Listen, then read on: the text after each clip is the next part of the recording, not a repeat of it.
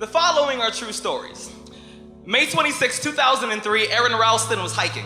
A boulder fell on his right hand. He waited 4 days. Then he amputated his own arm with a pocket knife.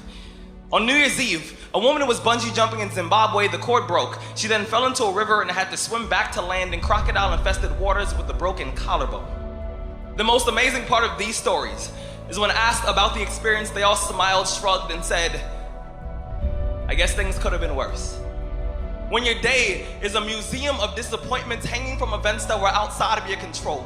When you find yourself flailing in an ocean of why is this happening to me? When it feels like your guardian angel put in his 2-week notice 2 months ago and just decided not to tell you. When it feels like God is a babysitter that's always on the phone. When you get punched in the esophagus by a fistful of life, remember that you will survive. Remember, things could be worse. Remember, we are never, ever given anything that we can't handle. When the world crumbles around you, you have to look at the wreckage and then build a new one out of all the pieces that are still here. Remember, you are still here. The human heart beats approximately 4,000 times per hour, and each pulse, each throb, each palpitation is a trophy engraved with the words, "You are still alive."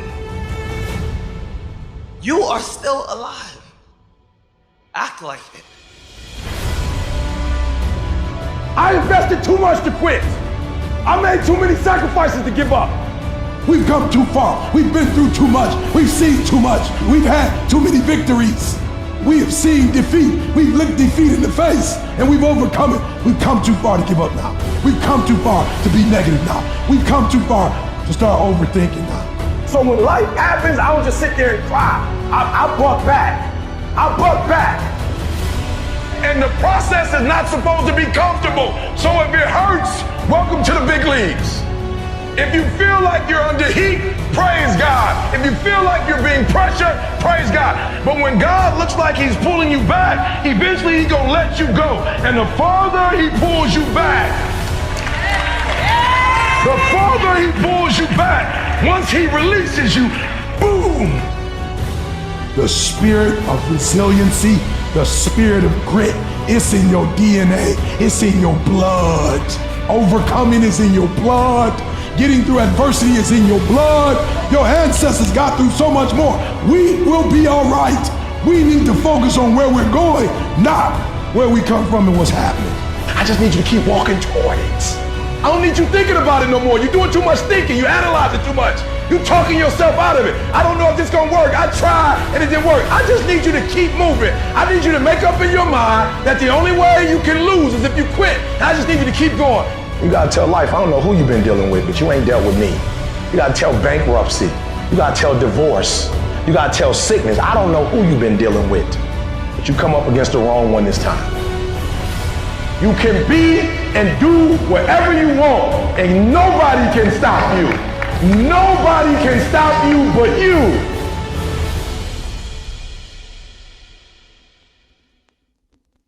And now, broadcasting live by the light of a single swinging bow, deep in an underground bunker marked only by a nondescript entrance, somewhere in rural Oregon. Don't even try to find him. Don't even try. Here's Larry with this week's guest. Ladies and gentlemen, welcome to Leo's Coast to Coast. Hello everybody, wherever you may be, from coast to coast, to sea to the shiningest of seas. It is Sunday, August the 9th, 2020. As you see by the clock on this screen, it is 4:30 in the morning. Because I can't sleep. I have prayed so hard over this. I have prayed so hard. And there's time. There's still today. There's still time today to help raise money for Deputies Johnson and Camden in Williamson County, Texas. So let's give it one more roll. Let's give it one more shot. Let's try and get as much as we can before I go to sleep on Monday and get this hip fixed. I'm Not guaranteeing a lot of people, but it hasn't been about me anyway. It's about what God does. And this is when he does his best work of all. Not many people are going to be here in a while, but I'll be here. You'll be here. We'll be here. And here we come. Hi, everybody. Good to see you. Welcome to the Dark Hidden Bunker. Good to see you today. It is the 9th of August. Yeah.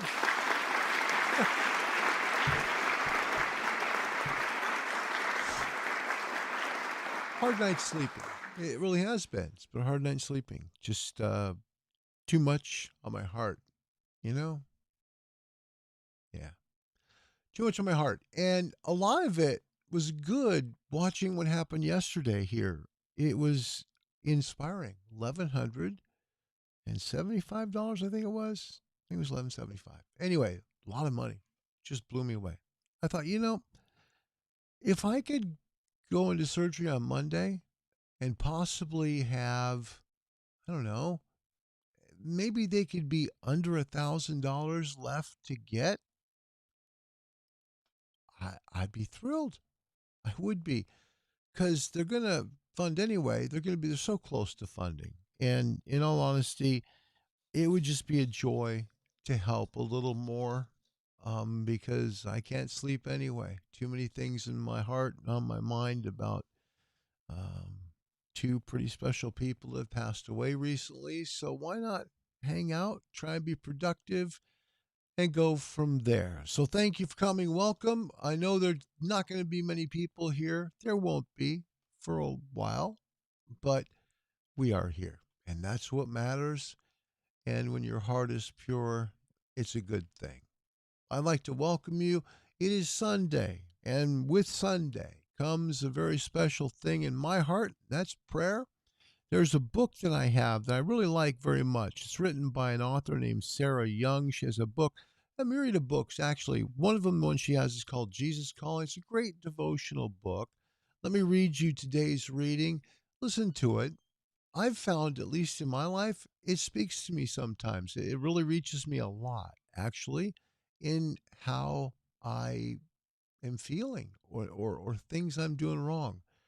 I've been condemned many times by this book, so I don't know what it says. We'll read it together. Today, August 9th, 2020, the book from Sarah Young, Jesus Calling, reads, "Wear my robe of righteousness with ease. I custom made it for you to cover you from head to toe. The price I paid for this covering was astronomical. My own blood. You could never purchase such a royal garment, no matter how hard you worked. Sometimes you forget that my righteousness is a gift, and you feel ill at ease in your regal robe. I weep when I see you squirming under the velvety fabric as if it were made of scratchy sackcloth. I want you to trust me enough to realize your privileged position in my kingdom is what it is. Relax in the luxuriant folds of your magnificent robe. Keep your eyes on me as you practice walking in this garment of salvation. When your behavior is unfitting for one in my kingdom, do not try and throw off your royal robe. Instead, throw off the unrighteous behavior. Then you will be able to feel at ease in this glorious garment, enjoying the gift I fashioned for you before the foundation of the earth." Scripture verses, Isaiah 61:10, "I delight greatly in the Lord. My soul rejoices in my God, for he has clothed me with garments of salvation and arrayed me in a robe of righteousness, as a bridegroom adorns her head, like a priest, as a bride adorns herself."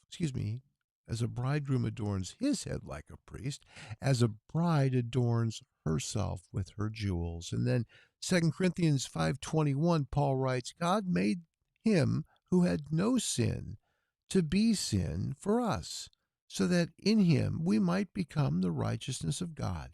Finally, Ephesians 4, verses 22 and 24, the Apostle Paul writes, "You were taught with regard to your former way of life to put off your old self, which is being corrupted by its deceitful desires, to be made new in the attitude of your minds, and to put on the new self, created to be like God in true righteousness and holiness." That's from Ephesians 4, verse 22 to 24. That's Jesus Calling, book by Sarah Young. It's $12. Yeah, $12. You can get that at Amazon, Barnes & Noble.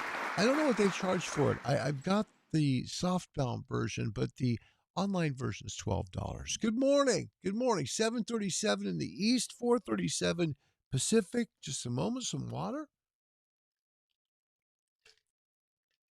Thank you, guys. Sorry about that. Excuse me. I wanted to just say what an amazing thing yesterday was. There was no planning, like there isn't for this show. And that's when God does his best work. I found that in my life. I really have. I found that God does his best work when we least plan or prepare for it. That's when miracles happen. That's when things happen that we can't absolutely take credit for. We can't.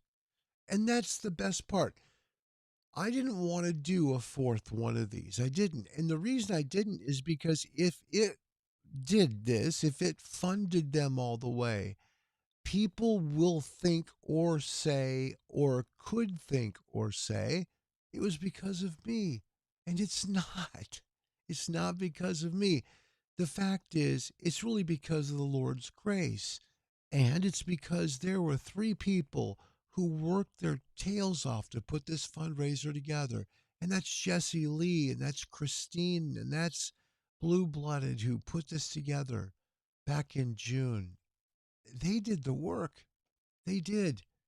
They were kind enough to let me come in and try and help them. They were kind enough to do that.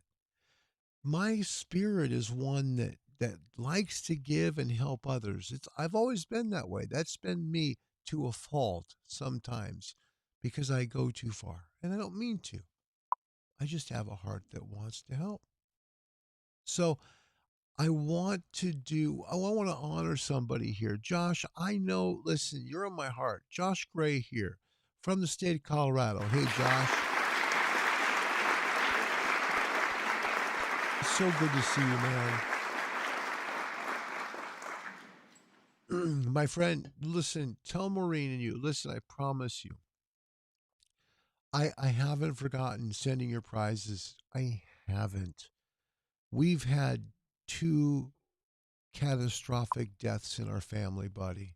And one was 3 weeks ago today. The other one was 2 days ago, well, 3 days ago now. So we lost Karen's stepmom back on, was it 3 weeks ago today? So we lost her in California. And that was hard because she's really close. I mean, they were really close. And her dad and her were married for 47 years. 47. And a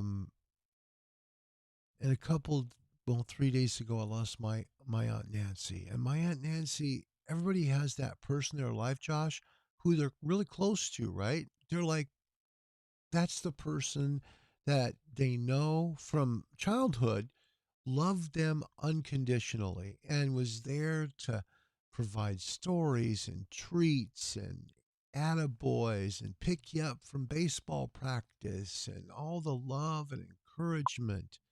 And that was her. And I've got to tell you, man, all of our money has been going to trips to California lately. And now it's this. So anyway, I just want you to know I'm oh, bless your heart. Love you too, Josh. I really do. You and Maureen both. And thanks for your kind words. You know, to God be the glory. To God be the glory for all of that.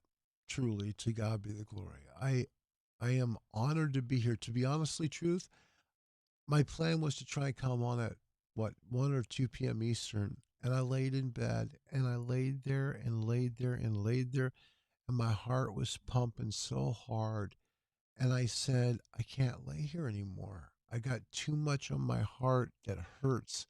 I need to do something. And so I pulled the ham radio out and I started to try and make contacts. It just wasn't working. Just wasn't working.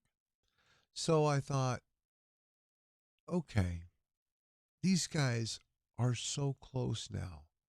Let's do what we can to try and get them over the top. The only worry is if it does fund, and I God does miraculous things. It's not impossible today for it to fund. It can't be about me. It absolutely cannot be about me at all. So, all glory to the Lord who has done all this work anyway. And I'm just grateful that he let me have this equipment back in January, that I was able to get it and use it for the right purposes. So, my big worry coming back and trying to do one more was that people would equate success and funding with me. And that cannot happen. It can't. I would rather turn everything off with $5 to go so someone can get $5 when I'm not on than be here and do that. But as long as people understand, glory to God, we're good. Because the point is they need the money. That's it. Josh, you're a great man. And I appreciate you and Maureen very much. And I've missed you. And man, you've been on my heart. I just thought about you yesterday. Really did. I thought about you, Josh, yesterday. Went past the post office. I was like, dang it, I got to get that stuff mailed. I've got to get that stuff mailed. And I just spent the money that we didn't have to go to California and back, take my wife there. So, and it's important. She needed to go and her dad needed to go. And the cool part about it, Josh, was when we went, it was cool. It was so cool. It really was. I was blessed and grateful. It was an amazing trip because he needed it and we were very, very grateful. So, yeah, it's good. Bless your heart. You know, interesting point with that situation. I call it water off a duck. I do. I call it water off a duck because every time somebody does something like that, right? You know, they mess with you because they mess with you because they don't like you, because they don't like somebody you like, so therefore you're the enemy too. You're not the one with a problem. You move on. So that's the way it is. And God uses weakness as great strength. And I laid there in bed, Josh, and I thought, you know what?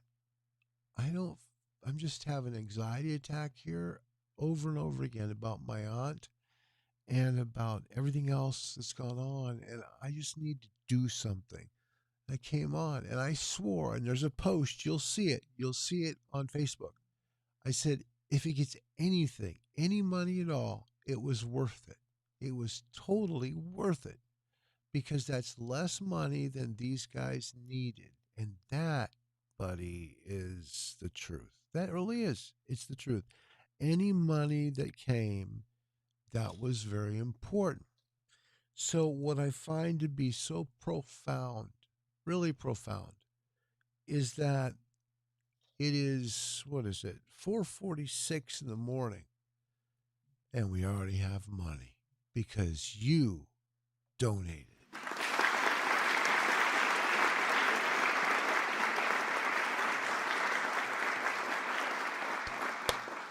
That's cool. See? 4 in the morning, 4:40 in the morning, a donation already, $18,600, $1,400 to go. My hope is that we can keep it rolling today. I don't, I'll go into surgery tomorrow, be thrilled if it's three figures. If we can get this below $1,000, woohoo, woohoo. How are you and Maureen doing, bud? You guys doing okay? It's just you and I right now on here. So, are you doing good? I hope so. I hope you are. Thinking of you very, very much. I hope the job and work and everything else is going okay. So, I think this is really, really cool. And here's God putting us together in the middle of the night. And here's that first donation gift that is so special. And believe me, I'll always remember this. Yeah. Yeah, that'd be cool. Good. Glad to see you guys are doing great. And if it doesn't fund today, that's okay. The fact is, I really do believe it will get to that point where they're going to be in three figures. For a long time, they were in five, before it got under 10,000, sorry, over 10,000. Then they needed, five figures. So pretty cool. Yeah. Josh says, making our trek to Texas in 2 years. So starting to pack. What part of Texas you going to, bud? You going to one of the bigger cities? A lot of people moving to Austin. It's one of the fastest growing cities in America right now. In fact, I think it's number 1 or 2. Very fast growing city. So folks, if you are bouncing in or going to watch us on replay, what we're here to do is we're here to help raise money for 2 very special Texas deputies. They're from Williamson County, Texas. One's named Deputy J.J. Johnson. The other one's named Deputy Zach Camden. Both are Williamson County deputies. Both were involved in an issue on the job. Got them in a little bit of a problem. It was a catastrophic problem. Okay? But the issue is that they need a lawyer to represent them in that problem. What's wrong with trying to get money for a lawyer, right? Their union was supposed to pay for it. They didn't. So what happened? Well, North America did, because they deserve a lawyer. That's the way it works. So thank you to wonderful people like Josh and Maureen in Texas, in Colorado, soon to be Texas, by the way. I used to live in Corpus. Used to live right off South Padre Island when I was in radio. Really did. Yeah. Great place. Oh, yeah. It's Hawaii of the continental U.S. I mean, don't get me wrong. I mean, you go down to Florida Keys, doesn't get any better than that. It just doesn't. But Corpus Christi, South Padre Island, oh, it's beautiful. Yep, the union did fall apart. They completely, politically just dumped them. And so, because they dumped them, they were left holding a bag for a $20,000 lawyer's retainer, and the rest is history. To give you an idea, yeah, Port Aransas is beautiful, by the way, beautiful. But funny story, Josh, you'll like this. I'm a Northwest guy, from the Pacific Northwest. I had to, when I got to Corpus and got on the radio there, we did the weather and stuff. We played hit music. We were top 40, but we still did the weather. Every station does typically. At least they did back then. And I had to do a water spout warning and a possible tornado warning. I'd never seen one in my life, Josh. And there it was. It's like tornadoes, water spout. And I'm reading this on-air copy from the National Weather Service. I'm going, holy crud, what am I doing living in this state? But Corpus is beautiful. You'll love it. You'll love it. On the way down, because you might go, you can go fairly close to Austin. You can go through San Antonio to get to Corpus. So if you go through the hill country, go through Austin, stop by, see the guys in Georgetown at Williamson County. They will treat you like royalty. They really will. They really will. And there is a really good place to eat.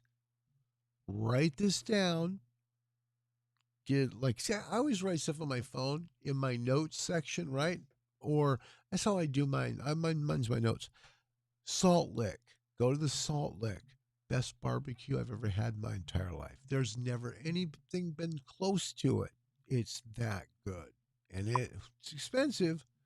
Bring cash. There's your warning.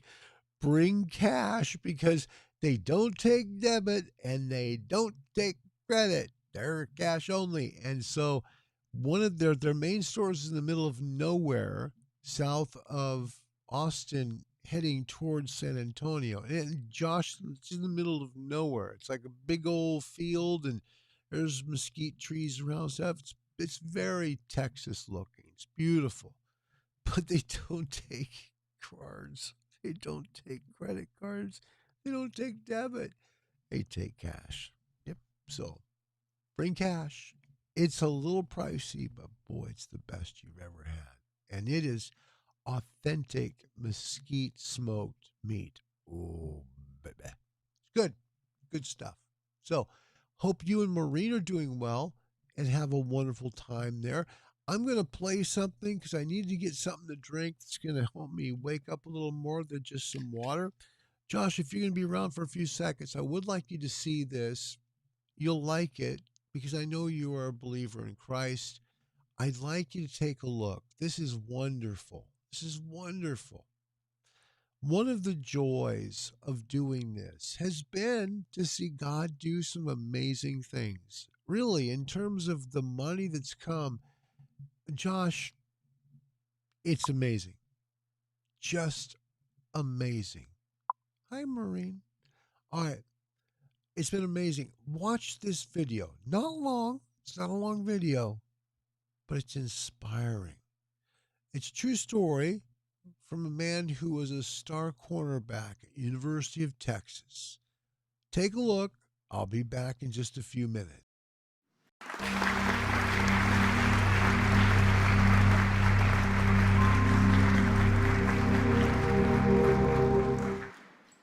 And I come into my junior year, and I'm about to get exactly what I wanted. About to get this thing called NFL. And I'm 10 games away from this dream that I wanted my whole life, right? This thing that I've been working for my whole life. My whole life is dedicated to this one game. I'm up Saturday mornings, 4 o'clock, 5 o'clock in the morning.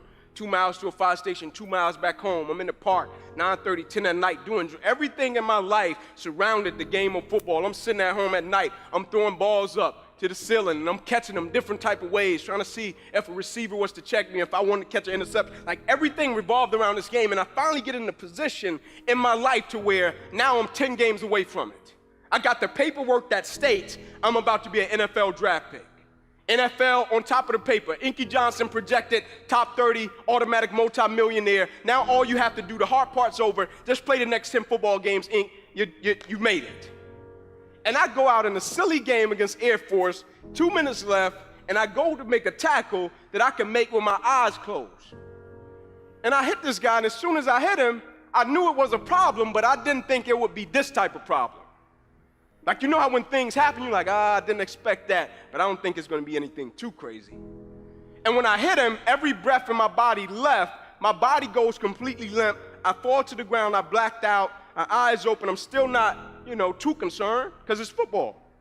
I told Pastor, I never thought about a career-ending injury. You have injuries within the game. When my eyes open, guys run over, Ink, let's rock, man. Let's go. Let's finish him off. And I'm like, I can't. They're like, what do you mean you can't? You're a starting corner. Get up. You can nurse your injury after the game, man. I'm like, no, I can't. They said, what do you mean you can't? I said, I can't move. There's a shock, neck to my toes. I can't feel anything. Shock leaves. It stays in my right arm and hand. I'm like, maybe I got a bad stinger. They put me on the spine board, wheeling me off the field. Doctor says to me as he's walking beside me, I don't know how you're still alive, son. You don't have any pulse. We get to the ambulance. My father's standing there. I'm like, Pops, I laid it on him, right? I put it on him, right? My dad's like, yeah, but I think you got the worst part of this one, Ink.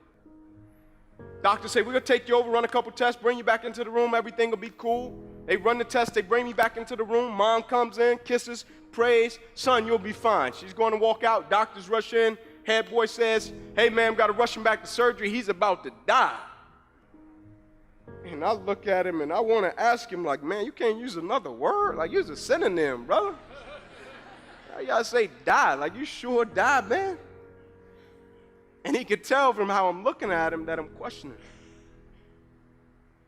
And he says to me, you ruptured a subclavian artery in your chest. You're bleeding internally.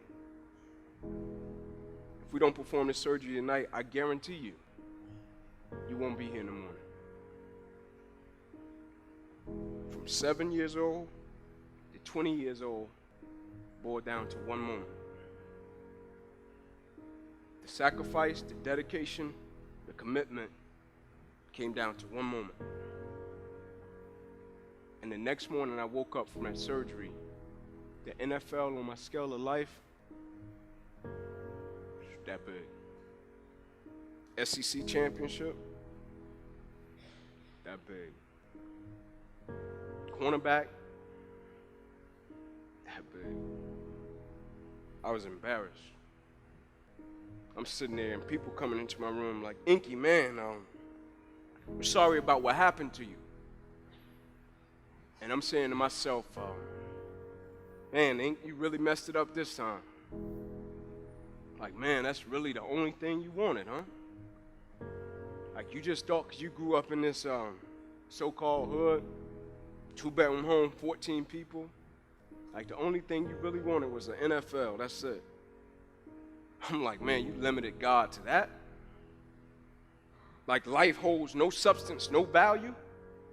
Like, efficient but not effective? I did things right, but I never did the right thing? And now the thing I placed my identity in, now it was gone. That's why I laugh at people when they say, man, if I could just get this, I'll be. Man, if I could just get this position, I'll be. Woo! Man, if I could just get this amount of money, I'll be. I'm like, woo. But what happens even if you get it or you don't get it? What happens when God says yes and no? Like, do you have the ability to accept what you don't understand? Can you still see God's plan when it didn't go the way that you thought it would go? Can you handle when things get off course? I'm sitting there and I'm thinking, like, man, I'm 8 games away, and God is redirecting me, and I'm like, God, just let me get to the NFL, then redirect me. Like, let me get the contract, then redirect me so I can help my family. And God's like, no, son, I need you to really go that way. And I'm like, you sure? Like, man, I need to go this way. He's like, no, I need you to go this way. I got something greater for you. Now, it might take a little longer to manifest, but I got something even sweeter. Like, I got something more fulfilling. I got something more rewarding. I got something, son, that's going to carry you for the rest of your life.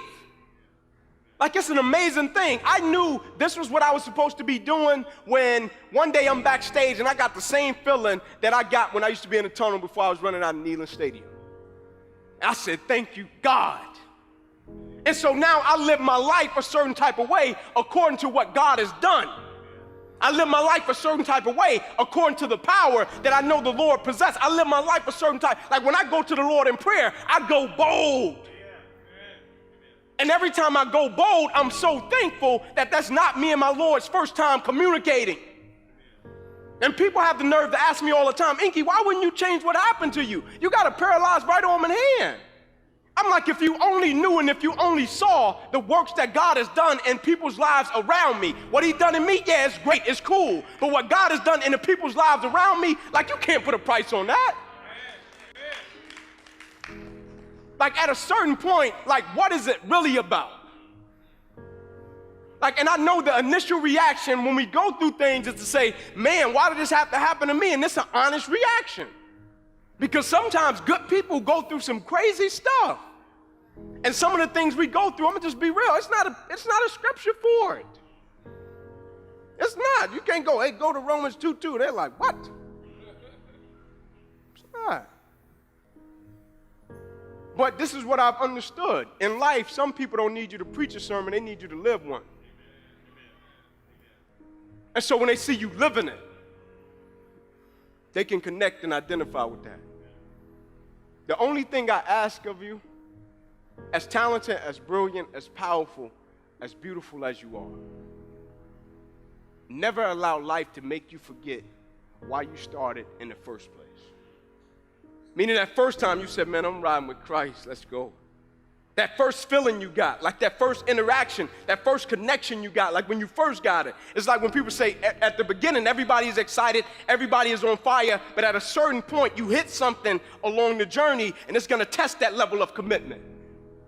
At a certain point, you're gonna hit something, it's gonna test that level of faith, and my definition of commitment was always staying true to what I said I would do long after the mood that I've set it in has left.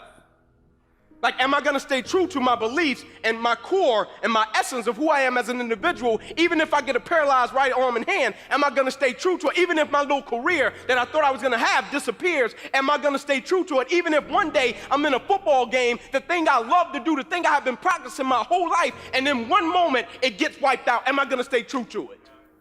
Because depending upon if I'm gonna stay true to it, a lot of other people's belief in their Christian journey is predicated upon that and my belief in my Christian journey. In other words, I've seen a lot of other people say, Inky, I wanna give my life to Christ, not because of something that happened with me, but because of something I've seen happen to you.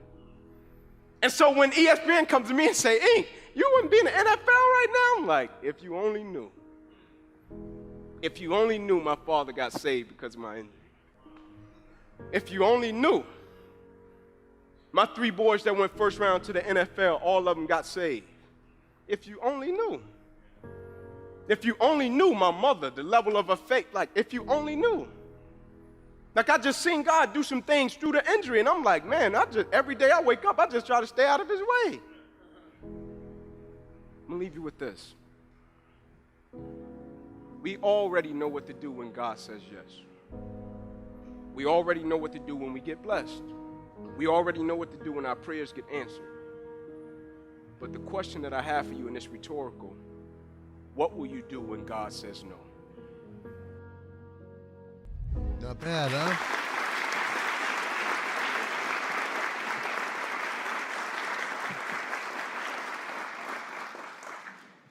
I have a Jasper down there. Yeah, he's wanting a wheat thin. Yeah.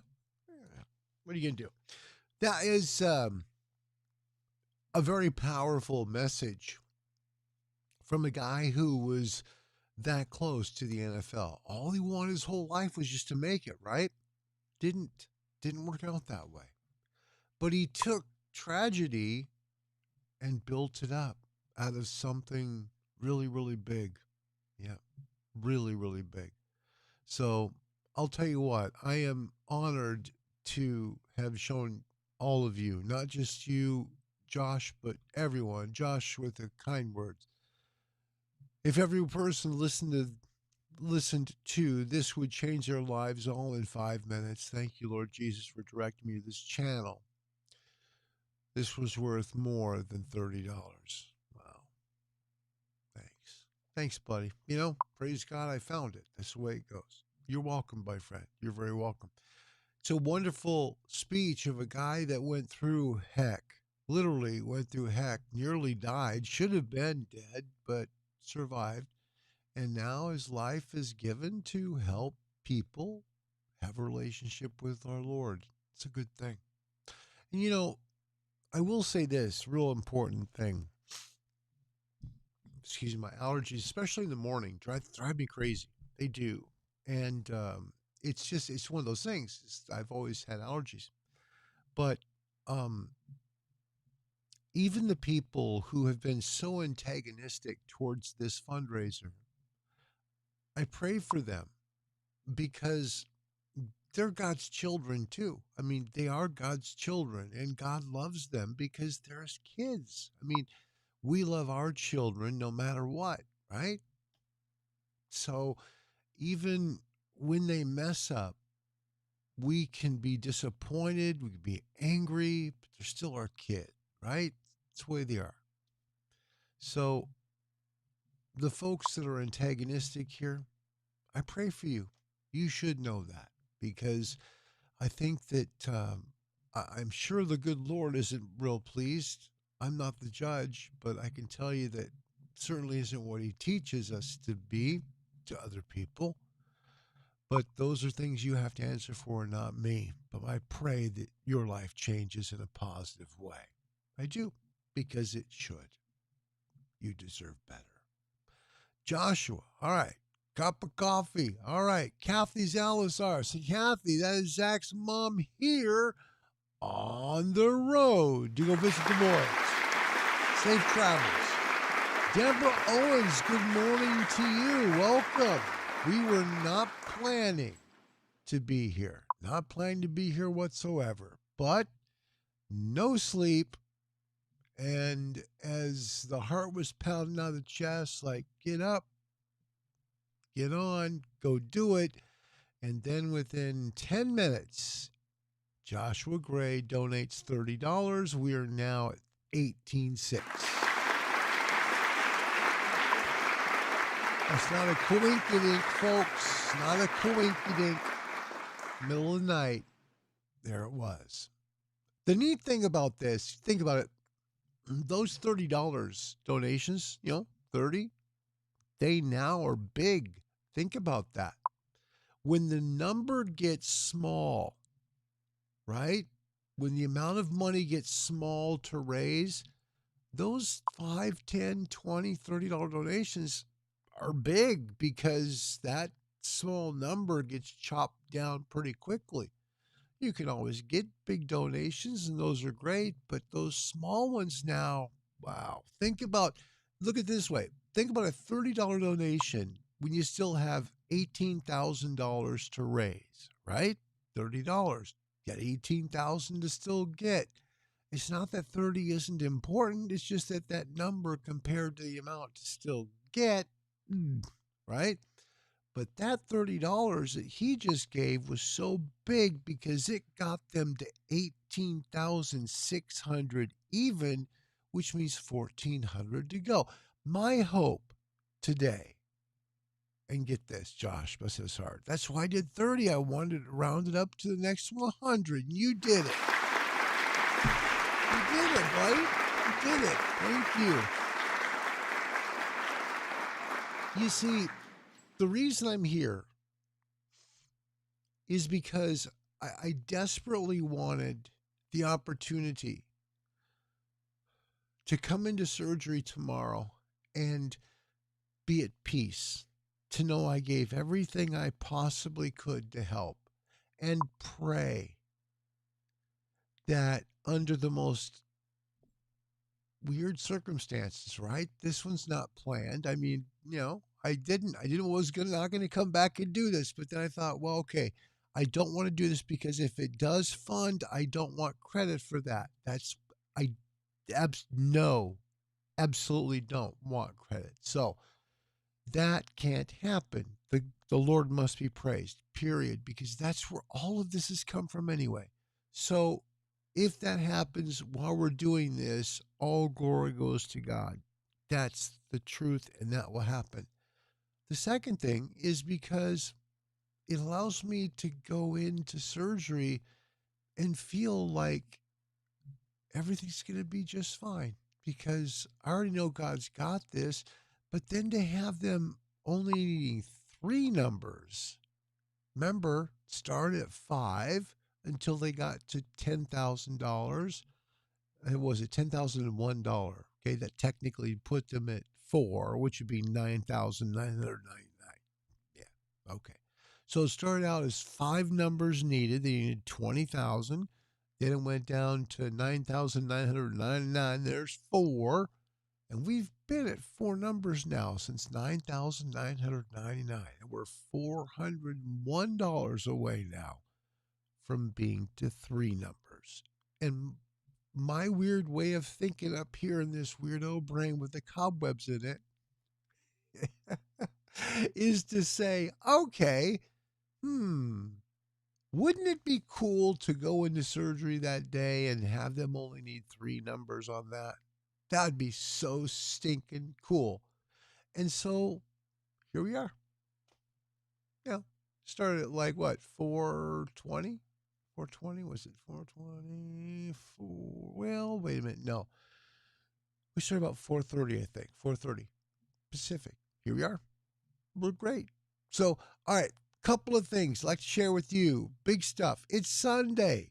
Let's share a little bit. We got just a few of us here, I'd like to share with you some stuff that is important to today. Very important. It talks about faith. This is very good.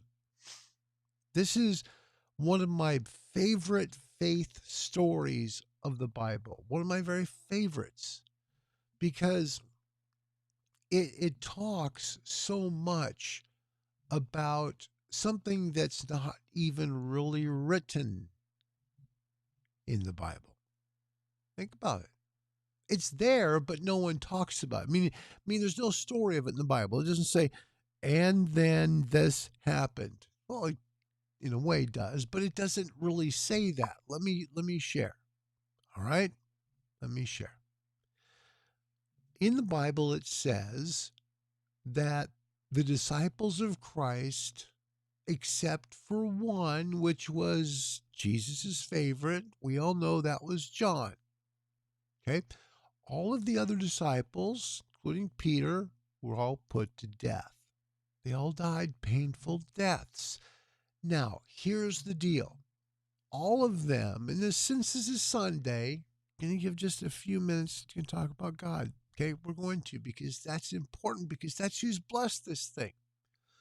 So all of these guys who followed Jesus, went to Jerusalem with him, watched him essentially die, or were there in town when he did die, they all were in this, they say, the upper room, locked in the upper room, door locked, everything is shuttered up, and they're afraid for their lives because they knew, the Romans and especially the Jewish people knew that they were in town and that they were his followers. That was not a good thing. Not for them in terms of their life longevity. So these guys, they all are in there, right? And Jesus shows up. This is after he was resurrected from the dead. They had not seen him yet. This is his first appearance to them. Comes through a locked door, and the first thing he says is, "Peace be with you."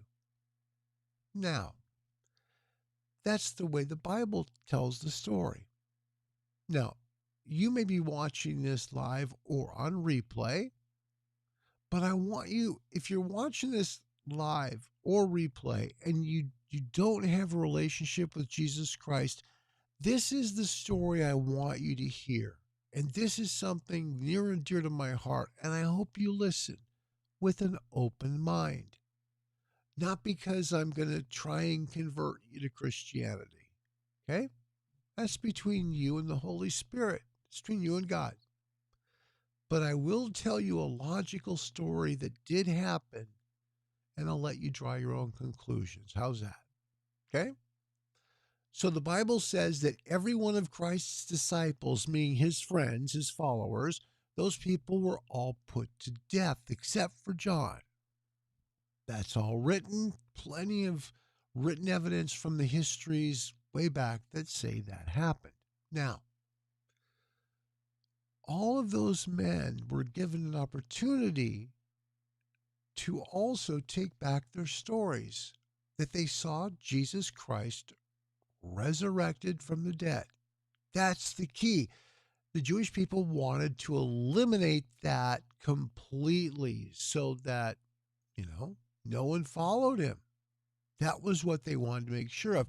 Because when they thought they killed him, they thought it was all over and they could move on with their lives and everything would be okay. But that's not what happened, because Christ was the Son of God. You may not believe that, but here is something you must think about. All of these disciples had a choice. They would be allowed to go back to their wives and their children's and their children and their families if they just said, "Hey, we didn't see him alive." It didn't happen. Now, there were technically 10 of them who died. All of them, every single one of them, didn't take their story back. Now, wouldn't you think, if this was a lie, that they, let's say, for example, between the guys, they all said, "Hey, let's just say that he raised from the dead. It'll be a big deal. It'll help bring money to us, I guess, or whatever. Who knows? But would you risk your life for a lie? Think about that. Would you risk your life for a lie? Okay, maybe you would. But what about 9 others? You see, all of them wouldn't take back the story. All of them saw something. All of them knew they saw Jesus Christ raised from the dead, that he was alive again. They all saw it. And because they saw it, they couldn't take their story back because they knew what they saw. So even though their loved ones are over here and they have all they have to do is say, yep, I lied, and they can go right back to them, or they could stick with their story and be slowly tortured to death. That's the truth. That was their choice. Every one of them chose torture. Every one of them. That, my friends, tells you a lot about faith. That's why I'm a Christian. That's one of the big reasons I'm a Christian, because I look at it that if it was a lie, I'd never stand for it. I wouldn't believe it. I would not continue it. I would say, nope, out of here, back home to the family. But they didn't. So something really special happened. Enough that they all died. That's why I believe in Christ. And I hope you think about that story. And if you don't have a relationship with Christ, that you remember he was real enough after he was already confirmed dead.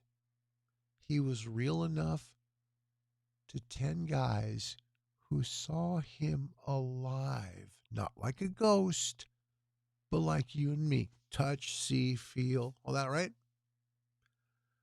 But they didn't take their stories back. That's faith.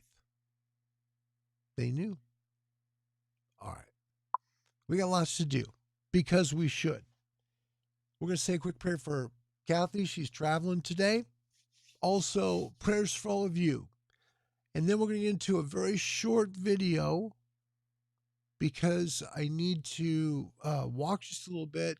And yours truly is planning to be awake as long as I can to see if we can raise as much money as we can, because I want as much peace as I can when surgery starts, because this is something so important to me, not for bragging rights or pride, not anything like that, but to simply help out 2 very deserving people. And when I had a chance to speak with JJ last night and meet Zach and hear Zach say, I love everyone, and I love even the people who don't love me. That's what he said. That's why I'm here. That's part of the reason I couldn't sleep. I had to come back here today.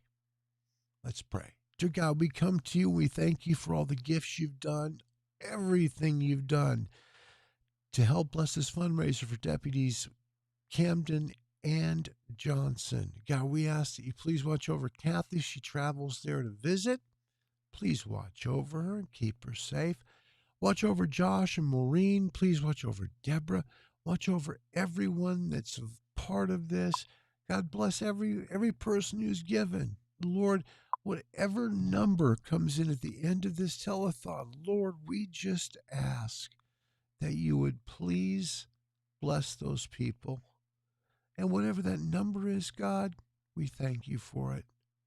Lord, if it reaches 19,000 today, to you be the glory. If it doesn't reach 19,000, to you be the glory. Because, God, you've brought all the money in the first place.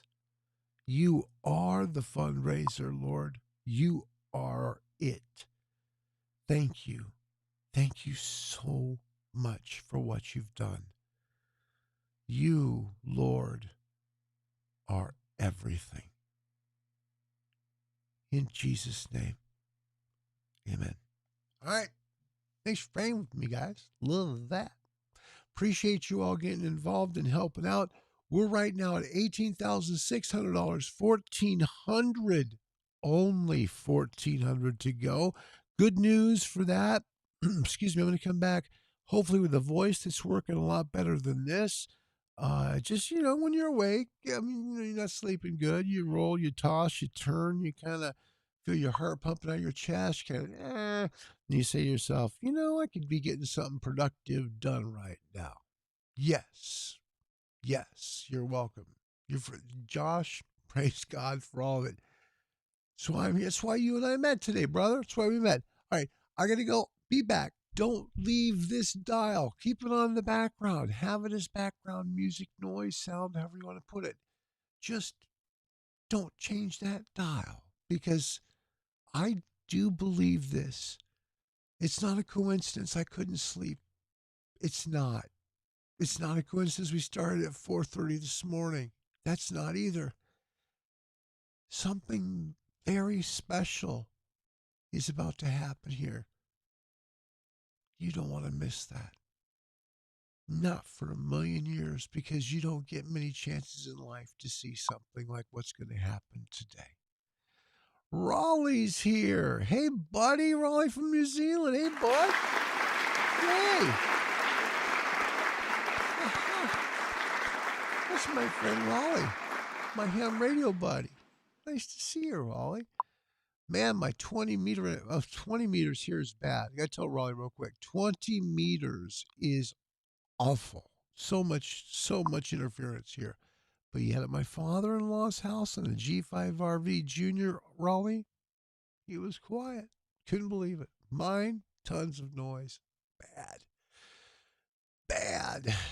Want to make some calls on my radio. Anyway, folks, we're here to raise some money for 2 Texas deputies who are very much in need of a lawyer, who have worked so hard to keep protecting the citizens of Williamson County, Texas, and they just need legal representation. Please help. Give it GoFundMe. Legal Defense Fund for Wilco Deputies. That's GoFundMe. Legal Defense Fund for Wilco Deputies. See you on the other side. Enjoy this wonderful meet and greet. It is a good one. With Deputy Mike Baker from Gwinnett County, Georgia next. We'll be back. Let's see if we can get it done today by the grace of God. Thank you for being here on Telethon 4 as we go the distance to try and help raise money for Zach and JJ.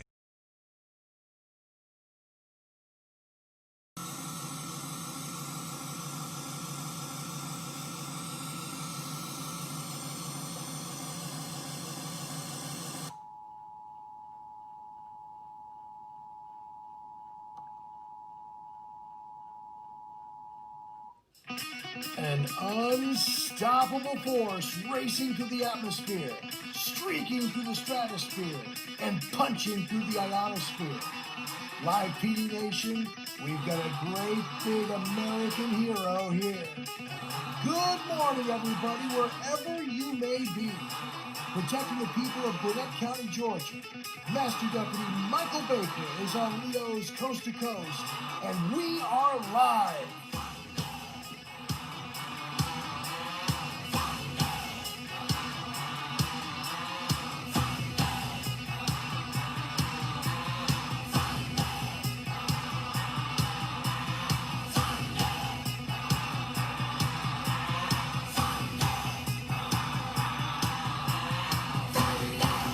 Happy Saturday, everybody! We're having some fun here. How about... I am live and in charge. I gotta show you this. This is a picture of Deputy Baker with an 11-year-old young man. pinning a junior deputy badge on him. Is that cool or what? This man is a bad guy getting, little boy loving guy that just has done nothing. I'm so honored to have him on. Welcome, friends, to Leo's Coast to Coast. It's a Saturday, and we've got one of the best of all time here. Sorry for the little mess up here. We had a little problem with our equipment this morning before we started. Deputy Mike Baker, all the way, and there's the music again. That's good.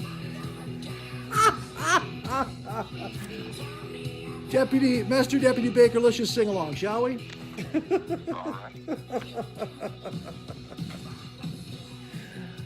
This man chose Thunderstruck by AC/DC, and you know what? It's great because this is music. If you do not get pumped up listening to this song, you're dead. Broadcasting live by the light of a single swinging bow, deep in an underground bunker marked only by a nondescript entrance, somewhere in rural Oregon. Don't even try to find him. Don't even try. Here's Larry with this week's guest. Ladies and gentlemen, welcome to Leo's Coast to Coast. Hello, everybody, wherever you may be, from coast to coast and sea to shining sea, from University Heights, Ohio, to San Diego, California, from Tallahassee, Florida, all the way up to Point Barrow, Alaska. Ladies and gentlemen, we are live, late, but still great. Just a lot of things that went wrong when we reset this software. Hello, my friends over in Colorado. Welcome, New Jersey. Hello, my friends in upstate New York. Nevada is here. Hello, Nevada. Hello, Ontario. Saskatchewan, Canada. Hello there to my friends in Washington State. Hello, South Dakota. South Carolina is here. We got a big group of people here ready to meet a very special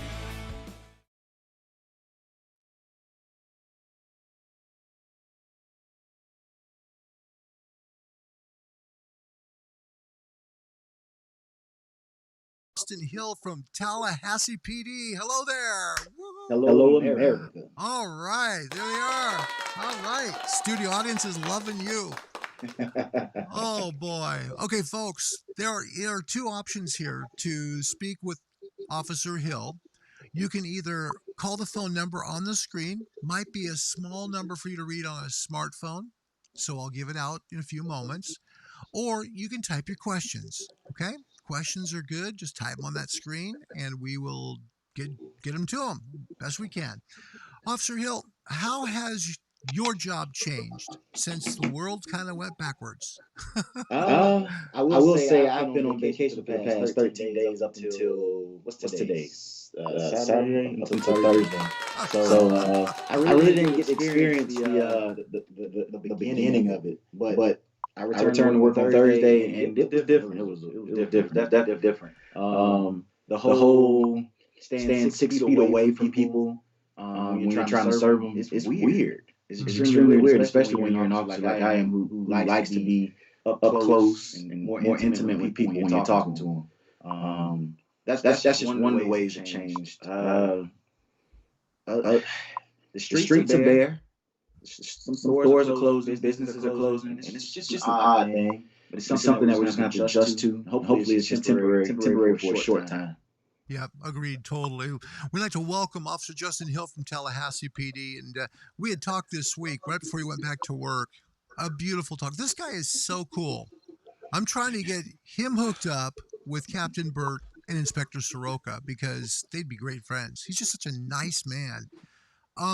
Question from Courtney Bradney. She's watching the show from University Heights, Ohio. She wants to know what that poster is to your right. To your right on the wall. That is my first art piece from Colette Hardeman. Wait a minute. Did you paint that yourself? No. I wish I had that kind of talent. Her name is Colette Hardeman. She's a local painter here in Tallahassee. She's a muralist. She painted that for me. I saw her at one of the local elementary schools. She was painting a mural on the wall, and she stopped me and told me that she would like to paint me. I thought she was just joking. But I think she called me or texted me 3 days later or something like that. And she had already started on the painting. So it's my first art piece. It's actually my first piece of anything on my wall in my house. So that is awesome. So cool. Yep. That is a beautiful painting. Is there any way we can get the camera to kind of pan over there just a little bit so we can see more of it? Yeah. It's beautiful. Yep. Look at that, studio audience. Yeah, so I thought it was so cool. Wow. She is Colette, Kollet Originals on Twitter, at Colette Originals on Twitter. Okay, so folks, if you might be interested in getting a painting done, hey, there is some way to do it right there. I'm serious. Sweet lady too. Very Could sweet you lady. imagine having a picture done like that? Maybe you always wanted to hit that, that game-winning roam, the big home run. Yeah. Maybe you're gonna score the winning touchdown, whatever. Yeah. You never know. That was because I played football in college, so that was my touchdown that day. That was like a touchdown and an interception all in one. Very cool. Live with Officer Justin Hill, live PD hero. A real live one there from Tallahassee PD. We missed you last week, everybody. We're grateful to be back online with you, and we'd like you to share this with friends. I'd like to congratulate my father-in-law, Bill Weinger, who today passed his ham radio license test. Congratulations, Dad. Yeah. He was so nervous about it, and he's got his license now, so he's going to be on the radio and probably be talking my ear off soon. Officer Hill, can you tell us a little bit how things have changed in terms of how you come up to suspects that might be a little bit of an issue going on? Do you have to keep social distancing in your area? As far as suspects, if they're a suspect, we still have to do what we have to do. We kind of got to put the whole social distancing thing aside for that moment and still realize that we're police officers. So we're still going to do what we do in that nature. But as far as some of your basic calls, like domestics, where they're not actually fighting, it's more of a verbal. If it's something that we can handle over the phone, we will do that. Just your basic calls, we'll practice social distancing for those. But for things where we have to actually go hands-on, we're going to go hands-on because we still have to do our jobs. And we still have to protect and serve the community. Very good. Live with Officer Justin Hill from Tallahassee PD. If you'd like to talk to this young man, I'm telling you, he is awesome. I mean, he's really a very nice man. Phone number to call in, 503-420-4062. That's 503-420-4062.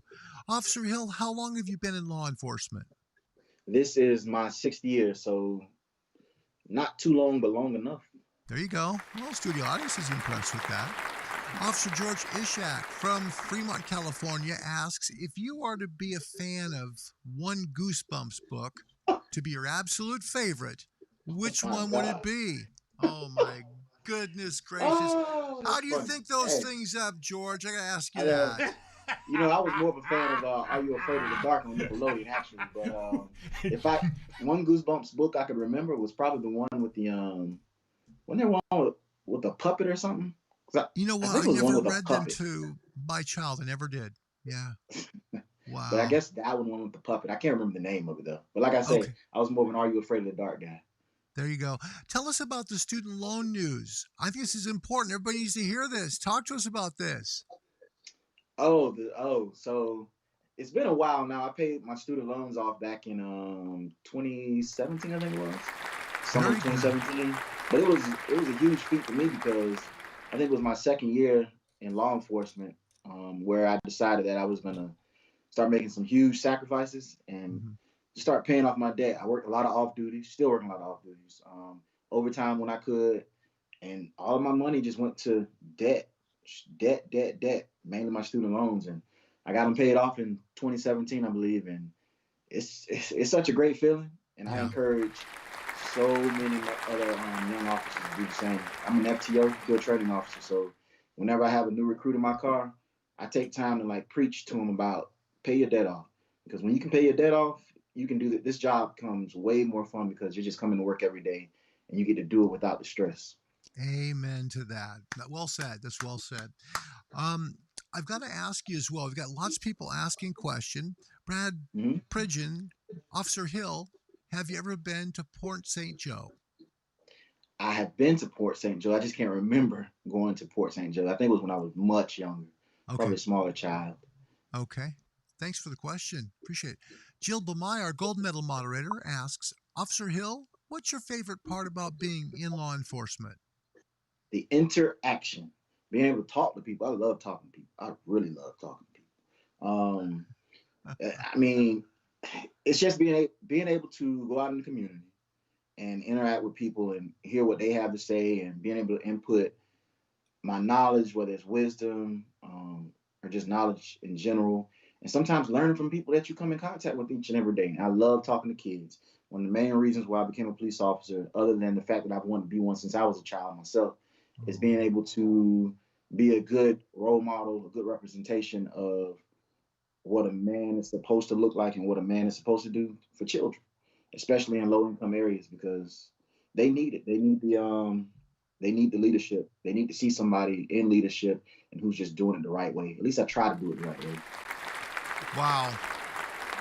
I don't know if something like that has been better said on this program. I think it's wonderful because I think you're an inspiration to a lot of people. I do. I think you inspire many more people than you know of by just being Larry, who you are. that's the goal, Larry. That is definitely the goal. But not only to inspire, but to be inspired by so many people too. Good. Well, you are doing a wonderful job of that, and we are very honored to have you again on the show. Thank you, Officer Hill. Sure. Yeah. Jill Bamai, domestic violence calls there. We all thought that we would, and I can't say that we have or we haven't. I personally haven't noticed an increase. What I do notice an increase of is alarms. We get a lot of alarm calls. I think I've gone to more alarms in the past 2 days than I have in my entire career. Really? I don't know why that is. Because a lot of the businesses, they close early and stuff like that. Yes. Maybe that has something to do with it. But we're getting a lot of alarm calls. The domestic violence calls don't stop, though. We still go to them. So. Well, and I think with the college there closed, I think that also makes a difference. U of F is closed. So, you know, there's less chance for fighting, drinking, all of that stuff. So, I mean, yesterday was a ghost town. For a Friday night in Tallahassee, it was a ghost town. It was just so strange. It was very apocalyptic. I'm 57 almost. I've never seen anything like this. I'm taking photographs of things that are abnormal. That's a good idea. I think I'm going to do that today on my shift. Yeah, you know, like the signs that say closed, opening again soon, or how quiet the streets are. I mean, it's a different world right now. Man. Yeah, it is. Different world. I'm sorry, great question here by Brennan. I like this one, Brennan. Officer Hill, have you considered being in the canine group? I've thought about it. Don't get me wrong, I love animals, but I gotta be honest with myself. I don't know if I could deal with an animal in my house long term. I love being able to be with Evo and pet the dogs and play with them and stuff like that and have them jump on me. But I don't know if I want that all the time, you know? Send them home. You're kind of like a grandfather. Okay, they can I don't have go kids, home. but I got nieces and nephews, and I can always send them back, you know? That's awesome. That's awesome. Hey, great question, Brennan. Thank you so much. Jill Bamai, he's been in law enforcement almost 6 years. She does want to know what influenced you to be a law enforcement professional. I think as a black male, I had my mother and my father. A lot of black children, they don't get to have their mom and their dad. And that's just me being honest. And I had my mom and my dad. They were divorced, but they both were in my life. My dad had us every other weekend. So there were some things that I was privy to in reference to just being brought up the right way that a lot of the kids that I went to school with weren't privy to. So I got a chance to see kind of like both sides of the tracks, you know? So as a police officer, that gives me a stage. Yes.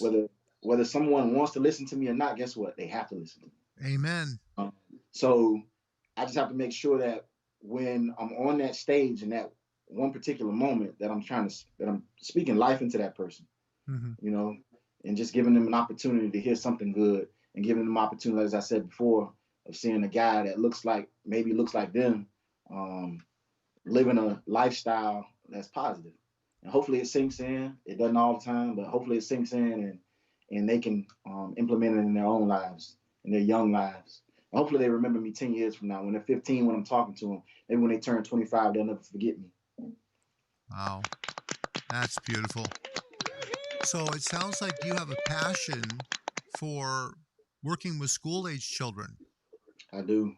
We have the opportunity here in Tallahassee to do work school details, elementary school details, because of Florida statute saying that all schools have to have law enforcement.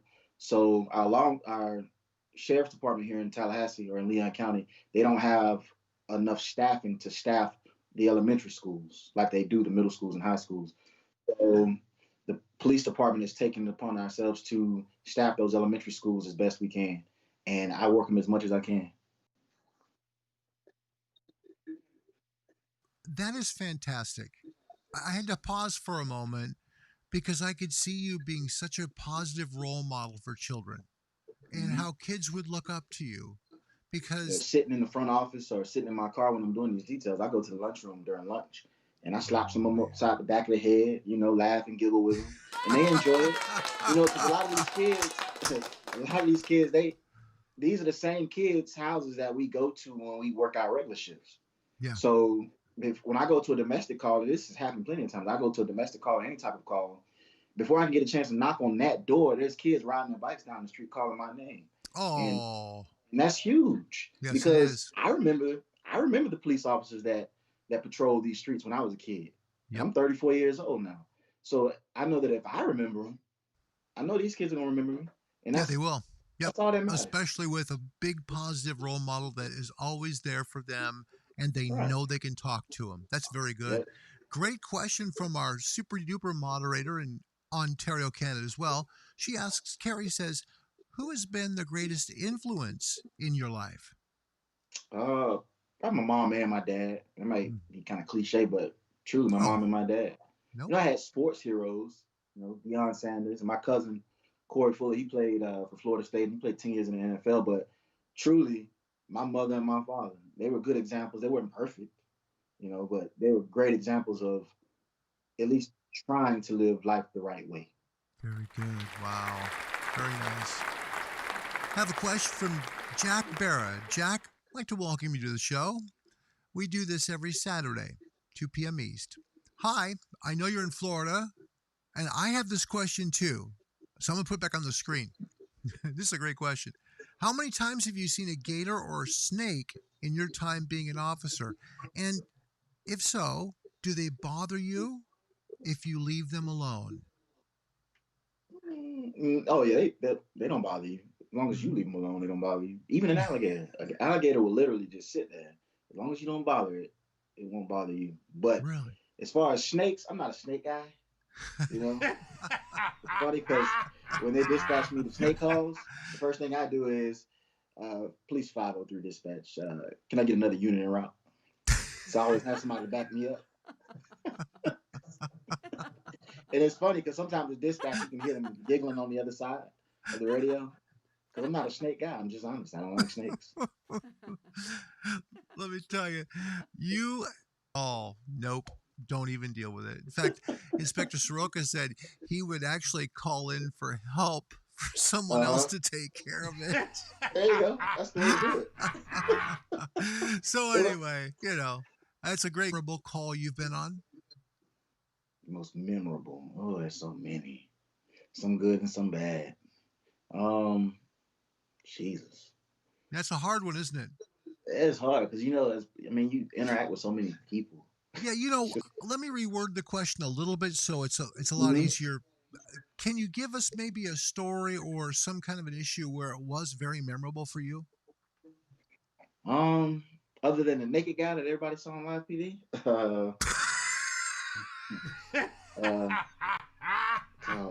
Very memorable.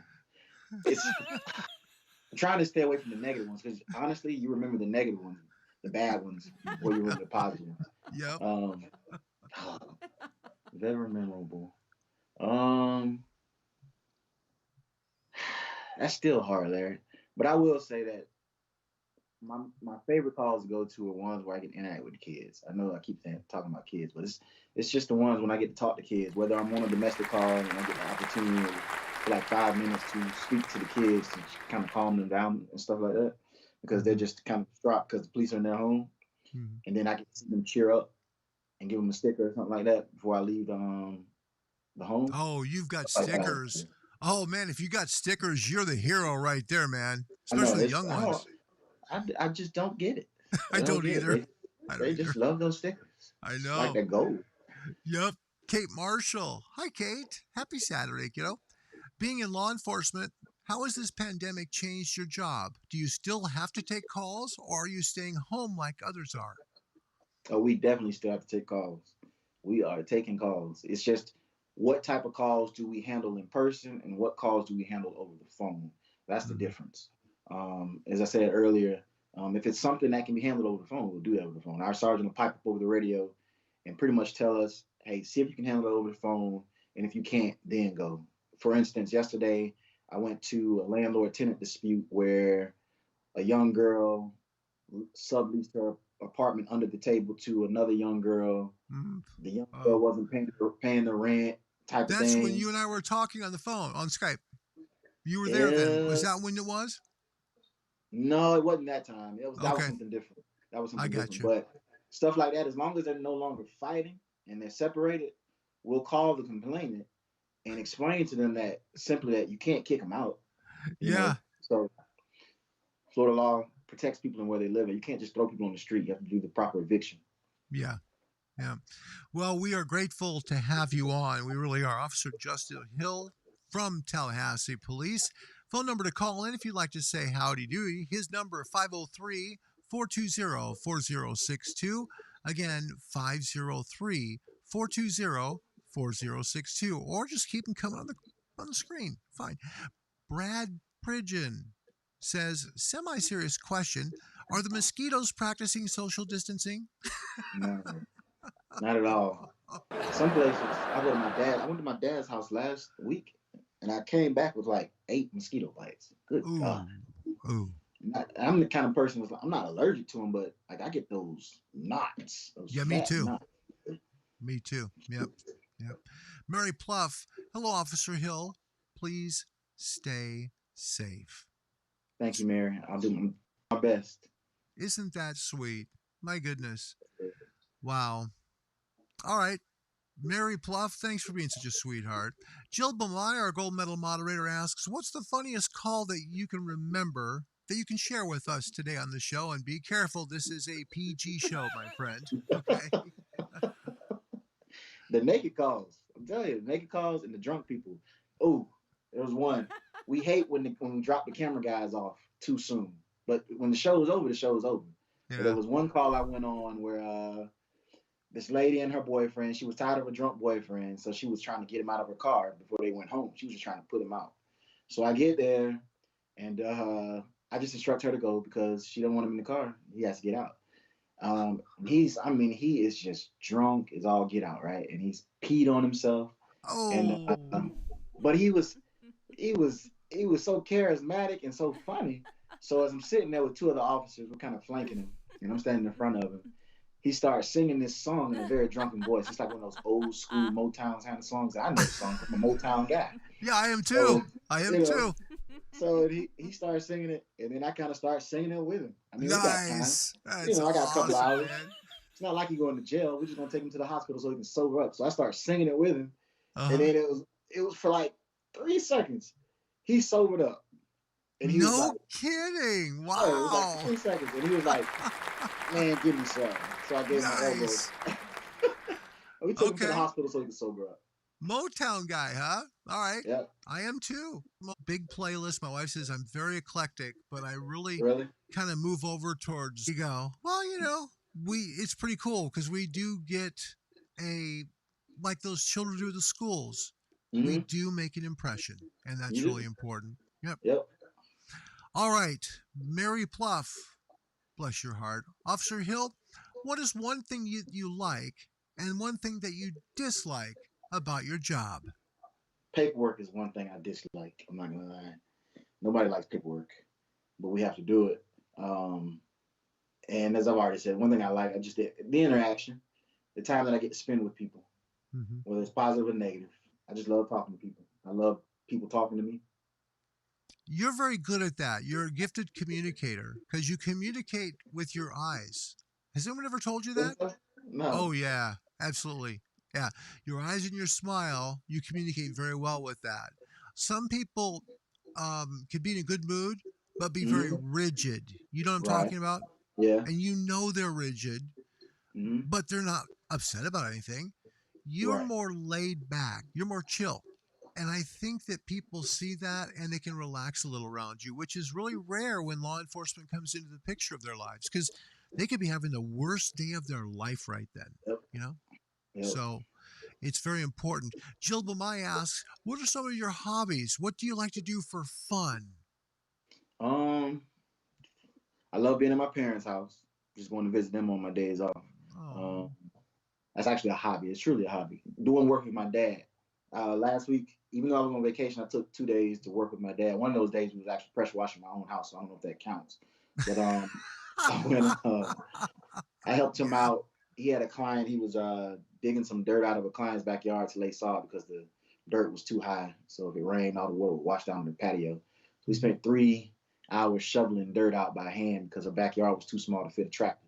But oh, no. You know what? That time I get to spend with my dad working, because that's what I did a lot before I became a police officer. It kind of allows me to escape, you know, even though it's hard work, it's still kind of relaxing to me, if that makes sense. Oh, it's a beautiful answer, man.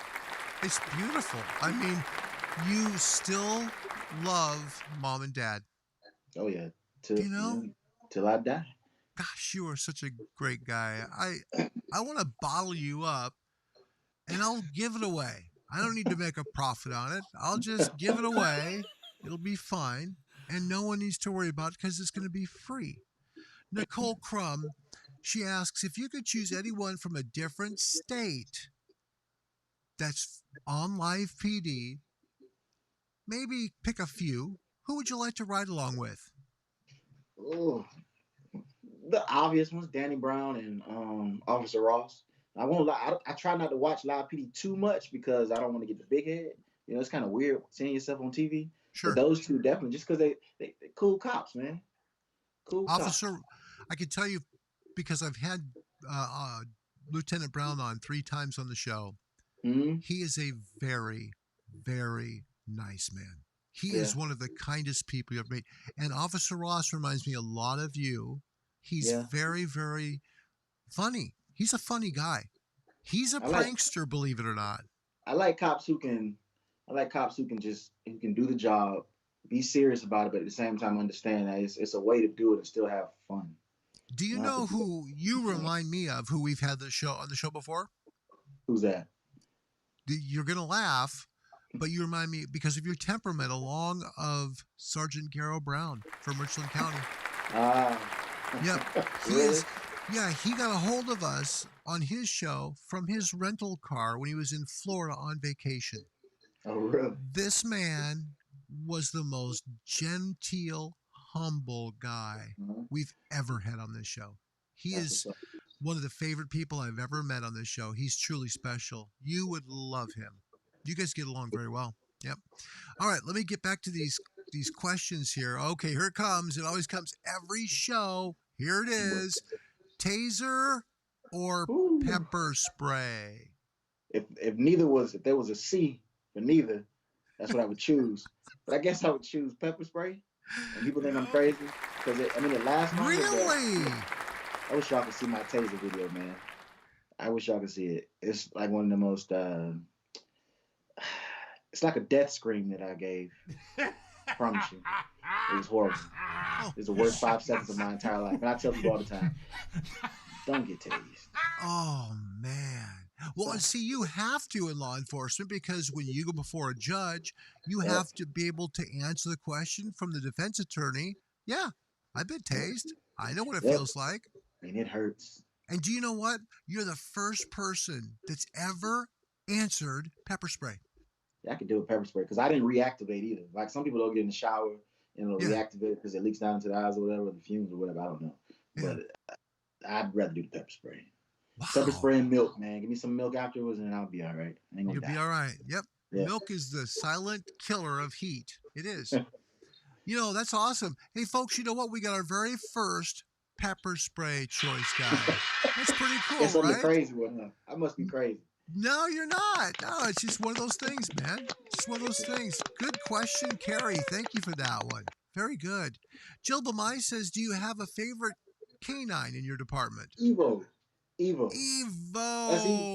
Gotta go with Evo. That's easy. Or I could say, well, with Tallahassee canine, or I could say Bane with LCSO since he bit me in the foot.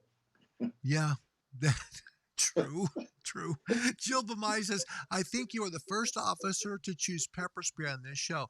And Jill, you, even though we're not playing any kind of trivia game, you're absolutely correct, my friend. Yep, that's true story. He is the very first one.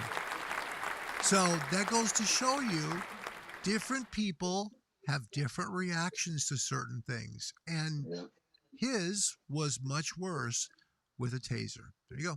Mary Pluff, what's that? I'm sorry? I said I feel strongly about that too. Mary Pluff, she asks, how many canines do you have there at the Tallahassee PD? I'm going to lie. It's probably like 6, I want to say. And don't ask me to name them. I don't know them all.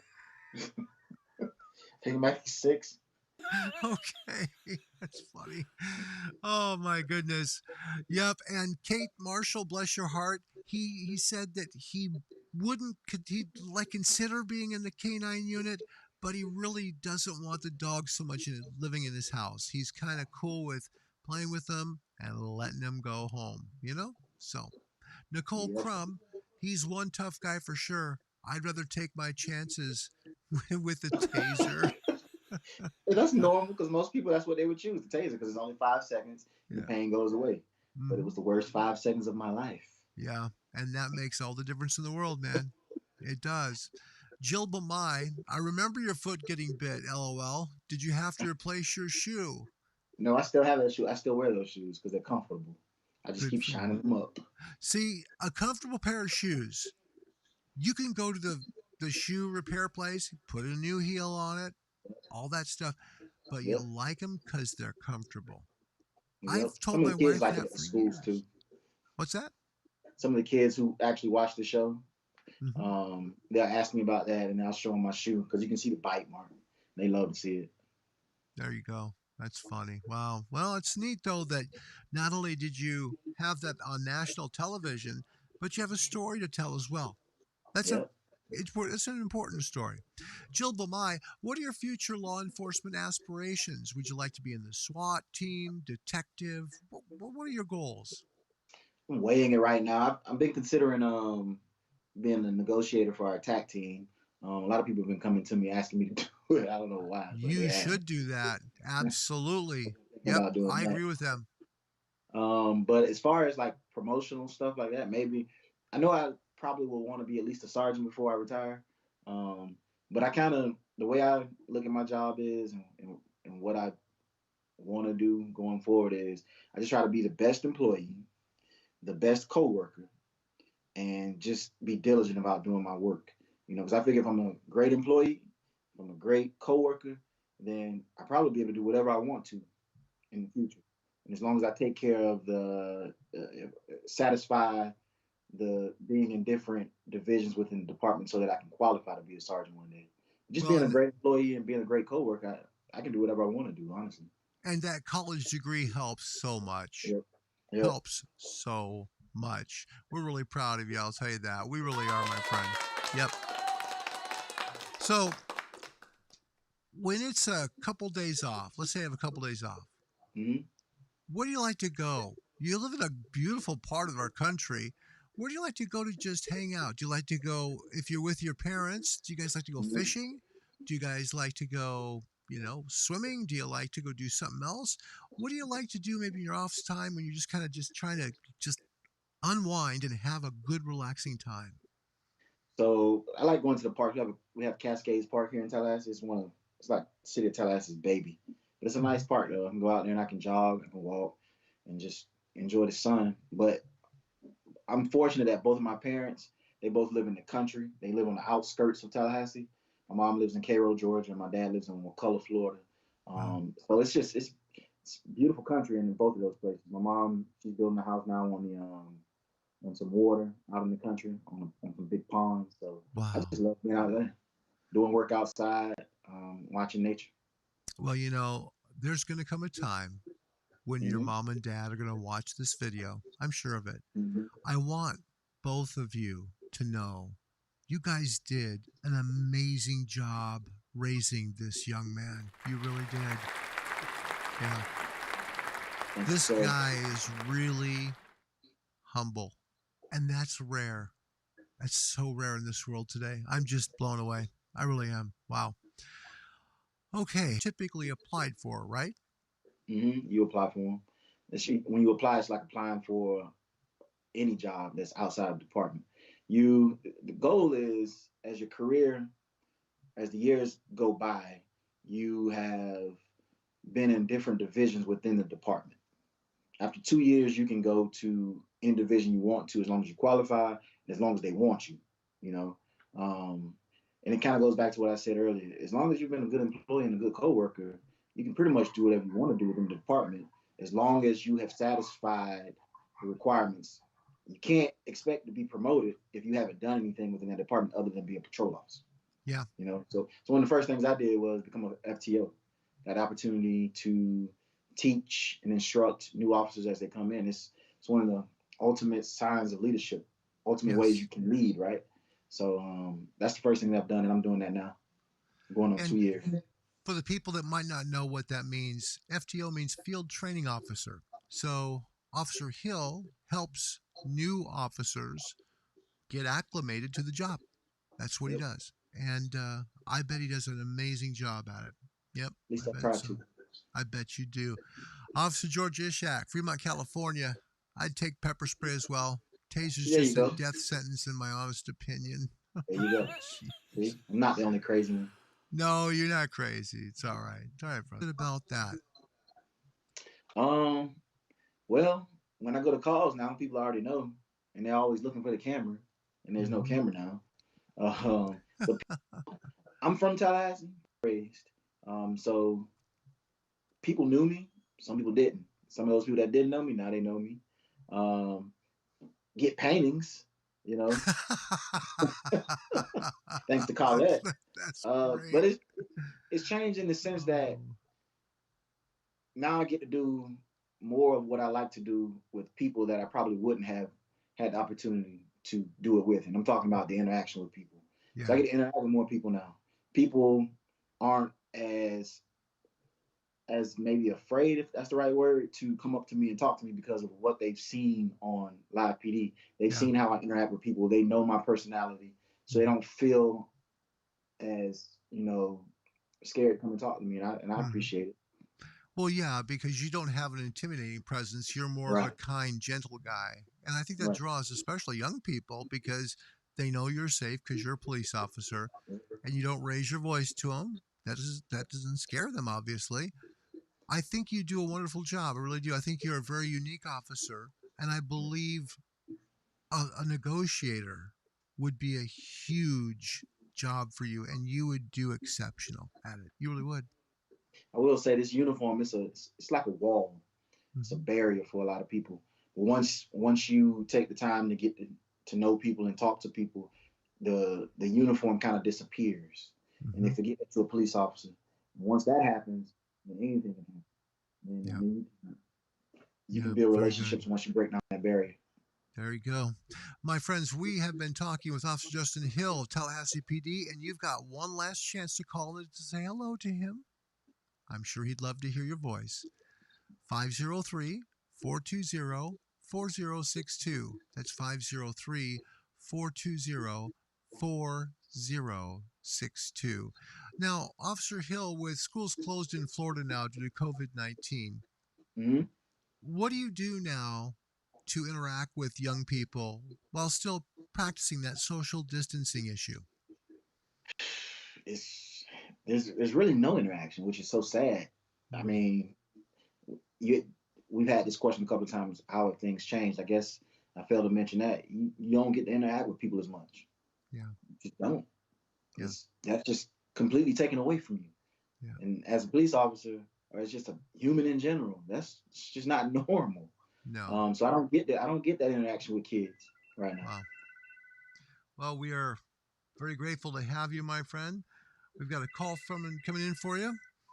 Hi, you're on Leo's Coast to Coast with Officer Justin Hill. Who's this and where are you calling from? Officer Hill? Yes, ma'am. Hello? I can hear you. Yeah, we're on a delay here. Okay.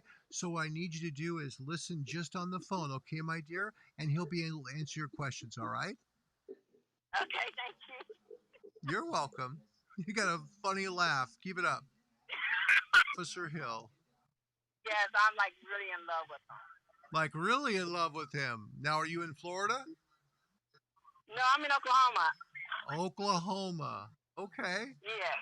Well. And I watch him on live TV, but he is so handsome. Oh, he's got that special something, doesn't he? Yeah, he really does. I want to go on a date with him. Can you ask him for me? Okay, let me see what I can do. Officer Hill. Hang on a second. Just a second. Hang on, young lady. Don't go nowhere, all right? Don't go anywhere.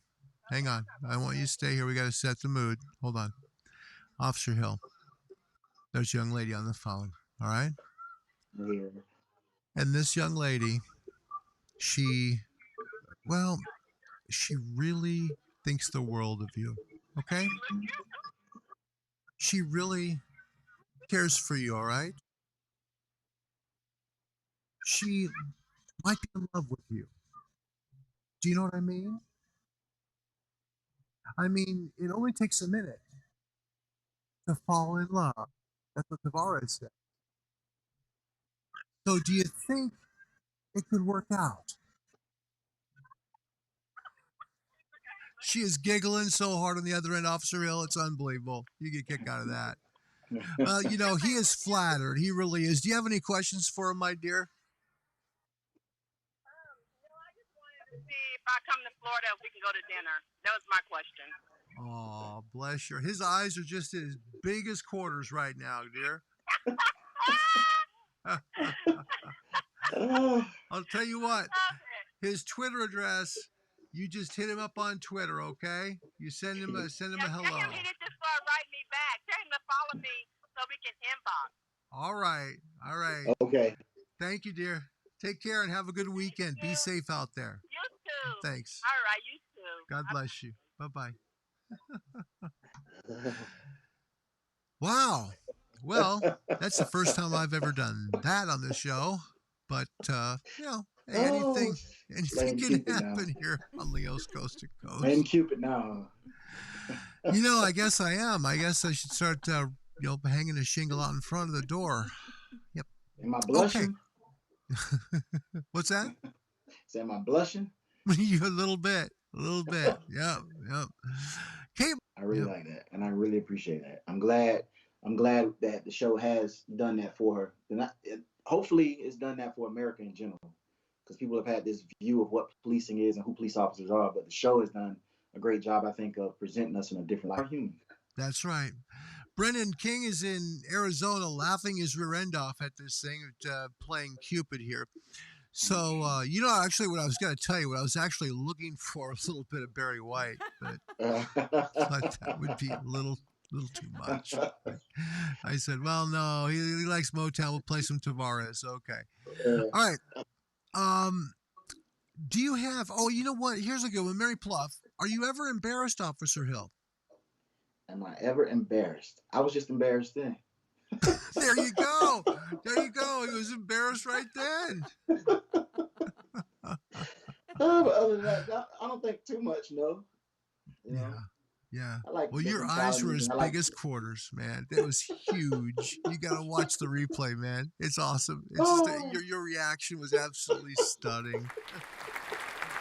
Oh, my goodness. So we're going to wrap this up with Officer Justin Hill from Tallahassee because I told him an hour. This is an hour for him because he's been wading through 10 minutes of me trying to stifle these doggone bugs in the computer. I've enjoyed it. Oh, you know what? Would you let Officer Denmark know that I you will. time? Thanks, brother. Appreciate it. She's I'll a let her know. sweetheart. I think the world of her. She's so kind. And all I need to do is get a hold of her and ask. She's always so kind. And today, and I mean this with all my heart, today she gave us a home run. She really did. Yep. I'll tell her. I'll make sure I tell her. Yep. Officer Hill, what would you like to tell the people of Live PD Nation? And keep in mind, there are some people who are not practicing the social distancing thing, or they just don't think it matters. And there are some people that are in lockdown states don't want to stay home because they want to go out and do stuff, right? Yep. What would you tell people right now? I think what people need to realize is it's not that we're just living in abnormal times. It's that people are losing jobs. People aren't able to pay their bills because they're losing jobs. People are dying. I don't know if those people who are, not taking it seriously, or if it's just they don't think the death numbers are large enough for them to care, but they should be, because people are losing family members over something that can be prevented, in the short-term future. Just stay inside. It's not worth it. I want to get my life back to normal.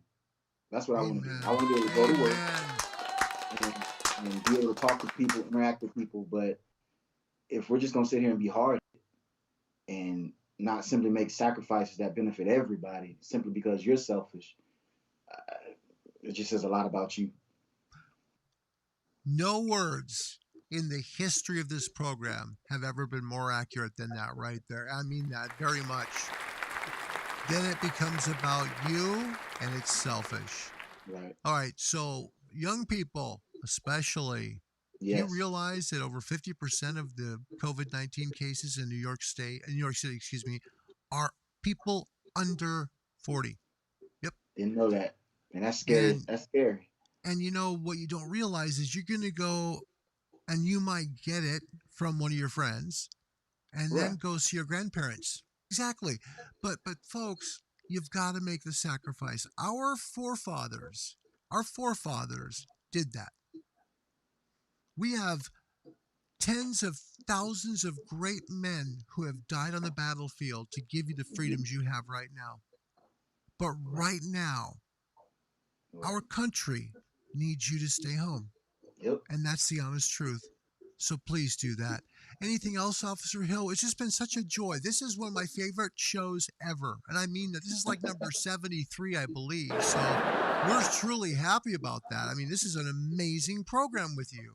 Loved Glad it. you enjoyed it, because I really did enjoy it. So happy, man. So happy. Anything else you'd like to tell the folks of Live PD Nation? Just one of the best shows we've ever had right there. Officer Justin Hill from the Tallahassee Police Department. I would say Tallahassee's very blessed to have him. That's for sure. Very much. Yep.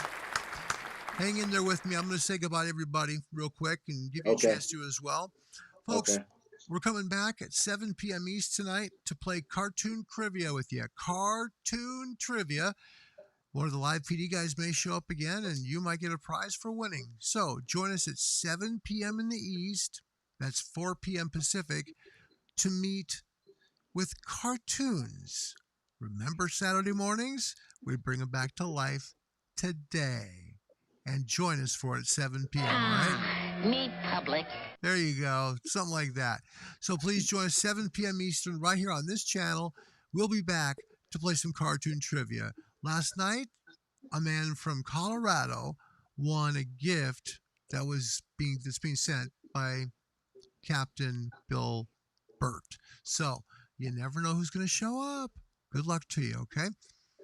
We will see you at 7 then. Until then, be good people. May God richly bless you. Listen to your leaders and please pray for them. Goodbye, everybody. Bye now. Don't forget to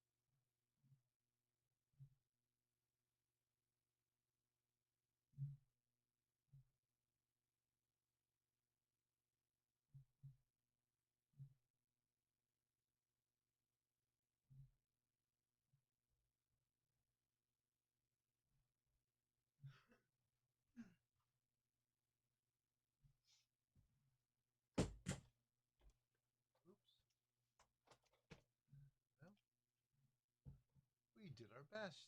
Sorry about that, everybody. I see that we have went over time. Oops. For a live broadcast, not so good, right? Hi, everybody, whoever you may be, from coast to coast and sea to shining sea. It's me, Larry, back here because, to be quite honest, I have a sore hip and a back that's not feeling much better than that. It has been tough. So I'd like to thank you for your patience.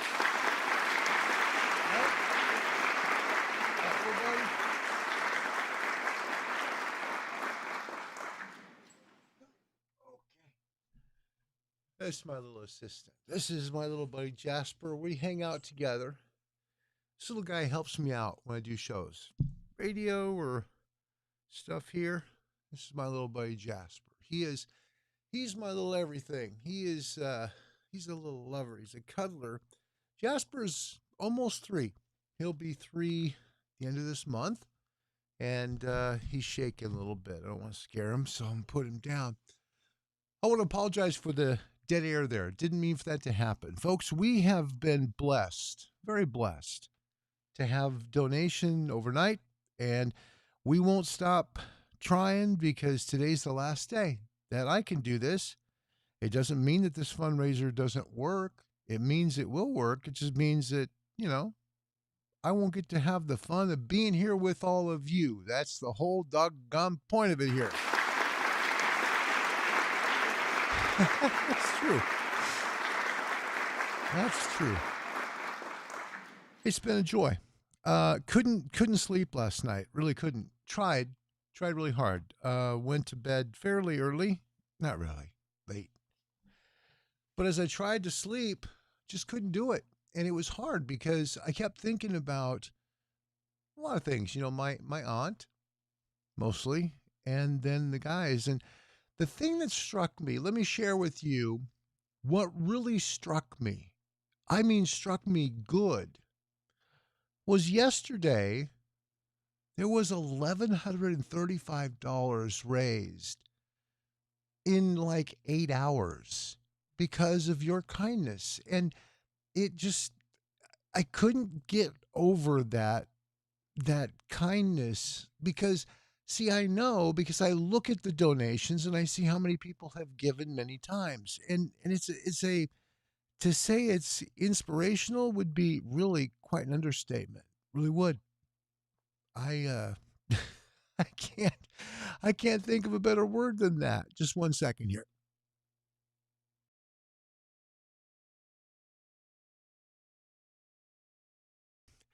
He doesn't want to get down yet. Okay. It would be an understatement for me to say that, I wasn't blown away by it. I'm not the kind of person that likes to take credit for stuff. I'm not that guy. I just wanted to help. And I truly believe that my reward is in heaven. And I've struggled. Let me be honest with you. What's happened here? Okay, you want to get down, bud? No? All right. What's happened here? Oh, hi. Yeah. Okay. I have to talk. I have to talk with that side of my face, though. Okay. What's happened is that, oh my goodness, what is this? Karen White earthquake in South Carolina this morning. Whoa. Karen, let us know how things go, would you? Holy mackerel. That's scary. Ooh. Prayers for you. Wow. Okay. Also, please pray for Kathy. She's having some back pain here on her trip that she's taking to go see Zach and JJ. Long drive. Back problems and driving can be tough. So keep Kathy in your prayers. That's Zach's mom, okay? So anyway, it's inspirational to see this happen. And I've struggled with coming on today after signing off last night and saying that was it, because I didn't want to get too close to being to the end of this, because I don't want people to say, well, gosh, look at all the money he raised. That can't happen because it's not me. It does it. I don't do it. God provides. You are the one giving. I'm not opening my wallet and stuffing hundreds and thousands of dollars out here. You are. And I'm just honored to see it. It's a joy. It's a miracle to see it in this environment. It really is.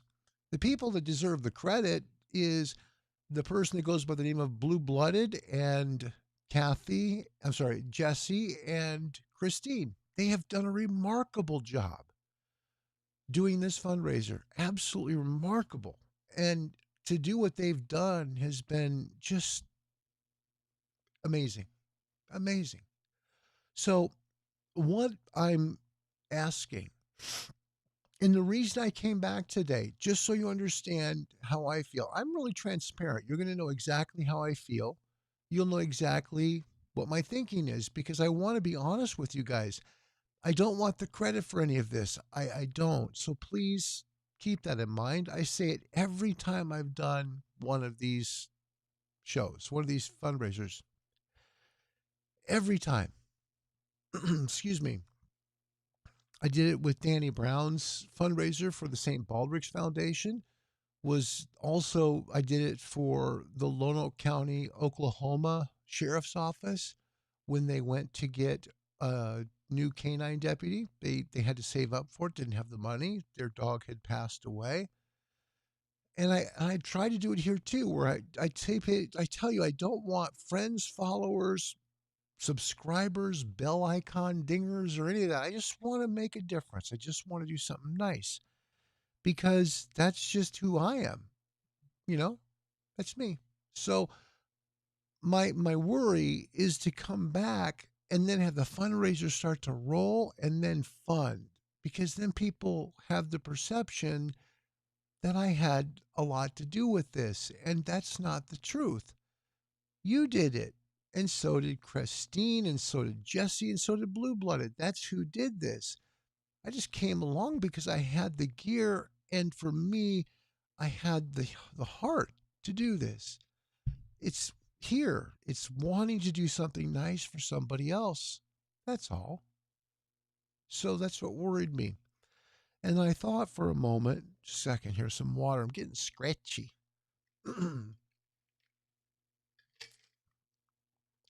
Thank you. Okay. So my worry was that I was going to come and, go to surgery here on Monday, and they'd be like at 1,300, somewhere in there, to fund. And I thought, gosh, wouldn't it be something to be able to be rolled into that emergency room, when they give you the stuff to make you feel like you're,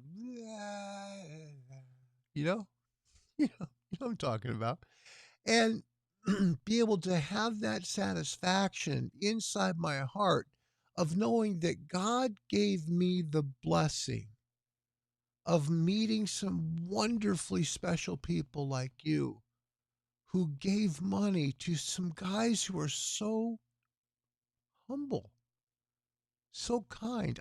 The thing I'll never forget about this fundraiser, and keep in mind, this is the fourth one. This is the fourth telethon thing that we've done. Just one moment here. I'm going to try and clear this frog once and for all. Just a moment, okay?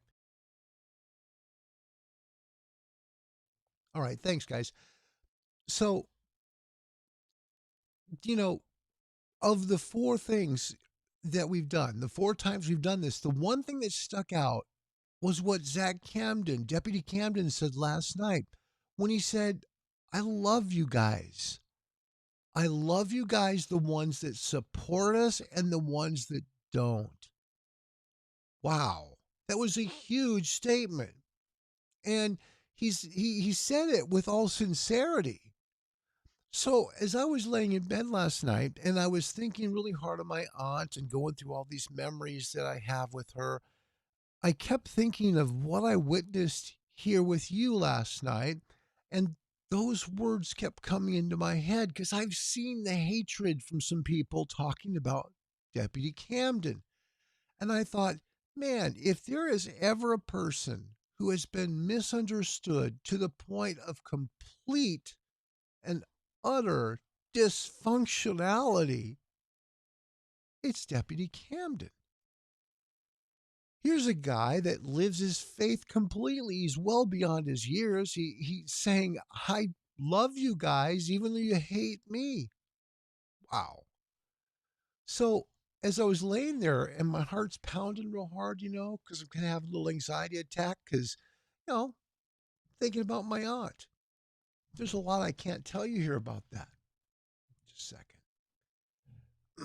A lot I can't tell you here. But as I thought about that, I thought, well, gosh darn it,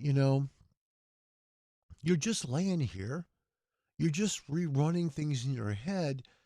Why don't you turn the computer back on and try again? Why not? And then I come on little before 4:30. It's about 4:30.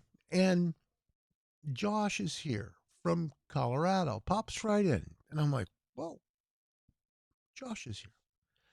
And then all of a sudden, Josh gives $30 and it brings it up to $18,600.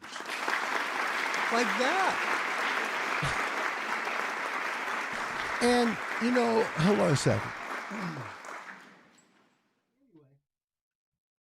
Sorry, I dropped the phone. So I literally thought for a moment last night as I was walking and praying, and I was praying a lot last night, guys. I really was. I was praying a lot. Lord, do I come back?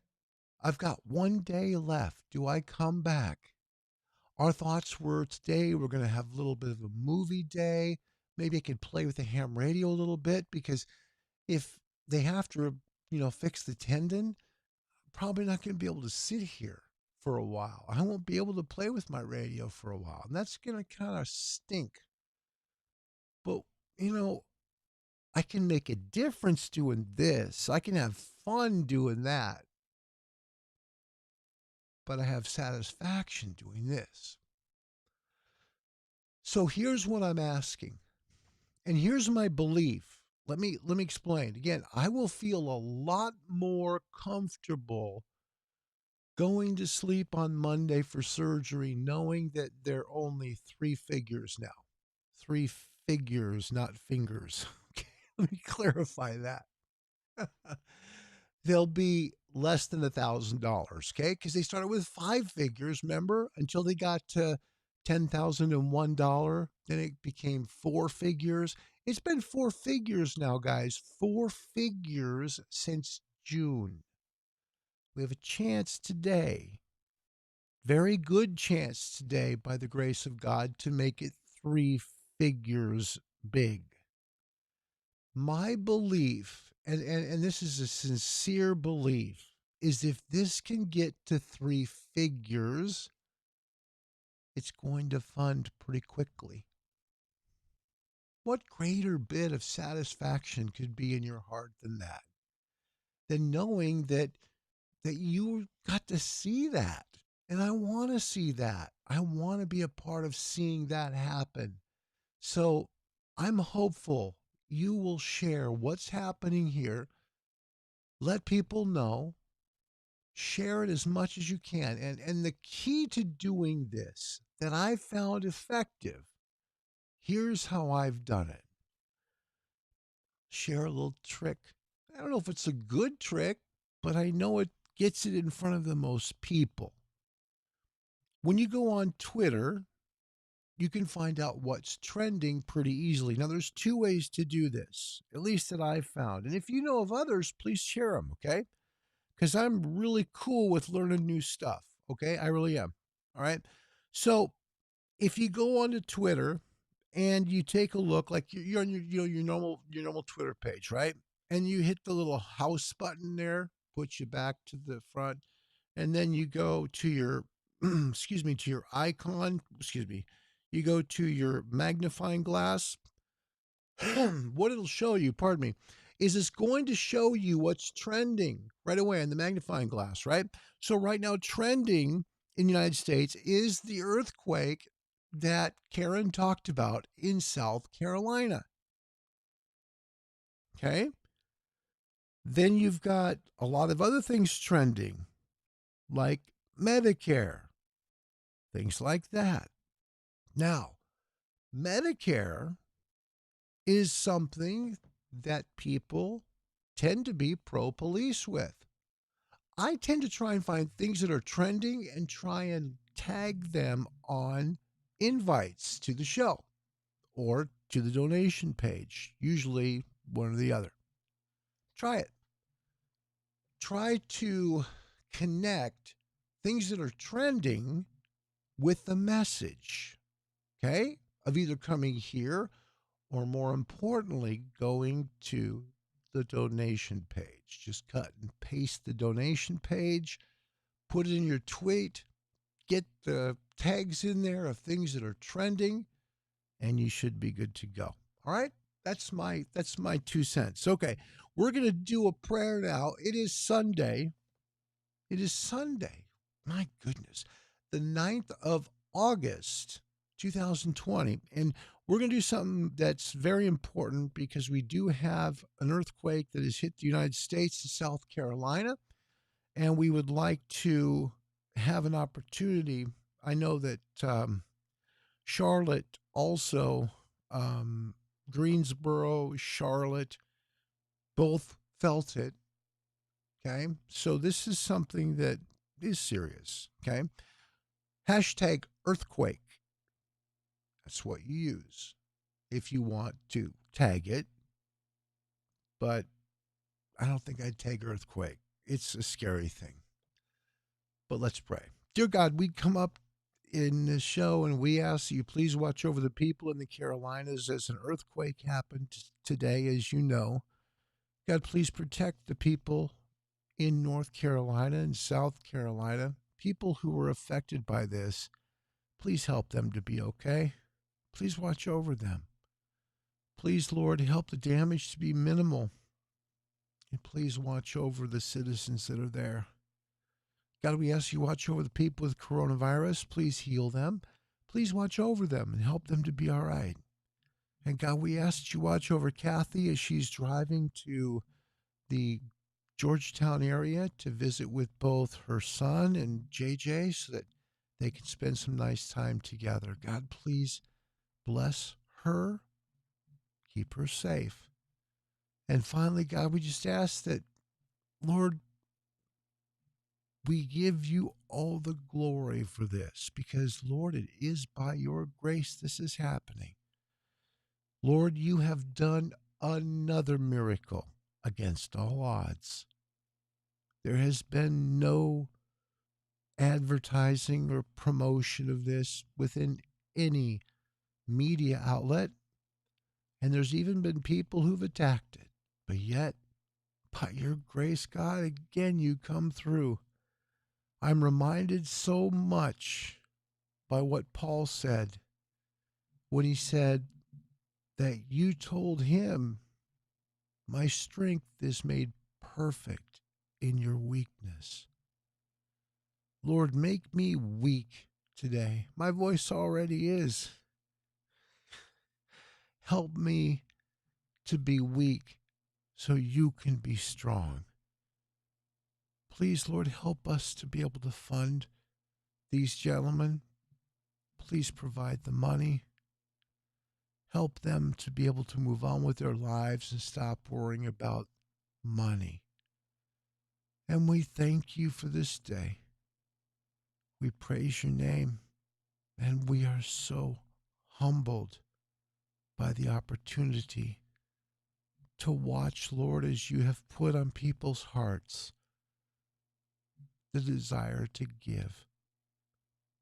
Please continue to help and comfort JJ and Zach, everyone involved within this incident. Please comfort all of them. We ask this in Jesus' holy name. Amen. Thank you. Thank you very much, everybody.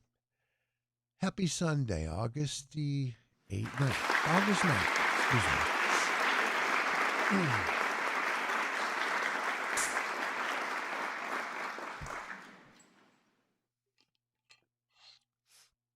If I could pen down, let me try and do it.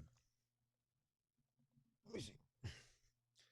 This is, you see me doing this.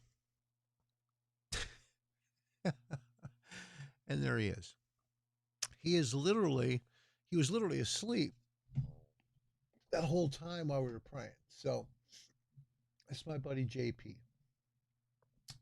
Keeping Dad company, just kind of sitting on his lap and falling asleep there. So that's nice. It's nice to have my little buddy with me. Anyway, folks, $18,600, $1,400 to go. I believe once it gets closer to that 750 range, it could go very, very fast because somebody's going to see that number and say, you know what? I can finish this off, and that very well could happen. So please share, please give, please care. It's the importance. We're not done from last night. We're just moving on, continuing the next chapter. Please donate what you can to GoFundMe, Legal Defense Fund for Wilco Deputies. That's GoFundMe, Legal Defense Fund for Wilco Deputies. Karen, curious, a lot of shaking. Now, I've read both in Charlotte and Greensboro, they felt quite a bit of it. And it sounds like it was pretty widespread in terms of the feel for it. Was it something that woke you up, or was it something that broke anything in your house? Was it pretty significant? Share it. We'd like to know. You're there, and we'd sure like to know what's happened because we're concerned.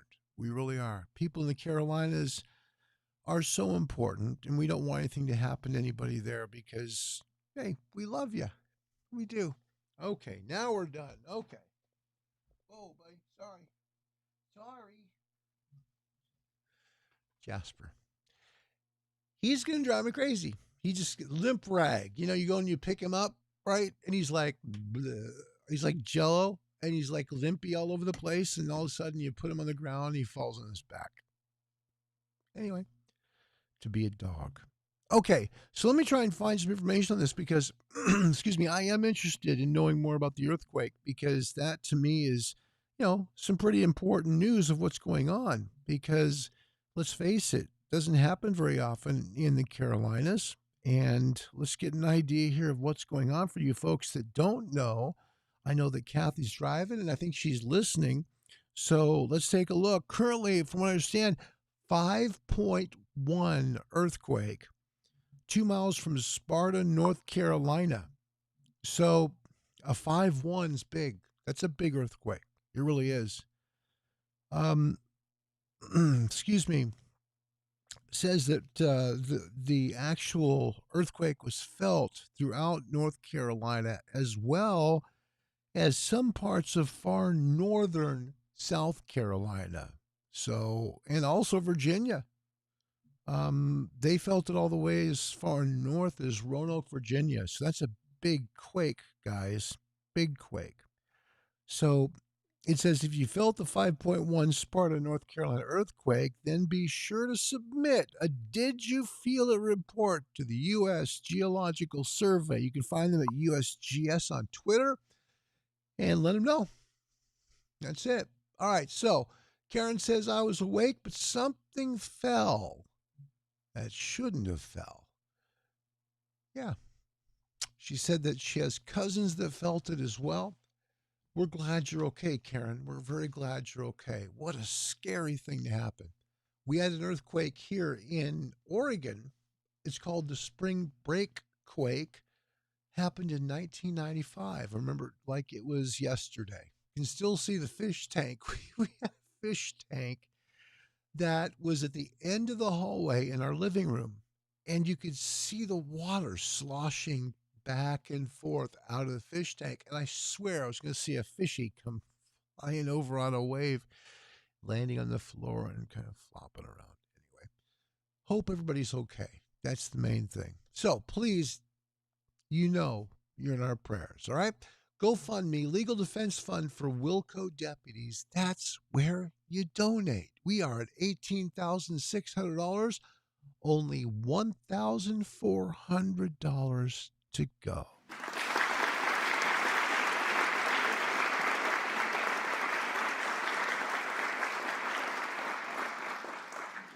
I'll take that. Yeah. You know, it was interesting. I was trying to think earlier today, when I was awake, I was like, okay, now when we came on, I know it was 11,000 something. And I was like, Okay, 11,390. What was the number? And then all of a sudden I found it because I had written it down on this sheet of paper. It was right there. Here it was. We started doing some help here at $11,390. And I haven't done the math yet to find out how far. I guess it's 18,390. What is that? That's about $7,300 away. So that's pretty cool. That's really neat. I mean, I'm very grateful for that. So I want to thank you all for all of your giving and your love and your constant kindness. We will be here as long as we can today to try and help, to do our best to make a difference, to raise money for both Deputy J.J. Johnson and Deputy Zach Camden. Our goal is to try and make sure we get them to 3 figures, not 3 fingers. Although it's kind of the same thing if you think about it. Let's go back, tell you exactly how we got here, all right? Because it's important. If you're just following us for the first time, you haven't heard it, you'll need to know. If you've heard this, I'll try and go fast so you don't have to hear it for the 9,000th time, okay? So, Deputies Johnson and Camden were involved in a issue on the job, and they ended up having a person that passed away while they were involved with them. Okay. And what happened is typically how it's supposed to work is their union has legal protection for them. So if something goes wrong for, say, a deputy there in Williamson County, Texas, you're going to be able to have legal protection if somebody tries to sue you or wants to, go after you. And in this case, this union didn't follow through with it. There are some problems in the county that are purely political, to be quite honest, and so the union let them down.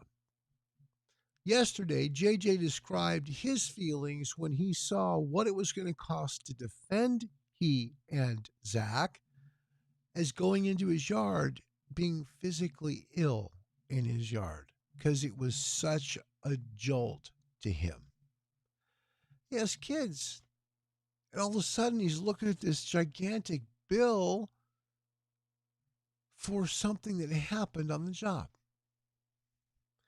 So some great people got together, by the grace of God, put together this fundraiser. And it has been phenomenally successful. It's almost over with now. That's the cool part. You still have a chance to get in on this before it funds. That's cool because you have a chance now to donate. And every dollar counts. It's like I said about 4:45 this morning. When the dollar amount was this big, like 11 grand, right? Or let's say 9,000, this big, $30 donation, you got something that's basically this big, right? And say 30,000, you give $30, it goes to that big. It barely moves, right? Just kind of you're here, all of a sudden $30 here, not much. Now you get to be about $1,500, and this $1,500 is big. $30 is more like that now. It's a lot. Anything you can give, please do. Also share, because there's lots of people that don't know about this. The key to this today, to be successful, will be to share in places of people that don't know about it. Therefore, find places online on Twitter, Facebook, Instagram, where you can share this with other audiences. Coronavirus is usually always trending, all right? Anything that has to do typically with President Trump will be, if it's not trending, at least it's usually pro-law enforcement. Use the hashtag Texas. It usually has people that are using it. Also, you can find, in many cases, these hashtags will be either trending or people will be using them. That is Back the Blue. Sometimes that one does. Law and Order is a big one that does tend to work pretty well. The other one is Blue Lives Matter. Those three are really good ones to use, okay? Now, the last thing I need to tell you is if you have the opportunity to share in places like, for example, the coronavirus, COVID-19, those usually trend, anything that has to do with law and order, those things will help because people that haven't donated yet will find out about it. And that's where it helps, okay? So again, GoFundMe, Legal Defense Fund for Wilco Deputies, and we're good. Hang on, looking for something, trying to get up here. I think my mouse is tired. Hang on, let me go. Mouse, wake up, mouse. There you go. It's like I see the arrow every second for a moment, and then the mouse has just disappeared from the screen. Literally. It shouldn't be because, like, the easiest way to find a mouse is you move it to one part of the screen, up, down, left, right, whatever, all the way, right? So then it's easy to find. Well, in this case, no, it's not easy to find because it won't be found. So let me, again, try and wake it up, and there it is, because I want to do this. It's important. I'd like to make sure that we have their picture here. There they are. Okay. There's our buddies. That's Zach Camden. Deputy Camden's on the left and Deputy Johnson on the right. Now, I've tried to get a hold of them this morning. It's still early. Didn't want to get a hold of them at 4:30. That would have been bad. Larry, I appreciate your help, but if you get a hold of me again this early, I'll kill you. And Deputy Johnson said he will come back on today.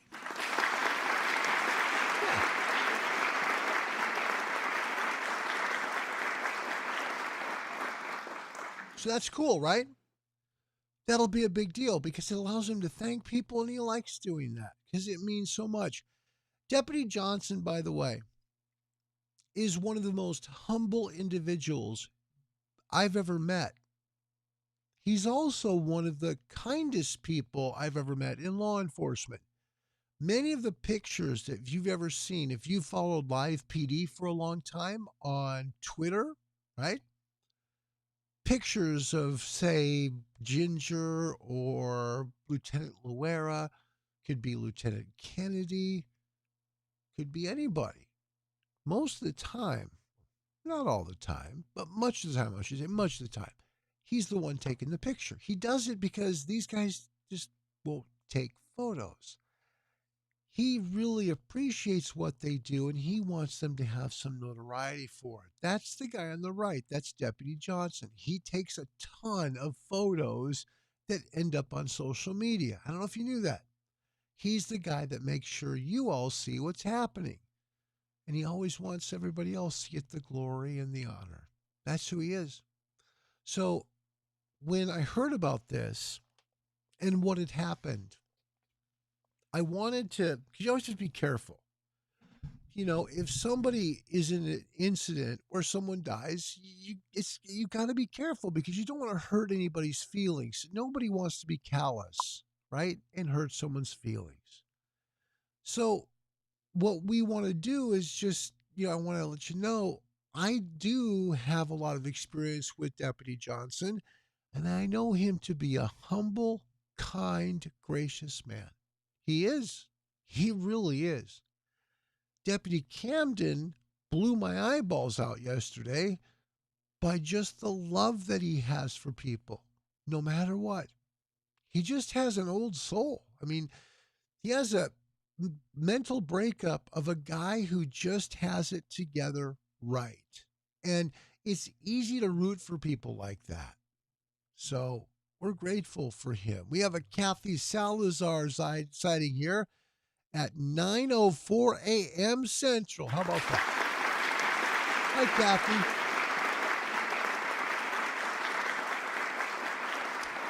Kathy, I know your back is sore. We're praying for you. Also, please pray for the folks in North Carolina. There was an earthquake there overnight, 5.1. Whew. That's big. That's fairly big.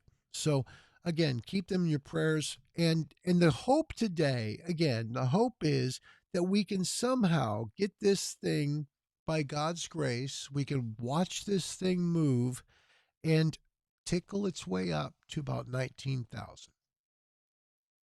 Remember, that came out weird.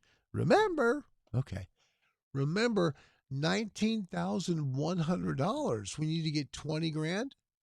Makes it a 3-figure number. Yeah. So it's like cars, houses, things like that, right? You're always trained in sales to try and make the number end in a 9, like 99. For example, if you're selling a house and the house's price you feel is about $200,000 to $205,000, and you price it at $199,900, it looks better, even though it might be worth $200,000, right? There's $100 difference there. But the perception, because of the 9 not being that next whole number up, is a lot more positive. People tend to react better to that. That's why the 3-figure number is so important. Because I do believe what's going to happen is when it gets to 3 figures, the giving's going to really pick up. Once it gets to about $500, right about there, it's going to go like that. It will. Kathy says, it's a beautiful day for a fundraiser, a beautiful day for a neighbor. Would you be mine? Would you be mine? Canned laughter anytime you want. I can make bad jokes and they'll still laugh, right?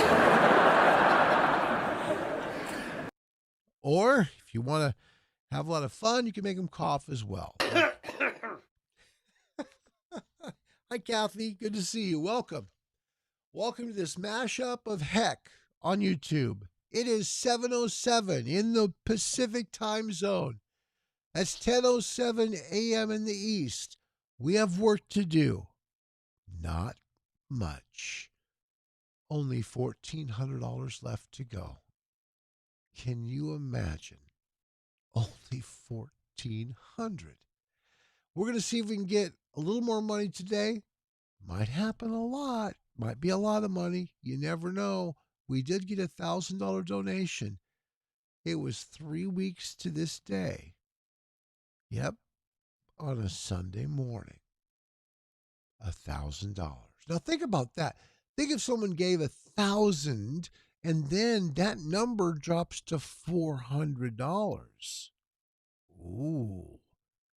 Now you're talking about it going away very, very fast. So please share that. Donate what you can, but share it, because I know we have all given a ton many times. So the best way we can do it, go to your Instagram, Facebook, Twitter accounts, find out what's trending. Please share the fundraiser. Share the GoFundMe. You don't have to share this YouTube channel. Don't do that. It's not about me. Share the fundraiser. That's what you do. So you go to GoFundMe. Copy that link by sharing it. 2 ways to do it. Here's how I do it. Let me show you real quick. Because you can share it there. It's real easy to share, right? You just go on there and they give you a share button and you can go right on to there. Just again, share. I feel like Peter Brady. You go on, and what you do is if you take a look, see that you're on GoFundMe, and you've got like this button here. Hold on. Back it up. Back it up. Maybe if I turn the light off, let's try this. Help. I want to help. I want you guys to see it, but it's not cooperating too well. Hold on. There it is. Okay. Now we got it. See the top yellow line, top yellow button says share. All right, that's one way to do it. Hit the share button. Now, that's not the way I usually do it. And it's not that I do it the right way and there's other ways to do it that are, wrong. I don't mean it that way.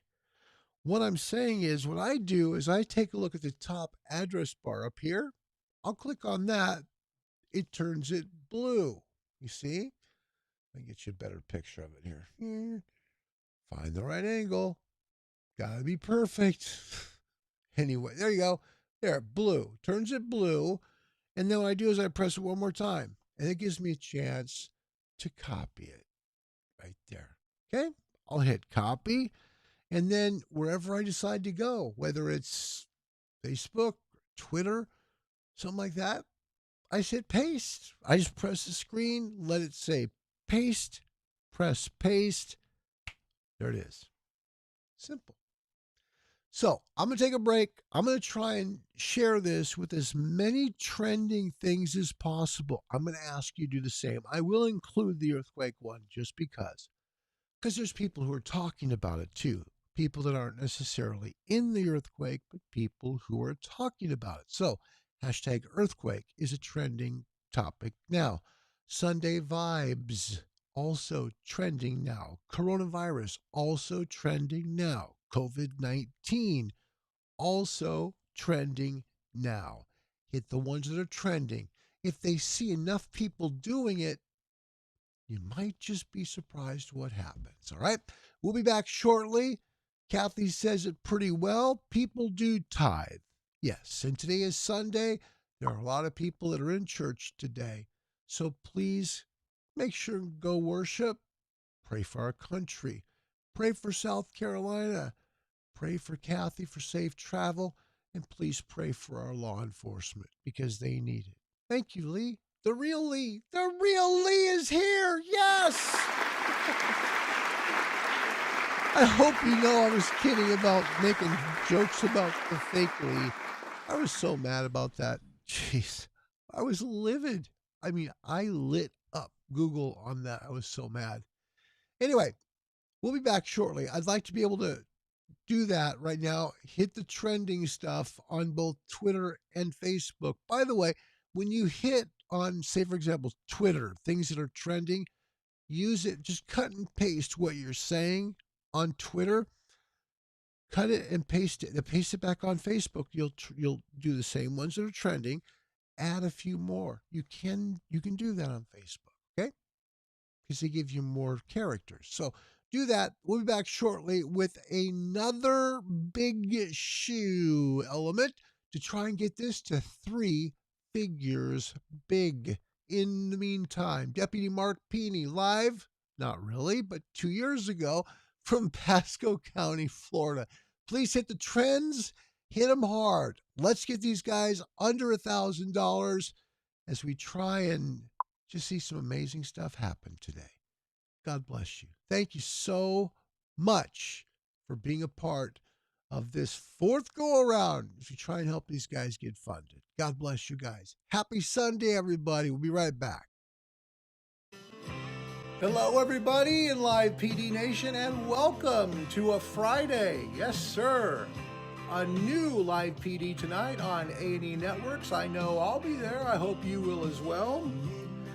We've got a wonderful guest today who I am so excited to talk to and more than excited to have you meet.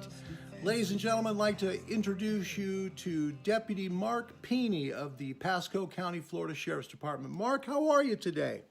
I'm good today. How about you, sir?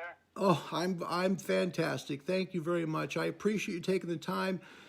Please tell Kevin as well as your sheriff there that I really do appreciate them giving you the time to talk to us, especially on a busy day like you have today, okay? Will do, sir. All right. Well, Mark, we're going to start out from the very, very beginning, all right? Now, everybody has a beginning, okay? When was it the first time in your life that you thought about being in law enforcement? I was prior military, so I just got home from Afghanistan. Thank you for your coming to an end. Thank you for your service, Mark. Well, I appreciate it. Mm-hmm. And I just needed a job where I could be on my feet, something that was going to help the community out, and just something that was going to be fun and give me an adrenaline rush, and something that wasn't behind a desk. And, that pointed me towards law enforcement. Very good. What branch did you serve in, Mark? I was in the Army. Very good. Very good. Well, thank you for your work, especially forward line in Afghanistan. That's tough stuff, Mark. We appreciate, as a nation, your sacrifice. Thank you very much for that. I appreciate the support. Yep, you're very welcome. Mark, tell us now, you are famous because you're part of a tag team. You have Yogi. Now, tell us a little bit. Now, we see Yogi from time to time on Live PD. Tell us what Yogi's like off camera. I always like explaining this to people because at home, he's just a normal dog. He's part of the family, even though we might be a dynamic duo on TV, but at home, he's just a regular dog. He likes to lay around, play with toys, try and dig through the trash can, pick up scraps that my son drops at the dinner table. Just normal dog things. That sounds like both of my dogs, actually. In fact, one of my dogs had to go to the vet today, which was the reason why I couldn't get you, at 1 o'clock. So I appreciate your patience with that. Dogs can, Oh, no problem. sometimes they can make you crazy. So I appreciate that. Now, what kind of special training, Mark, did you have to go through to be a canine deputy? What did you have to do to prepare yourself? Well, initially we go through a tryout process that usually involves a mediation walk, which is essentially tracking through the woods for a couple miles. We go through an endurance test, and you get exposed to the bite suit to kind of, eliminate that fear of, coming into the canine world, because you're gonna have training events where you're getting in a bite suit and doing apprehension drills. So you go throughout the selection process. And after that, once you're selected, they want to make sure you have a good home fit for the dog, good home style. And then you go through a 4-month patrol school with your canine. So it's where you guys. So it's you and the canine together then. Yes, correct. Okay. And that's pretty much where you forge your bond with the dog. And that's learning everything from tracking human odor to building searches to apprehension drills to obedience. And that's pretty much initially where you build that bond with the dog. Okay. All right. Now, Mark, I'm assuming there are different kinds of canines. I've heard of cadaver canines, of course, narcotic canines. Yogi's narcotic, right? Correct. Okay, very good. Now, how long have you had Yogi, and how old is he? Yogi is 4 years old. It's about 4.5. I've had him for 3 years. Fantastic. Wow, fantastic. What made you, I've got a question here from one of our listeners here. What made you interested in the canine department of Pasco County, Mark? Well, initially when I saw these canine handlers, I looked at them and I'm like, that's a job I want to do. They're chasing after the bad guys, Sometimes there's that last chance of hope of seeking justice for the bad, catching the bad guy when they've ran off after committing a crime, or it's just it's a heartwarming feeling of finding that first missing child that ran away from home, or that 2-year-old that's wandered out of the house. There's a lot that comes with it, and just working with a dog just was very appealing to me.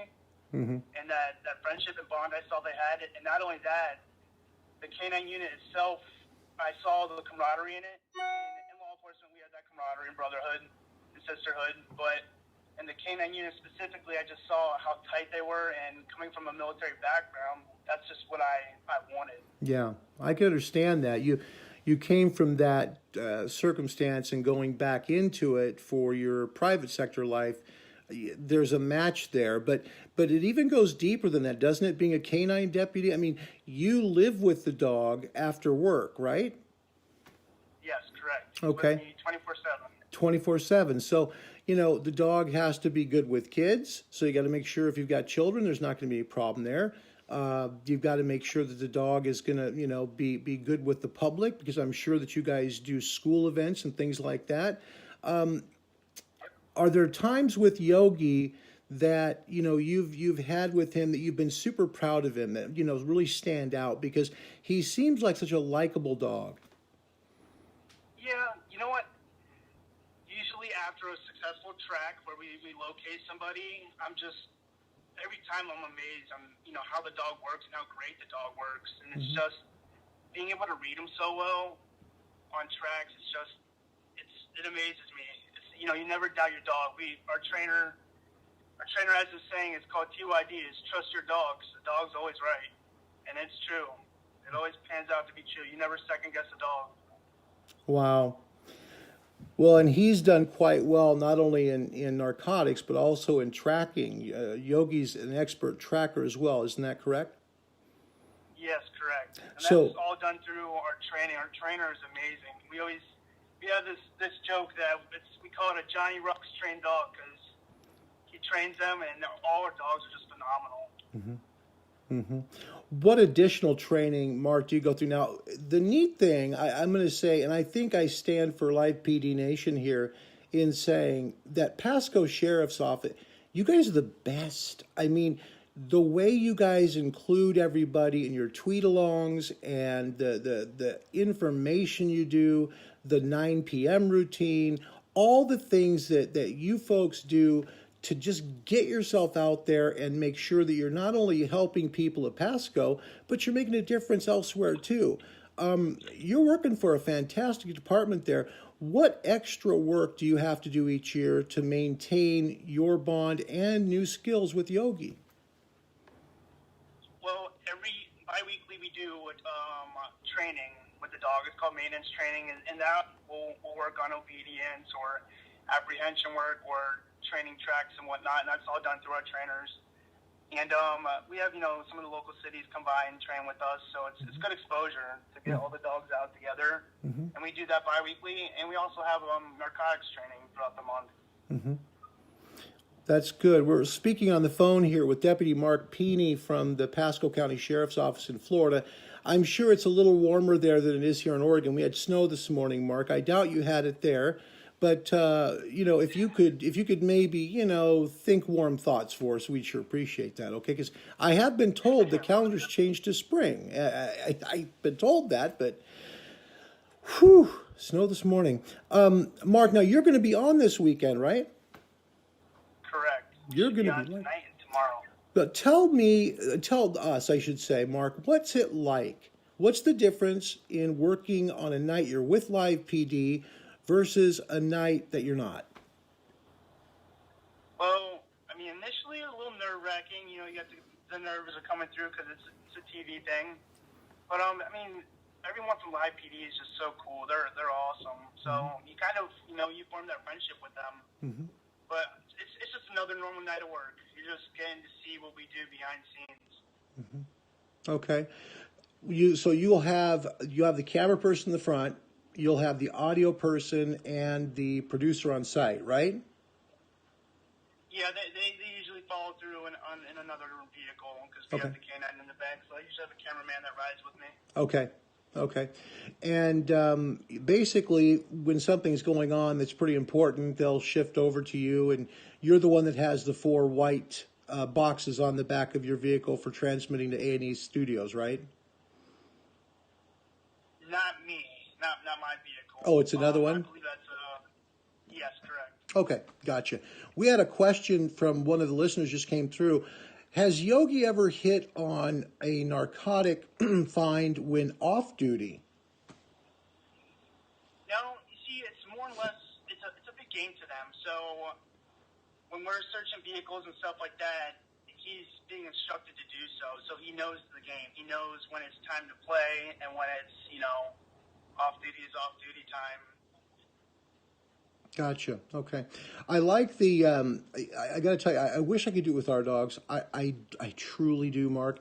You give them like a rubber type toy or something for a reward, and, tell them good boy, and all that.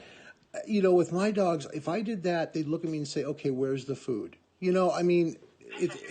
It's amazing that treat means so much to them. It really does.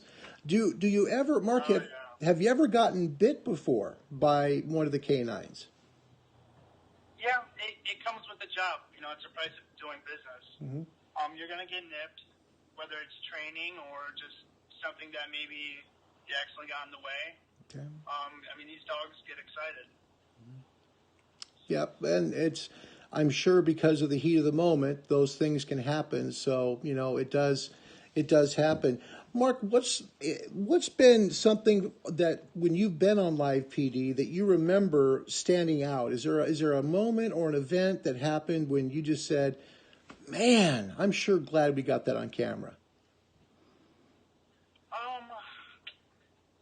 One moment I can remember specifically is Linda the pig, which was a little bit of a tension. I know on live PD, the dog walking past a little pig. Yeah. And how an owner had lost their little pig. So that's something that I remember.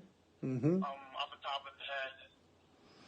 Well, it's funny because 2 weeks ago it was a turkey in Nevada, and last week it was a pet rat. So, the whole gamut of animals are coming, and we're hoping for your sake, there'll be no rattlesnakes. Okay, so that's what we're hoping for. Have you ever run across any deadly snakes while you're doing your job? Most of the time we're moving too fast to notice. So okay. I guess that's a good thing. Yeah, no kidding, no joke.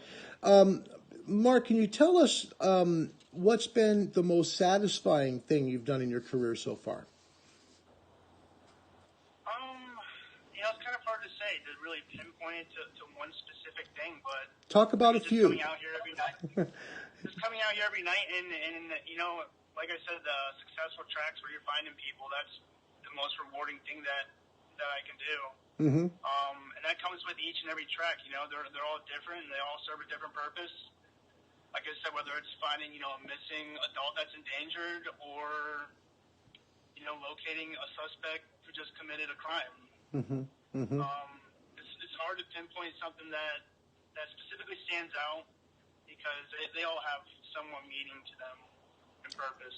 Sounds like you've got a good heart for making sure you get the job done honorably. That's what it comes across as, Mark. Of course. It's a good quality, and thank you for that. We are on the phone here with Deputy Mark Peeney of the Pasco County Sheriff's Office in Florida, and we are honored to have him today. If you have any questions, you're more than welcome to type them on the screen. Now, if we've already been over that question, we won't ask it, so please don't take offense to it. But if you'd like to ask Mark a question, please fire them off, and I'll do my best to make sure and ask them, okay? Mark, what goals do you still have in your life? You're a young man. What goals, are you reaching for? Well, currently I am in college and am about 6 classes away from my bachelor's degree. Congratulations. Well, thank you. Wow. Career-wise, I just like working a dog. I love it. I don't ever see myself steering away from it. I like to be involved in the canine unit for a long time. That's fantastic. But Mark, that's cool. You got a good heart for that. And, I think you have to have that type of heart that you love dogs and you just want to, you more than want to work with them, you want to live with them and love them too, So true partners. I think it almost, would you consider being a canine deputy to be maybe even closer than having a human partner? Because you guys live together. You guys have got to be so close. Oh, yeah, we definitely are. There's definitely a bond there. I could be at work and I'm putting on my work pants and snapping my work belt together, and he's already at the front door jumping in circles because he knows it's work time. And, it motivates me half the time. That's great. We're with Mark Peeney from Pasco County. Mark had a question here. On a scale of 1 to 10, 10 being the highest, how spoiled is Yogi? After After the whole live PD thing, I'd put it up there. He's pretty spoiled. I spoil him enough, but the fans definitely spoil him as well. He's pretty popular, isn't he? Yeah, he's making a little name for himself. And so are you. You know what? You are as well. Don't forget that. How has the show changed has it changed your reputation, Mark, your visibility in your county because you're on the show? Do you get recognized more? Do you get more respect from maybe groups that maybe don't typically respect the police, say like like a gang or like people who are young that don't necessarily like the police? Has the show changed any of that for you? I mean, it hasn't changed me personally. I'm going to go out and do the job the same way I did before the TV show. As far as, having an effect on some of these criminals out here and stuff like that, they're still going to commit crimes, regardless if they recognize that we've been on a TV show or not. Mm-hmm. Criminals will always be criminals. That's true. And it's just kind of hard to explain, but he's just going to, he'll get to go out there and do the same job he did as well, Mm-hmm. Are there another question from one of the listeners, Mark? And we're talking to Mark Peeney from Pasco County, Florida here. We're honored to have him. Pasco County, you rock. Thank you for this. Are there any expenses that aren't covered by the department, Mark? Like maybe, you get him some treats, something like that. I mean, are they all covered and you have to have like expense reports made out for them? You know what I'm saying? Things like that. I don't really handle anything that's particularly involved with funds for the canines. That kind of comes to our trainers and supervisors. Mm-hmm. However, I do know we have a canine association page where people make donations and whatnot for things that we do need. Tell us what that is. Do you have that handy? I don't have it handy, but if you Google or look on the Pasco Sheriff's Office website, there's a link for the Canine Association page. Okay. Also, I know on Facebook it's Pasco Canine Association. Okay. If people would like to donate to that, now, Mark, let me tell you a little bit about what Pasco County maybe doesn't know, and that's what Live PD Nation has done recently here.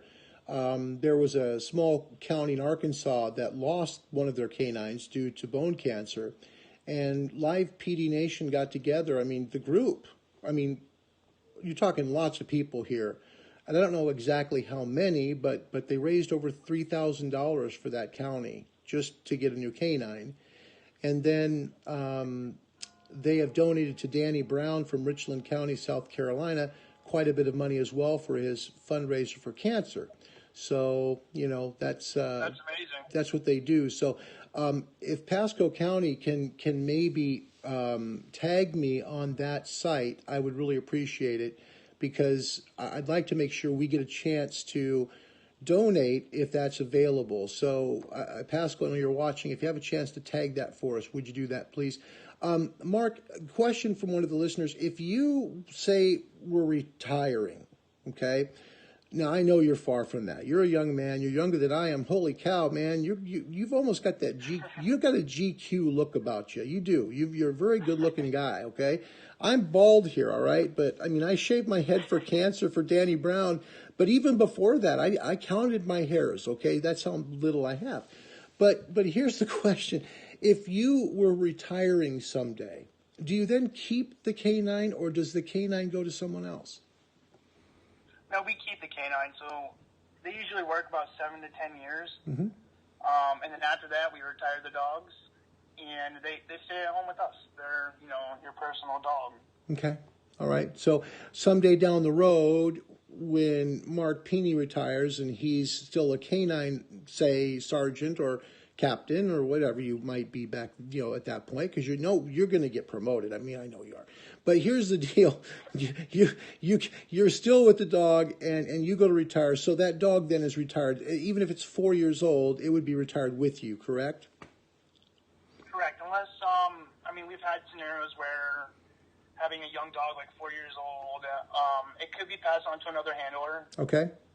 To continue to work, because it still has some life in the dog that could, still has a purpose. Be beneficial to the county, sure. Well, and they're so expensive. I mean, those dogs, what people don't realize is, I know when we were helping Lonoke County, Arkansas, they were saying these dogs are like $15,000, you know, to get them, and typically they come from Eastern Europe.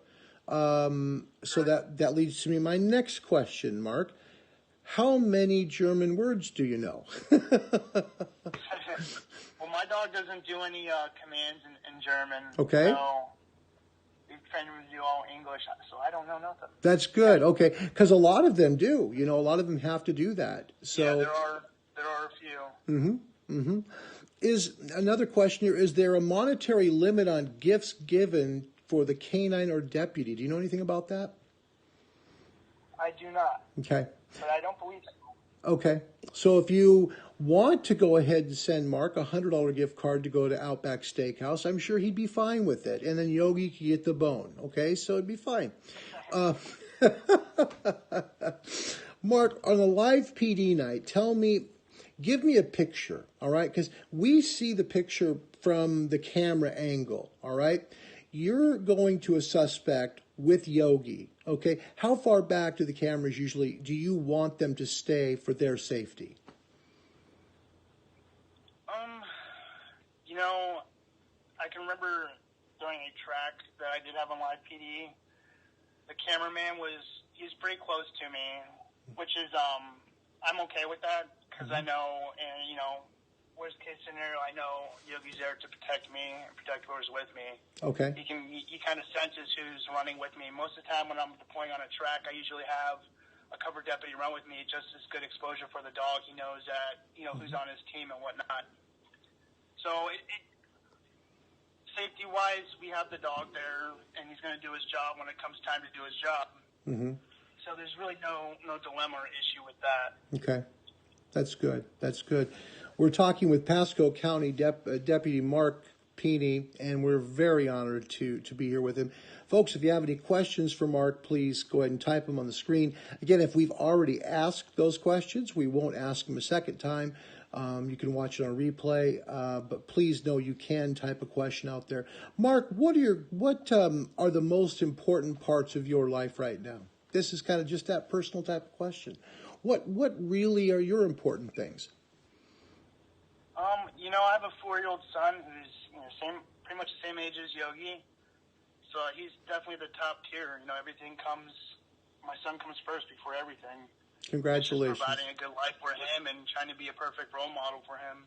Congratulations. That's cool. Has he seen Dad on TV yet? He has. And what is his reaction to that? I'm not sure if he believed it at first because it wasn't Paw Patrol. That's funny. That's funny. So he got to see his dad on television, and I'm sure as a child that age, that's got to be a really proud moment, and a proud moment for you too, because he sees his dad doing something really special, and he sees Yogi, who obviously your son's close to as well, doing his work. Correct. Yeah, that's pretty cool. What kind of things do you like to do in your free time, Mark, besides probably go to the beach and, you know, enjoy the Florida weather that not many of us get? Well, I definitely like enjoying the beautiful weather, so any chance that I can get outside, that's what I'm doing. I like working out, staying fit. I like going to the movies. It's just lots of things that you don't get to do, you know, during the day, because usually when you're working night shift, you have your days that are free. So getting out in the sun is definitely a big thing. Getting out on the boat, being down here in Florida is definitely something to look forward to. Pretty much just staying active. That's good. Do you do any snorkeling or water sport activities? I mean, you're right there on the Gulf. Yeah, I don't really do any snorkeling. Kayaking, I like to kayak a lot. Fishing when I get a chance, or just cruising on the boat with some friends. That's good. Well, and you guys have a huge county in terms of population. You're about 500,000 people there. And, you know, with being so close to Tampa and St. Petersburg, do you have quite a bit of crime from that area fleeing north? or is that really not so much an issue for you folks? We do, and especially in some of the upcoming areas like Wesley Chapel and stuff like that. I know some of these criminals are actually coming from St. Petersburg or Tampa to commit crimes in Pasco County and head back down south. So that's a trending thing that we see here. Okay. What now? Right now, we're on the phone, by the way, with Deputy Mark Peeney from Pasco County, Florida. We're very grateful to have him here for a few more minutes. Mark, what is probably the crime that comes up the most that you see? I know you've got Yogi. He's a narcotics canine, but you do other things as well. What tends to be the most common problem you deal with? I mean, as a canine deputy, we're responding to a lot of the hot calls. So a lot of residential burglaries or vehicle burglaries we're heading to. There's a lot of vehicle burglaries. That's why we have our 9 p.m. routine, lock your doors, because if you make sure your doors are locked, chances are you're not going to have your car broken into. So that's a big one. Mm-hmm. Is that something that is quite common? Meaning in Pasco, do you see quite a few car break-ins? Yeah, I mean, we do have quite a few. Okay. And that's probably the reason why, folks, that we see so much of Pasco County doing their map. And if you haven't seen it yet, I encourage you to do so. Mark, have you ever seen how they do all that? How they do the map where people are locking up in their state or province? I've seen on the Twitter feed how they do the 9 p.m. routine. They have different states check in. Yep. Yes, correct. It's a fascinating thing, and the whole purpose of that, folks, is to lock especially your car, okay? Because people, if they see anything of value in a car, it's not hard to really break into it and get away fairly quickly. So what Pasco County is trying to do is to remind you to lock the doors not only in your car but also in your house, because it's going to save you potentially from a crime. And it's incredible how many states check in every night. We have a lady here in Oregon, Brenda Serrano, who, I think Brenda, I swear, Mark, she's got to have it like on her cell phone, alert every day, get a hold of Pasco County. Get a hold of Pasco County, because it's a 9 p.m. routine. And here it's 6 o'clock, so it's still daylight. But, it's just a great reminder to everybody that I think makes Pasco special, because what you're doing is you're going outside of your county jurisdiction to help others. And I think that's what really helps to set Pasco County really, really apart. You're not only very transparent, but you guys also really try and help other people. And that leads me to this question. Mark, what kind of work do you guys do in the community for community service? I'm sure you visit schools with Yogi, things like that. Can you talk about that for a few moments? Well, we usually have canine demonstrations where we'll go to schools or churches or stuff for the Boy Scouts and stuff like that, and we'll do canine demonstrations, kind of explain what the purpose of the dog is, what his job is, and depending on the type of crowd, if it's kids, we'll let them pet the dog, and just kind of explain and, put awareness out there. Very good. That's very good. We had a question that popped up here a moment ago, and I'm going to ask. It was one of those ones you hedge on a little bit, but I thought, it won't hurt to ask the question because she's Canadian. Have you ever arrested a Canadian? I don't know. That's a good question. I may have. I think the thing that hits me a lot in Florida, and it used to happen a lot when Fort Walton used to be on the show a long time ago, was people who did not have identification with them. Do you run into quite a bit of that on your job, or is that not so common? It happens. It happens when, some people don't have identification. So we have other ways of, identifying that person. Or sometimes people just don't want to give you their identification. You guys have a tough life out there, and we, I think what I would like you, personally, what I would like you to come away from this interview with is to know that there are over 1 million people out there who are really behind you. You need to know that, okay? it's already been stated by people in Nielsen through Live PD and A&E Network that they've hit the 2 million people mark of watching that show. Now, that tells me that there's over 1 million people who are supporting you. So for every one of these people who treat you, poorly or disrespectful, please know you are supported and loved by a lot of people, okay?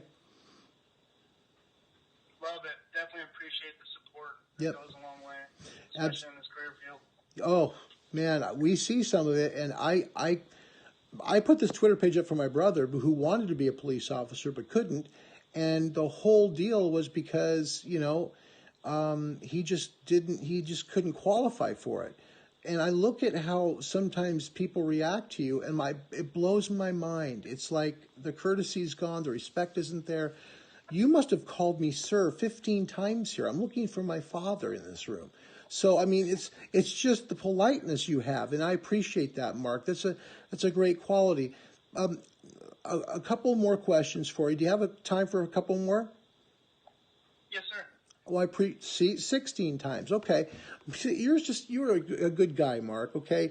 Now, in a few years, let's say it's about 10, we'll give you 10. You'll be sheriff. Okay. I want you to remember me. Okay. We'll be buddies. All right. We'll be buddies. I've never heard of a sheriff working a dog. So there's always a first time, my friend. Okay. Always a first time. All right. Mark, a question from one of our listeners here. Are the dogs all trained in-house or are they trained elsewhere? They're all trained in-house. Okay. So you have a program there at Pasco County that basically runs them through a series of essentially classes to help them learn how to do things the way that you want your canines to do, right? Correct. Our trainers are very, very, very awesome at doing their job, and our dogs are very productive. They're very good at doing their job. I wouldn't have it any other way.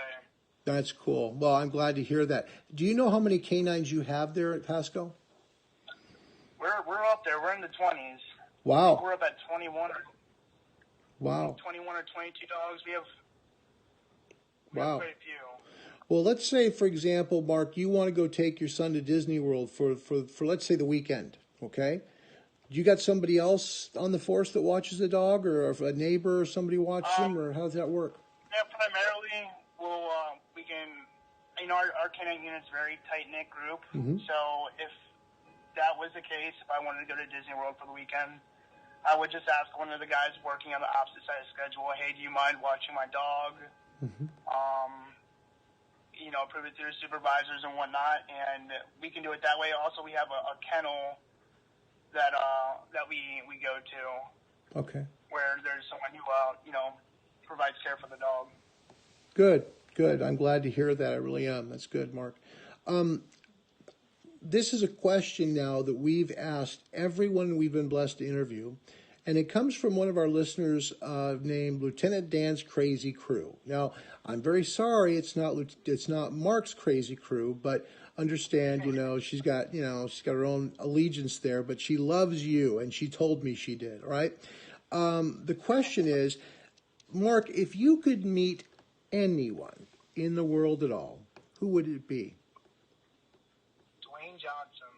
The Rock? The Rock. Can you smell? Holy cow, really? Really? Yeah, he's just huge inspiration. He's just always, I feel like he hasn't forgot where he's came from, and he's just always being inspirational. I love it.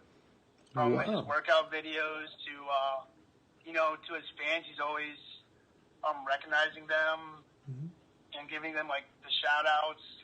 I don't know, I love his personality, type of character he is. Well, he's down in South Florida, I got to tell you a funny story. My brother is a huge wrestling fan. I mean, this goes way back to when we were kids, and I tried desperately to get Dwayne Johnson to follow us on Twitter because I knew how much it'd mean to my brother before he went in for his liver cancer surgery. and, never got anything back from him. And I started thinking to myself, man, that poor guy, he must get thousands of tweets a day from people. I couldn't imagine that. I mean, you literally have to shut it off and filter it to the point that either your family or friends can contact you, and that's pretty much it, because otherwise it would drive you crazy. Yeah. Just drive you crazy. But, I think there's a lot of people. Now, a question here, I checked carefully. I didn't see an active Twitter page for you. Now, are you off Twitter, or are you back on it with a different name? I am off. Just kind of one of those things I was instructed to do. Okay. Gotcha. I did like it. Mm-hmm. It was good. Me and Yogi had a good little following. Mm-hmm. But yeah, I don't have a Twitter. I just have an Instagram and Facebook. Gotcha. Okay. I wondered, and the reason I did is because I saw an old Twitter thing. I tried to tag you in this for the interview, and I didn't find it, and that's why I wanted to ask you. I know, I will tell you this, Mark. There are thousands of people truly out there who would love to, follow you and be a part of that. So if you guys want to do that, Mark, what is your Instagram handle? It's Mark_Peeny. Okay, and how about Facebook? I think it's just my first and last name. Mark Peeny? Okay, and then there's no, numbers after it or anything? Correct. Okay, there you go. So you can still hang with Mark, see what's going on in his life, watch him with Yogi and all the fun that they do, and, keep in touch. I mean, that's cool. I mean, obviously you can tell Mark's a pretty accessible guy, as is the Pasco County Sheriff's Office, which is really a great, great, great office. Mark, tell me, how is the tweet along? You guys did one not long ago when the dogs were doing through some training exercises, and there was one specific picture where a dog was literally about 4 feet off the ground, mouth open, ready to bite an arm. The guy was wearing, of course, the dog bite suit. Was that Yogi, or was that someone else? I got to ask. That was not Canine Yogi. I believe that was Canine Thor. Okay. What a picture. Holy cow. Yes. I mean, that picture right there, that looked like it was from a professional photographer. It was so well done. And I really did. I thought, I wonder if that's Yogi, because, Yogi is so popular on Twitter. I mean, everybody seems to talk about Yogi. So, you've got a very special dog there. And Mark, the dog's personality too goes with you. Okay. So you're a big part of that dog's life. And because of your kindness and care and love for that dog, you're getting it back. Does that make sense to you? Yes. I think you're doing a good job, is what I'm saying. I think that what you're doing is really special. So I want to encourage you to keep going on that. Do you have anything that you would like to say to the people of Live PD Nation, Mark? Yeah, just I want to thank you all for your support and supporting law enforcement. Like I said, it goes a long way. It's not every day that we're getting applauded for doing the job that we do, and every bit of support counts. Deputy Mark Peeny from Pasco County in Florida. Mark, I am more than honored and grateful to have you. I truly am, and I'm thankful you spent some time here. I want to give people just a last second to type something on the screen if they have a question for you. We have a few people here that are watching, and you're going to be on tonight with Yogi, so you will be on both tonight and tomorrow, right? Correct. Good. All right. Well, if anybody has a last-second question for Mark, we can take your questions now. If you don't, then we will get Mark back on the beach. No, I'm kidding. I know you're not going to the beach. Mark, real quick, I've got one more question for you while they have a chance to think about this question and thing. When you're working on a live night, do you have to do anything unique, meaning different? Do you have to start earlier? Do you have to prepare differently for your night? What is there anything different?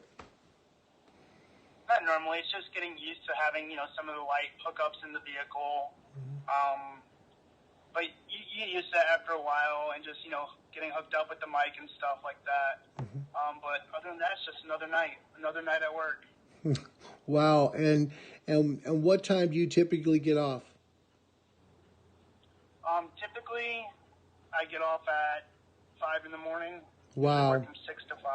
Well, so see, there you go, Live PD Nation. By the time you've seen the show, it's already been replayed here in the Pacific, because, Mark, we don't see the show here live, actually, in the Pacific time zone. If you have cable, we see it recorded. So we see the live show at 9, which kind of is weird.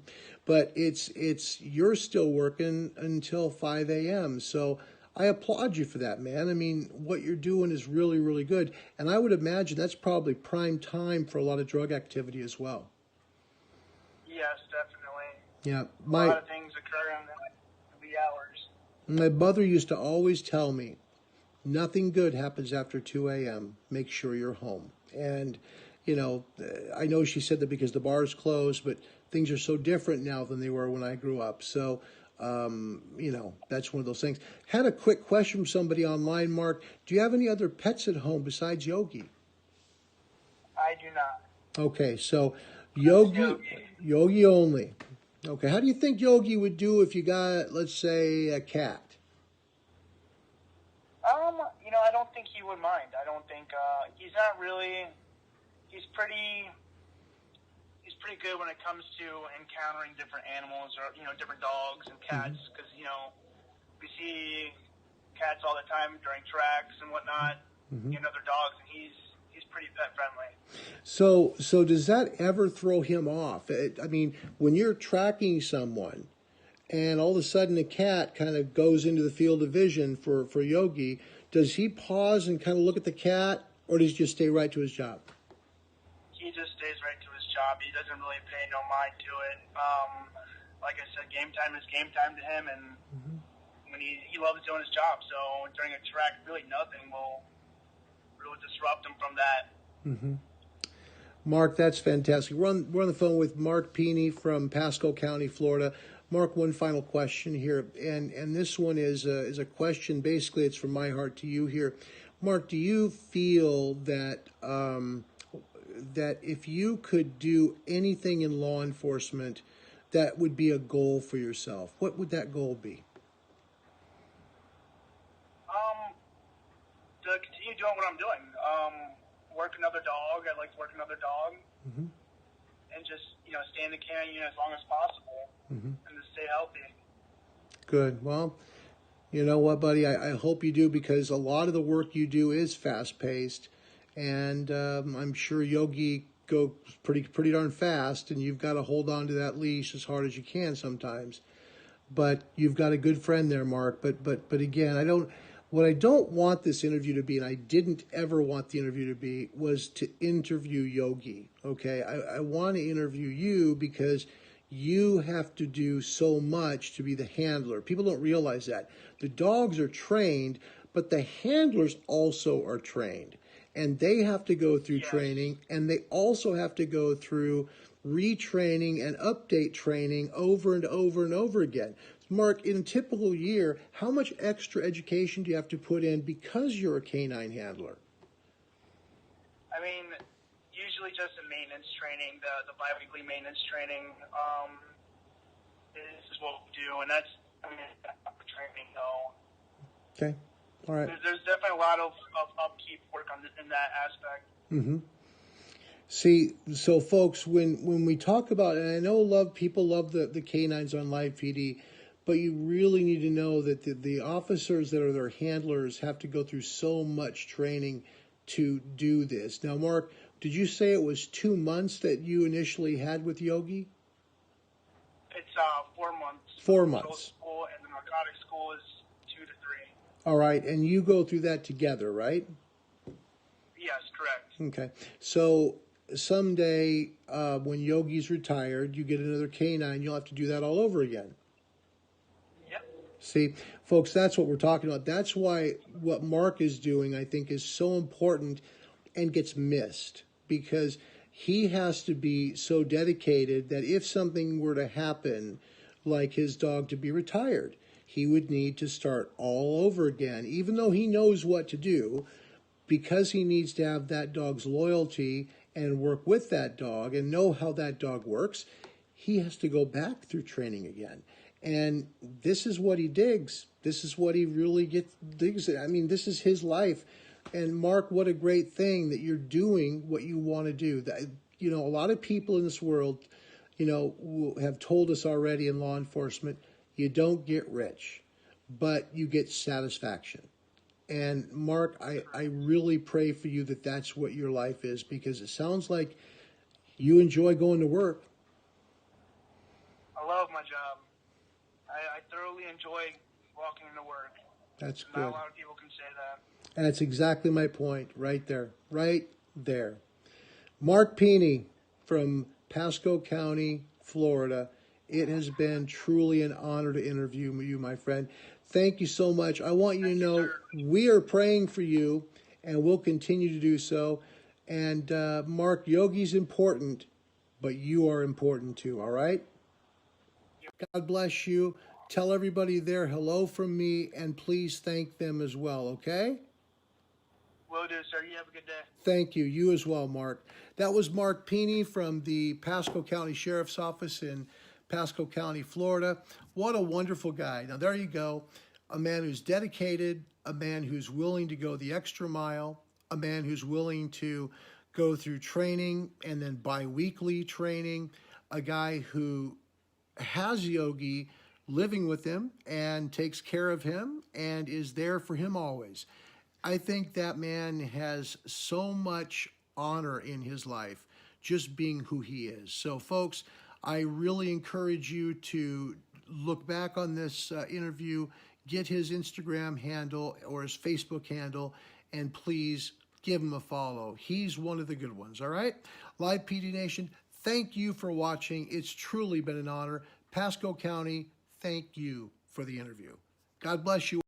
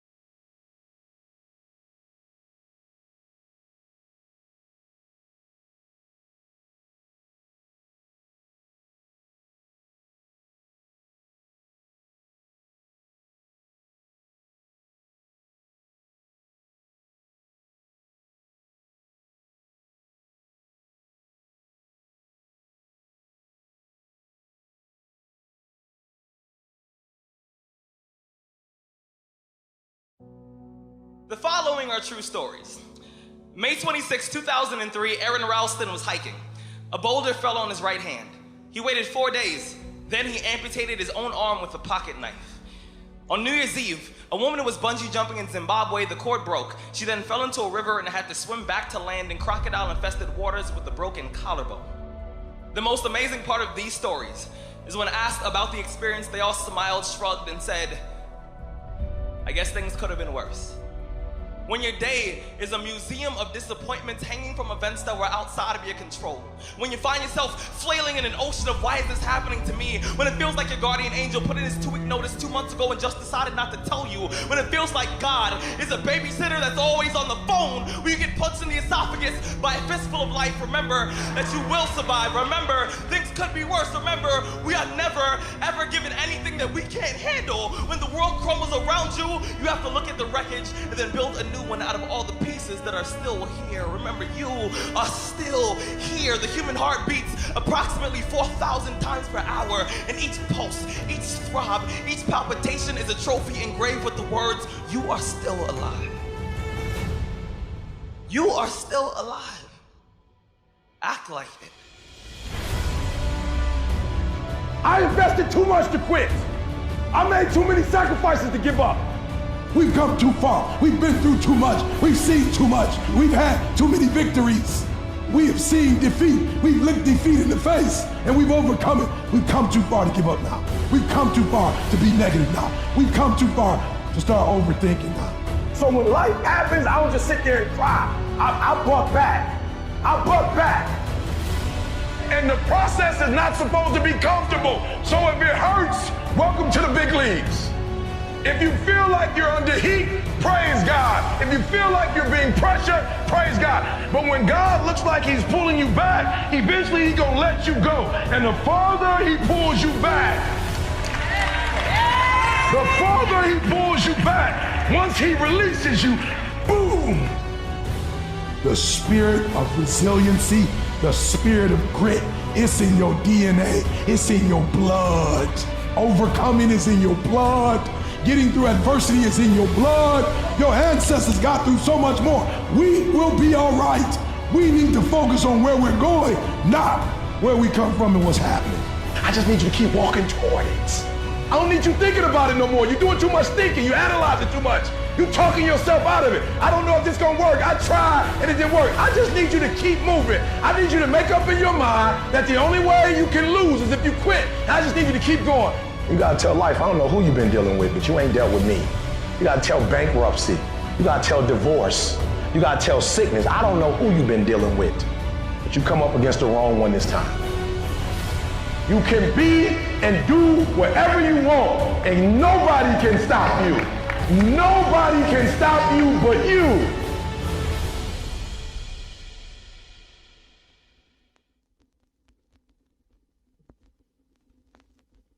And now, broadcasting live by the light of a single swinging bow, deep in an underground bunker marked only by a nondescript entrance, somewhere in rural Oregon. Don't even try to find him. Don't even try. Here's Larry with this week's guest. Ladies and gentlemen, welcome to Leo's Coast to Coast. Hello, everybody, wherever you may be, from coast to coast, to sea to shining sea. It is Sunday, August the 9th, and this is Leo's Coast to Coast Telethon number 4 for J.J. Johnson and Deputy Zach Camden of Williamson County, Texas. We're going a long way home to try and bring them home with all the money they need to be fully funded. Now here's what we got. We need you to step up and help by donating, but also sharing as much as you can. We'll tell you more in a second. We've got a new total to share as well as some news. We've got a big Sunday planned, and we're going to do our very best to get every single dollar we can. Because these guys need it, and we'll do our best to make sure to be loyal to them, because those guys aren't backing down, and neither should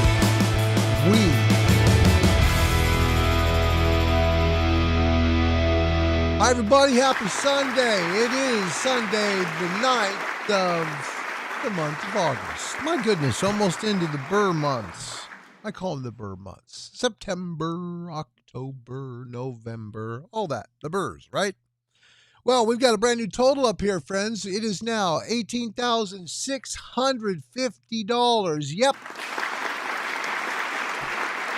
That means $1,350 left to raise. We're getting there. We're getting there. All right. So I'm sorry I was a little late coming back. I really am. This was a lot of work to do in this break. I was sharing quite a bit in terms of things that are trending, but also sharing to groups that I'm connected with on Facebook to let them know to go to the GoFundMe page. They don't have to come here. It's okay. We don't need them to come here. What we need them to do is simply give at GoFundMe. Now, if they want to come, we'd love to have them. The more the merrier. We'd love to have a fun time here. And what better way would it be at the end of the day if these guys fund and we have a celebration here today? Huh?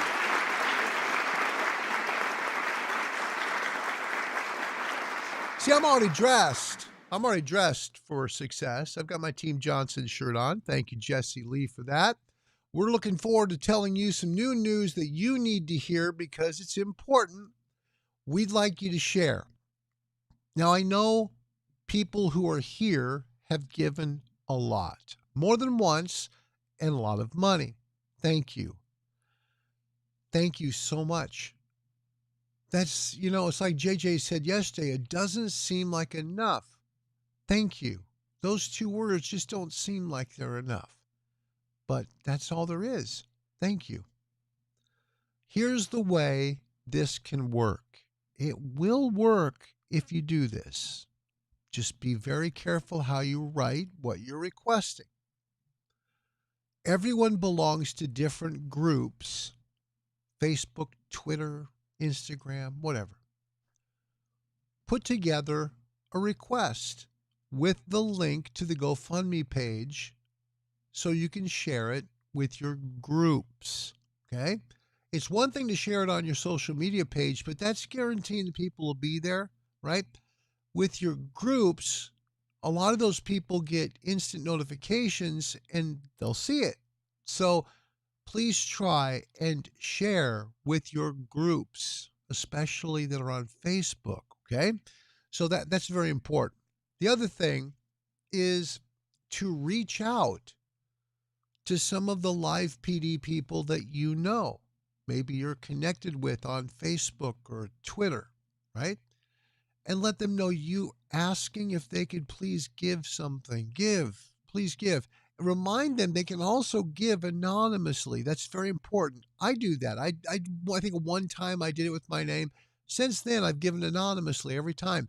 It's not because I don't want people to know I've given. That's not it. The reason, it's kind of silly, to be honest with you, but it's how I think.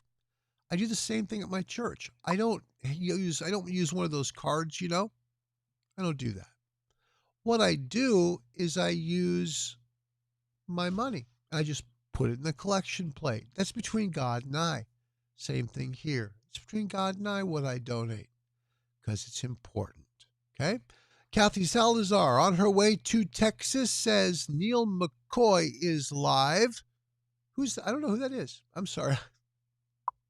Embarrassed. Neil McCoy is live. So if someone wants to go to Neil McCoy's YouTube, I'm guessing, YouTube page, please let him know to share the information. We don't need him to share this YouTube page. Again, I don't want friends, followers, subscribers, or bell ringers. I just want to see these guys funded. That's it. That's all. Been here since 4:30 this morning. We ended about, 9:30 last night. Just couldn't sleep. I felt, well, if I'm going to be awake, might as well do a thing, right? Big patriot. Okay, so Neil McCoy's a big patriot. Now, if you are connected in any way to Neil McCoy's page, that's a good way to connect. You can tell him, hey, There's a couple of deputies out there that are really good guys. And one of them, when he found out how much money was going to be necessary for these lawyers to be retained, was so sick to his stomach with worry that he was throwing up in his yard. That's the real world. That's real worry. It really is. It really is. Okay. So if you'd like, I'm having a hard time. I can't do it here. It'd be awfully awkward. Hi, Neil. I'm Larry. I'm doing a YouTube show. But you can. Yeah. Go to Neil McCoy's YouTube page. Put in the comments section. Here's what you do. This has worked. We've gotten donations this way. That's Kathy, that's a good idea. What's worked before is I have some friends who I know on YouTube, and I'll put in the comments section the link to the GoFundMe, and I'll say, emergency, 2 Texas deputies need to pay for their lawyer. Please help them. Here's the GoFundMe. And then you paste the GoFundMe link right there in the comments. Do it 3 times, because sometimes on some of these YouTube channels, not mine because I don't have a bazillion people following me, but on some of them, they have so many people that are following them that literally the comment section looks like a giant ticker tape going up, right? Just tons of comments. So 3 times. And the reason why is because you do it the first time, someone may see it. Second time, someone probably sees it. Third time, now they have seen it because they're going to stop and go, wait a minute. They're going to take a look and they're going to see it. And you have a good chance that they'll donate, okay? We're only $1,350 away from funding these guys. That's great. It's great.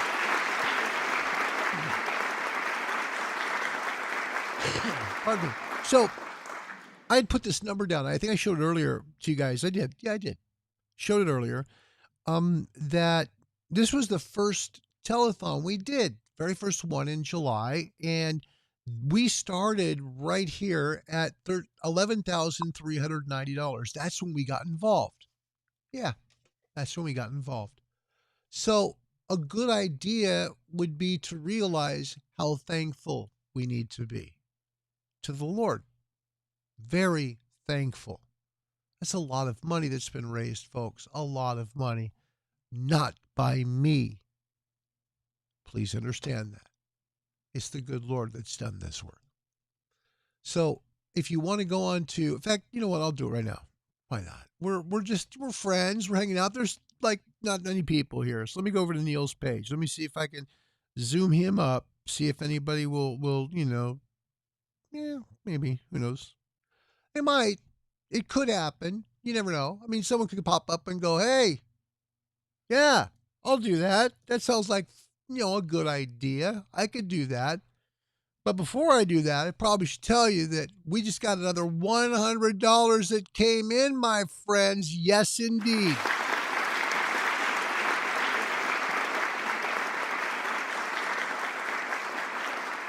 $18,750, only $1,250 to raise. I can, as The Rock would say, smell it. Yes.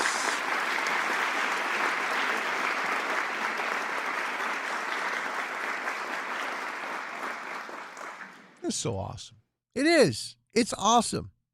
Make sure to let people know they can donate anonymously. Okay? Because some people will do that. They'll just go, well, yeah, I don't want people to know.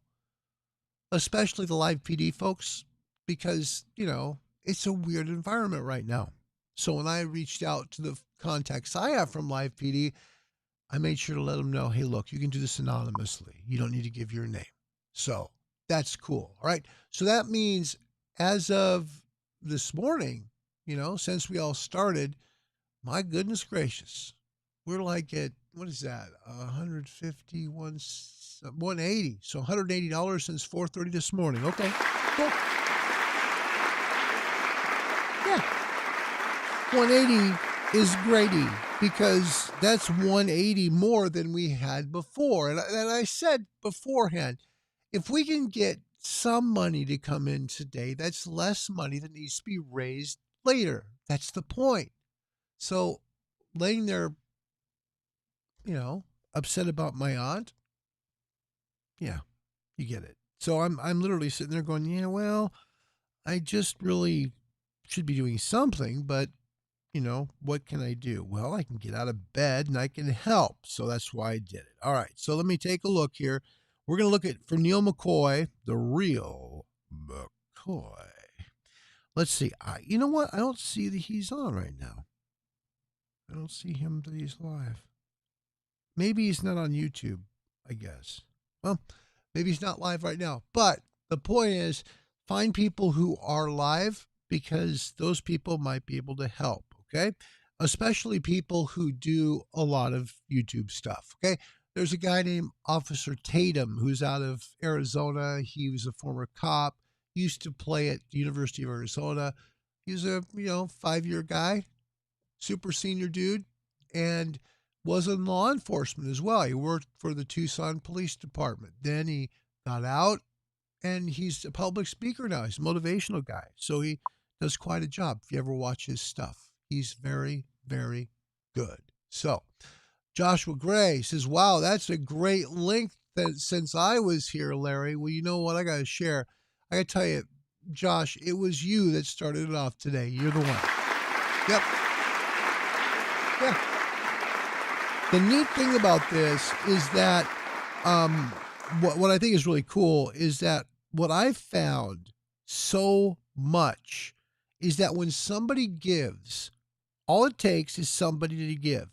Once someone gives, others do. And they do it in a way that's so quick. It's like that.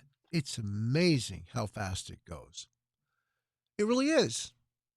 I mean, it's like magic. It's like one person donates and everybody else goes, oh, I want to get involved too. Hang on a sec.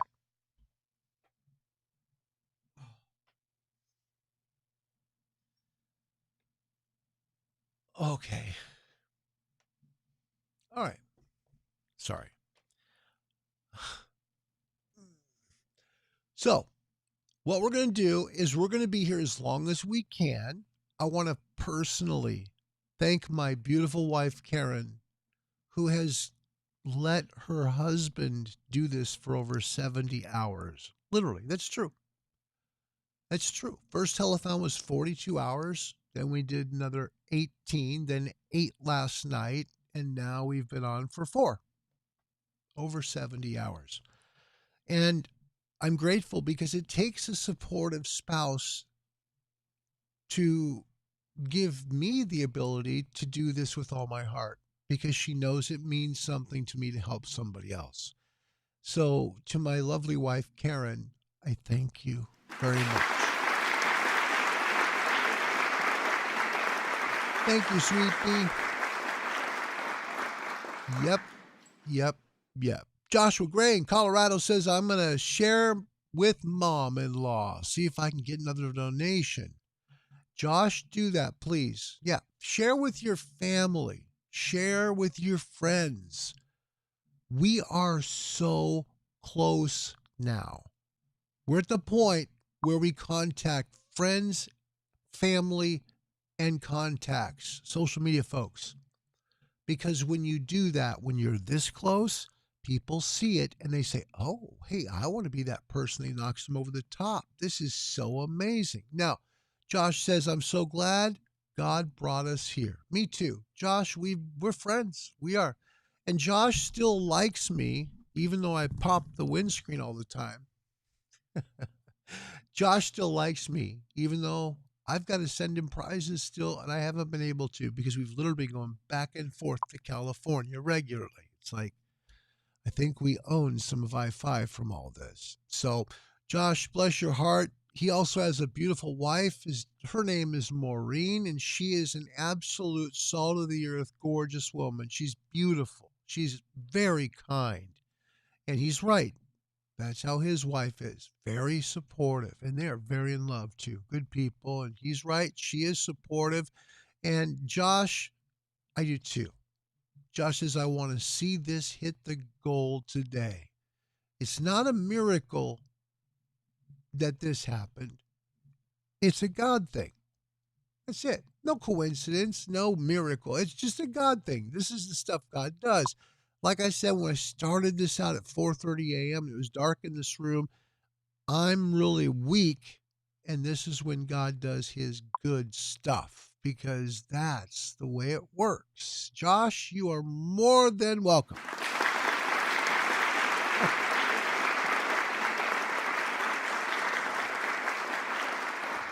Just give you a show here of the Jasper cam. Hold on. See, there he is.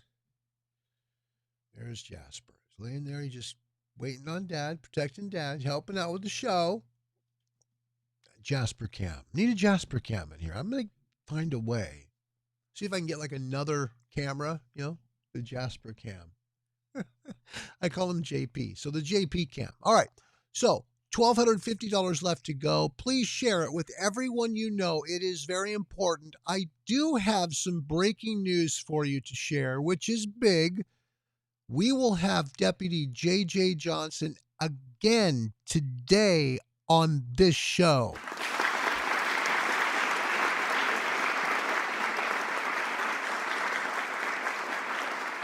Deputy Johnson will be coming in to thank everybody again, and let's see what happens. Let's see what happens in the giving department, because, yesterday's segment with he and Zach was the highest giving segment we've ever had here out of 4 of these during their time. And let me just preface this, all right?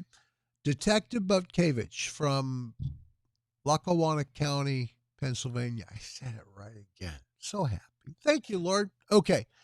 Detective Butkevich, he's so cool. He brought in like over $250. No, it was like about $350. It was big. A lot of money. That's a lot of money at one time. Yesterday, during the segment that we had with both Deputy Zach Camden and Deputy J.J. Johnson, $750 came in.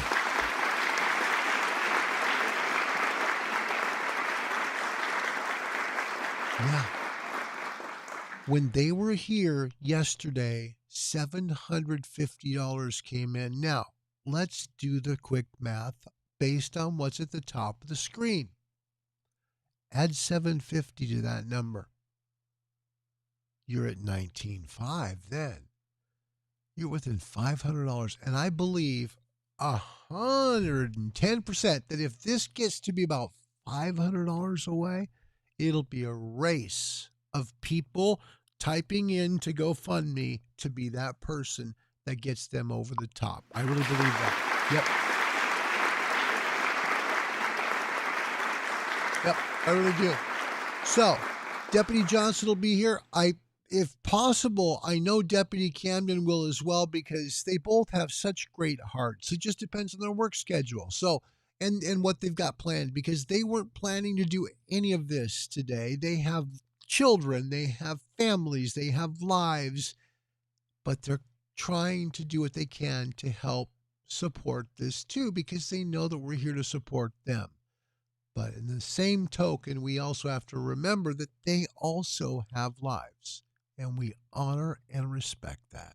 Josh says, nice seeing the guys live. I think hits the sky. Let's keep it going. I agree with you, Josh. Let's let her rip. What do you say?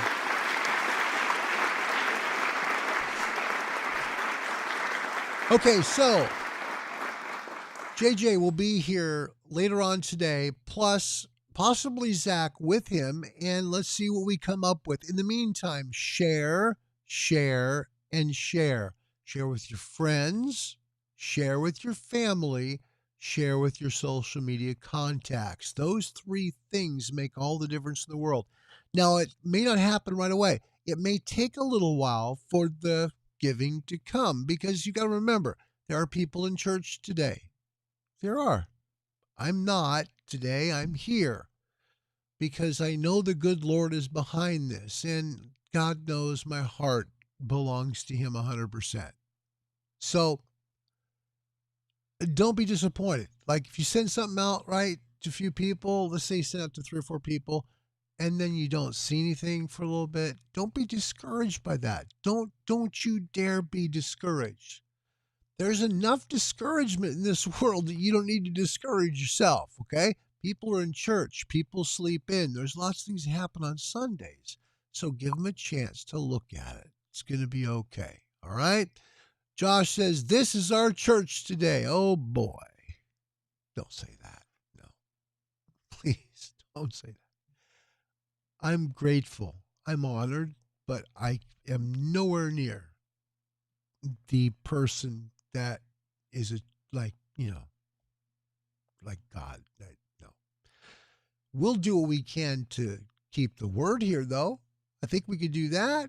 Yeah, for church. I think that's what you meant, Josh. Sorry, my mind was kind of thinking, oh, no, don't do that. I can't. No, I'm not God. I'm not even close. Not even the same world or sentence. But I can read you this. This is a great book. I want you to hear yesterday's copy of the book Jesus Calling by Sarah Young. It's a really good reading. We didn't read it yesterday, and I felt very disappointed in myself for that. I like to read it to you because it is very powerful. And what we missed was some very important encouragement. Very important. So this is pretty good. Josh, bless your heart. We are praising God, so it's a remote church. This group is our new family, says Zach's mom. Okay.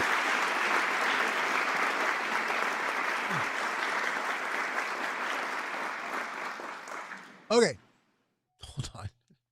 Gotta get this pillow just to protect my hip. Okay. Let's read yesterday's Jesus Calling. It's good. I'm sorry I didn't read it yesterday, but it's perfect timing because we can read it now.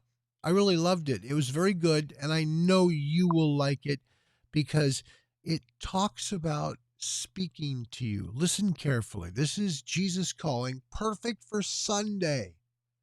Perfect. Listen carefully.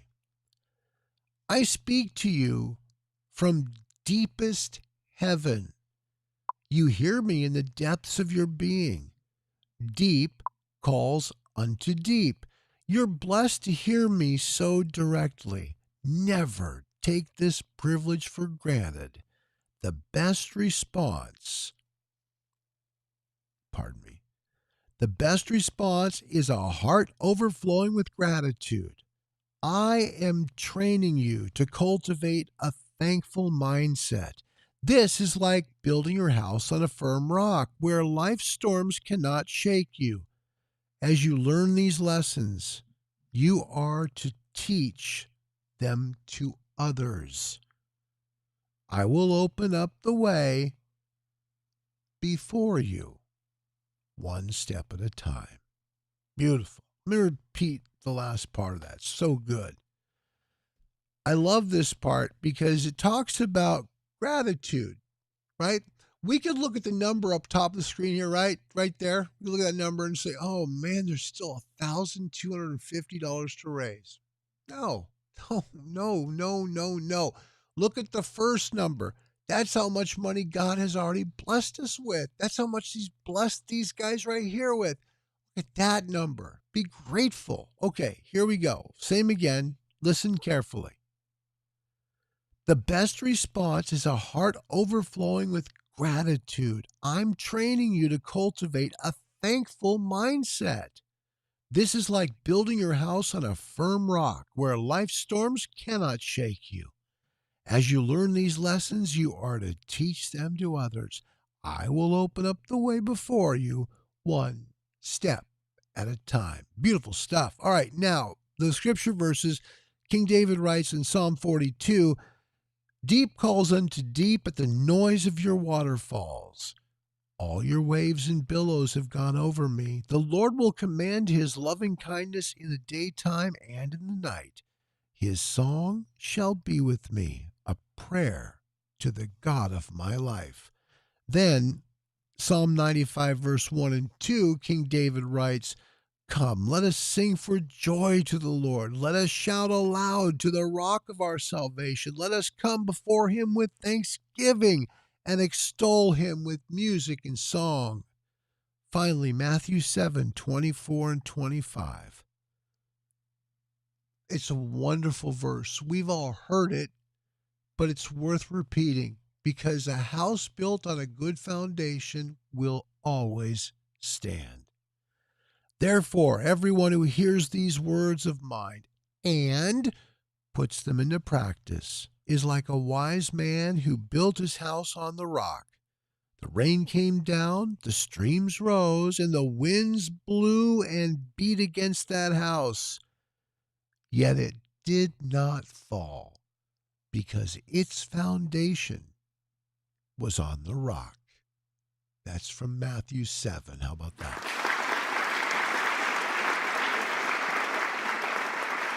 Yep. So, folks, I'm going to give you a quick little snippet. I have sent messages out to the Live PD folks that I know, that I'm blessed to know by the grace of God, that I'm grateful to know that I don't deserve to know. And I feel that way.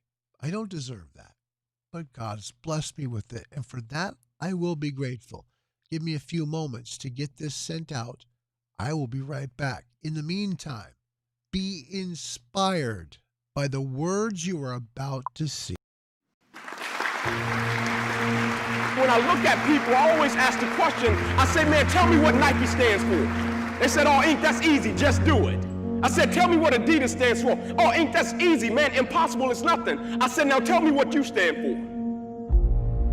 When people look at you, do they think excuses? When people look at you, do they think victory? When people look at you, do they think that's a person that's going to give me everything they got, not on some days, but on every day, and it's not going to be predicated upon if I feel like it, because I think we all know if we only worked on the days when we felt like it, none of us would get much accomplished. I'm talking about the real level of commitment, not the commitment that falls in line if everything goes right. I'm speaking of the commitment that says, I am going to stay true to what I said I would do long after the mood that I've set it in his life. See, most people, ladies and gentlemen, are stoppable. Most people, all you have to do is tell them no. All you have to do is make it inconvenient for them. All you have to do is make it difficult for them, and they'll stop. See, when you go to get your goal, don't think that all you have to do is think positive and everything's going to work out okie dokie for you. When you go to get your goal, you are sending a telegram to Murphy's Law to visit you personally. You thought you was just gonna have a dream and a goal, and you were just gonna wake up and just walk into the sunset. You're like, dream, boom. It don't work like that. You have a dream, and then life punks you. Life punks you and say, do you really want this? You're gonna lose friends. Do you really want this? Do you really want this? Cousins gonna abandon you. People that you used to be like this with gonna think you bougie, don't wanna deal with you. It's a part of it, but I paid too much. If I was gonna quit, I would have quit in the abandoned building when I wanted to commit suicide and take my life. I should have quit when I heard my voice say, your mama don't want you, your daddy don't want you, take your life. I got through that, so why I'm gonna quit over an F on a grade? Come on. And so I'm telling y'all, you have come too far to quit now. You have invested too much to quit now. You have lost too much to quit now. Don't cry about it. Don't whine about it. Get a reward for your pain. And so by being committed to everything that I started, I finished it. It built a certain type of spirit. It built a certain type of mentality. It built a certain type of individual. And so now I couldn't quit even if I wanted to. I couldn't stop even if I wanted to. I had too much sweat equity in my life and everything that I was doing. You're too close to quit now. You gotta take another lap. You gotta take another lap, because you never know. This might be the one. You can't stop because you're tired.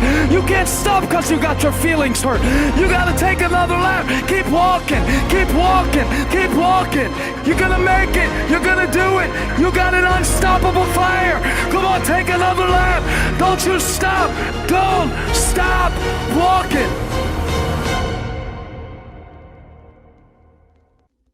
And now, broadcasting live by the light of a single swinging bow, deep in an underground bunker marked only by a nondescript entrance, somewhere in rural Oregon. Don't even try to find him. Don't even try. Here's Larry with this week's guest. Ladies and gentlemen, welcome to Leo's Coast to Coast.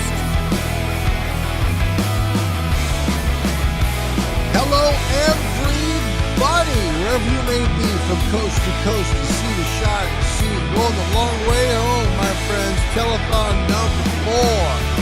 The deputies J.J. Johnson and Zach Camden. GoFundMe, Legal Defense Fund for Will Code Deputies. That's the place you go to get in the know and help them out. Folks, people are coming. I'm telling you, the cavalry is on the way.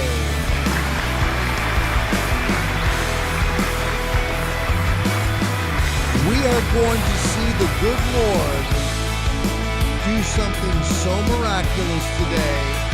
You will never forget it. I promise. Wait and see.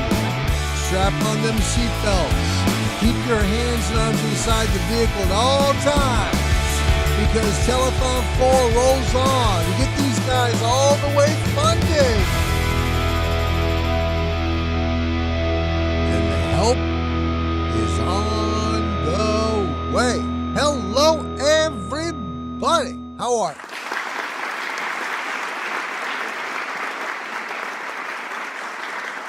How's that for neat? Okay, so quick little answer to some folks that are actually part of Live PD. Yeah, on the show. And that's kind of neat to get a response back on a Sunday morning. We right now have an update for you. It was given to us by our dear friend Joshua Gray in the state of Colorado because he talked to Mama, and Mama just gave $50 for this. That means we are at $18,800, only $1,200 left to go. As Joshua says, so close. Yes, indeed. Folks, later today, you're going to be able to talk to Deputy J.J. Johnson. He'll be taking your questions on the comment stream. You'll be able to talk to him, and he's going to tell you what he told us yesterday, probably just how hard this is for him to go through. It means that because he has a hard time with just the words thank you being enough because he's so profoundly moved by what's happened. You need to keep in mind, this guy was supposed to have protection from his union. They were supposed to come in and protect him. That's what they pay their union dues for. Part of their protection in their union dues is legal protection in case something happens on the job. That's not what happened here. Because of the political climate right now in Williamson County, they got dumped. They got dumped. And then no one from the media came in to help them, to say what their story was, so people could help. So 3 people, 3 average, everyday people got together and put a GoFundMe out there. And within 2 weeks, get this, this is about 2.5 weeks after the tragic death of George Floyd, which we all agree was a catastrophe. Should never have happened, ever. White, black, doesn't matter the color. That should never happen to an American citizen, ever. But it did. And our political climate has changed so much since then. Anyway, these 3 people, average everyday folks, got together and they put together a fundraiser on GoFundMe. In about 2 weeks, that fundraiser was over $11,000. No joke. Then all of a sudden, it was like it hit the brakes. Everything stopped. And then it picked up a little bit of steam. It would stop again, pick up a little steam, stop again. But it continues to chug along, move forward, not give up, keep going. That's what they've done.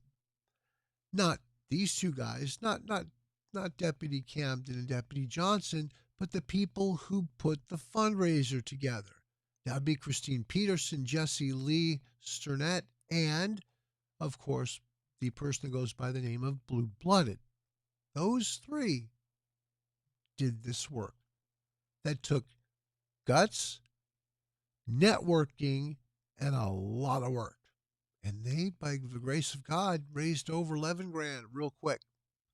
So we have been blessed to come alongside to help. That's it.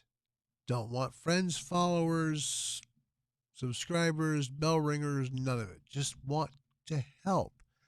Let my reward be from the good Lord in heaven. Please, that's what I want.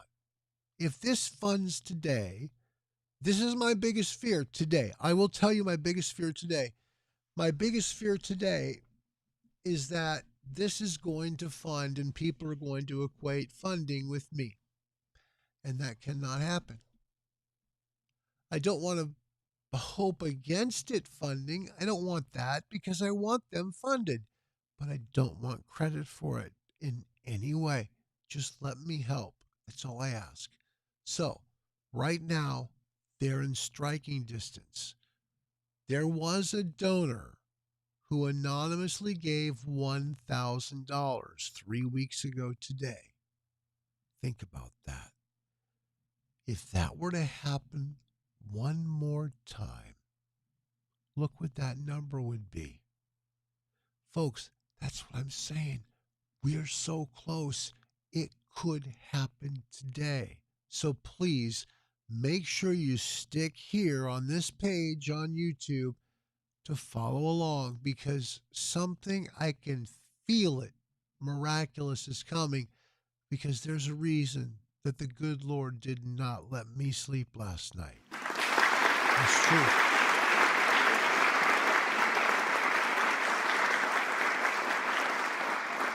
And to be honest, a lot of my thoughts were on my aunt and the memories I shared with her, and my heart was broken. But I kept coming back to all the things that happened yesterday and the talk we had with Deputy Camden and Johnson. And I couldn't stop but remember Deputy Camden's statement of, we love you. We love you all. Whether you support us or not, we love you all. Now, we're not here to talk about the case. We weren't there. We don't know. All I can tell you is everyone in America does deserve to have fair legal representation. They do. And this scared Deputy Johnson so much when this happened. He was in his front yard or his backyard. He didn't specify which one it was. Could have been a side yard, vomiting. You ever been that worried? Where you're so sick to your stomach that you're heaving your guts out. That's what he was doing. So, folks, that's how important this is. And they're both so humbly grateful for everyone who's helped out and everyone who's given, that they feel that thank you isn't enough. They're in a bad spot there. They think. But we all know thank you's fine. We don't need a thank you. We just want to help anyway. Thank yous are great and it's polite, which they both are, and we appreciate it. But you need to know just how much they need that help, because they should have had it from their union. They should have come through, and they didn't. Then the media, come on. There's enough bad news out there, right? Isn't there enough?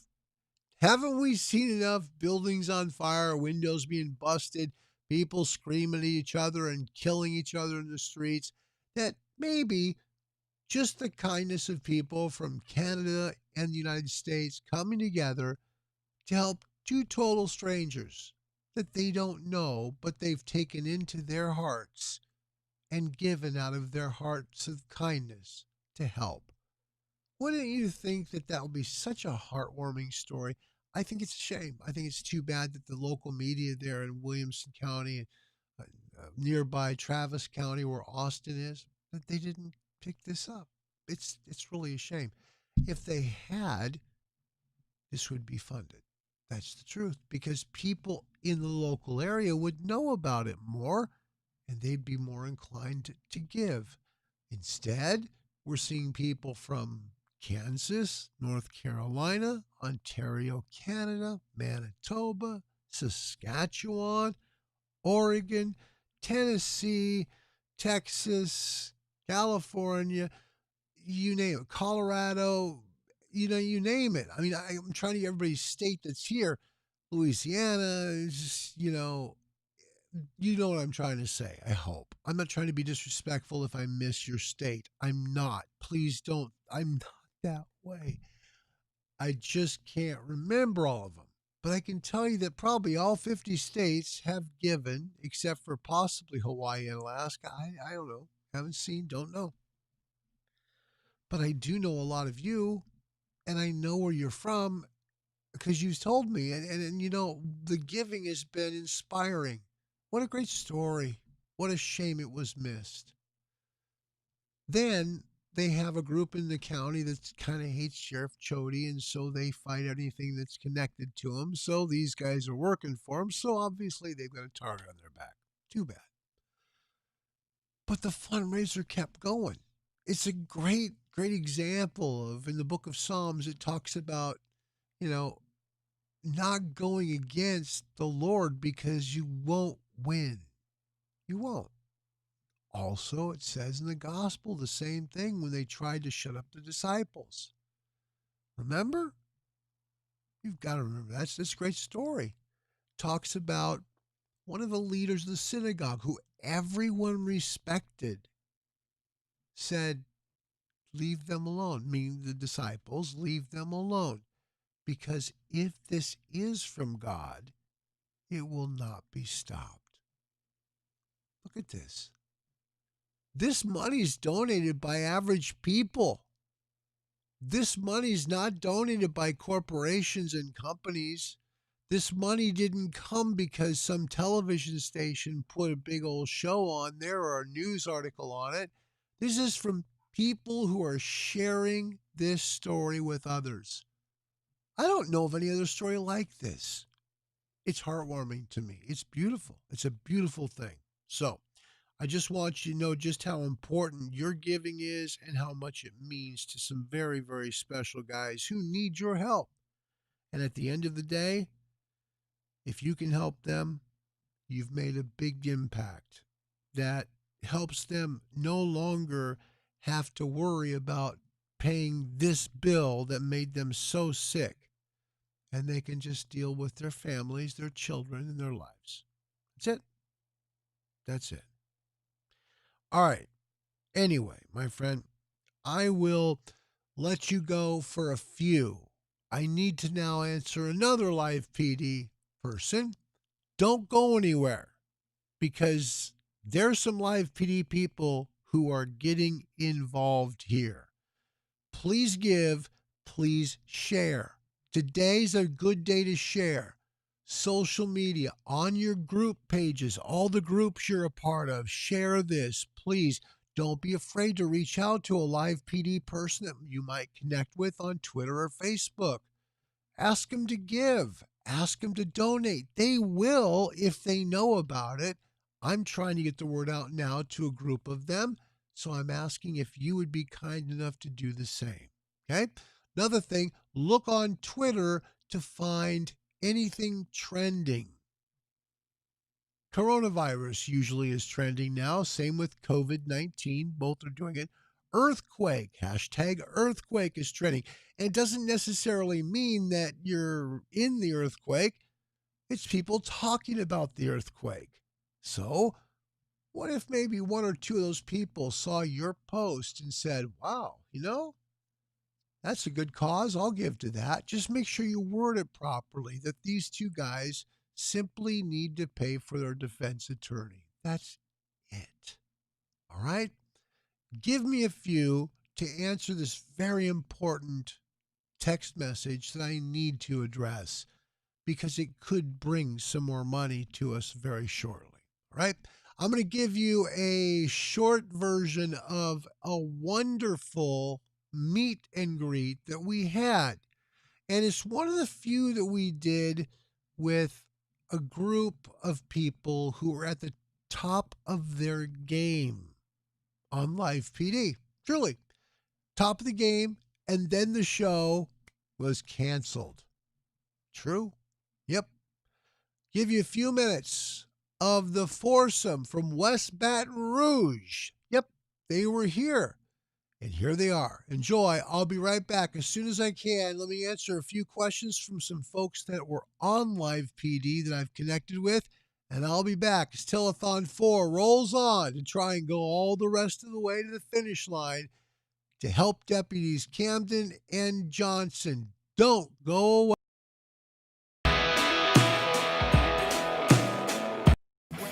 Bunker marked only by a nondescript entrance somewhere in rural Oregon. Don't even try to find him. Don't even try. Here's Larry with this week's guest. Ladies and gentlemen, welcome to Leo's Coast to Coast. Hello, everybody, wherever you may be, from coast to coast, to sea to shining sea, from the shores of South Carolina, all the way to Texas, Boston, Massachusetts, Ontario, Canada, Tennessee is here. Hello, my friends, all the way in South Carolina and California. You all are here. Holy moly, what'd you expect? Like this? Yeah. Thought I'd look appropriate today. Hi, Northern California. Hello, Wyoming. Wyoming is in the house. Hello, Wyoming. Hello. Wow.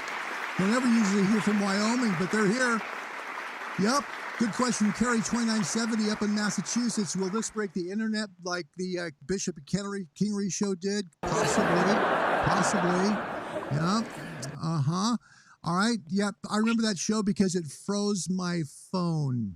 Yes, the Bishop Kingery show. That will, yeah, this is going to be bigger. Wow. You know what?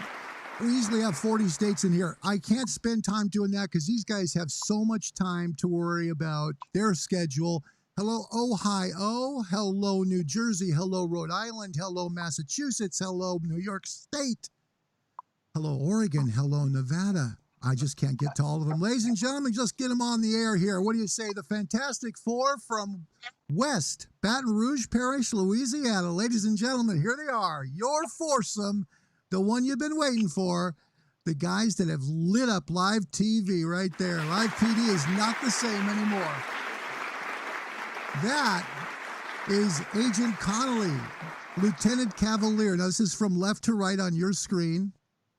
Lieutenant Connolly we got to get him to scooch in just a little more if we can, or have you guys be buddies. Come on, you guys can be buddies. It's a good day.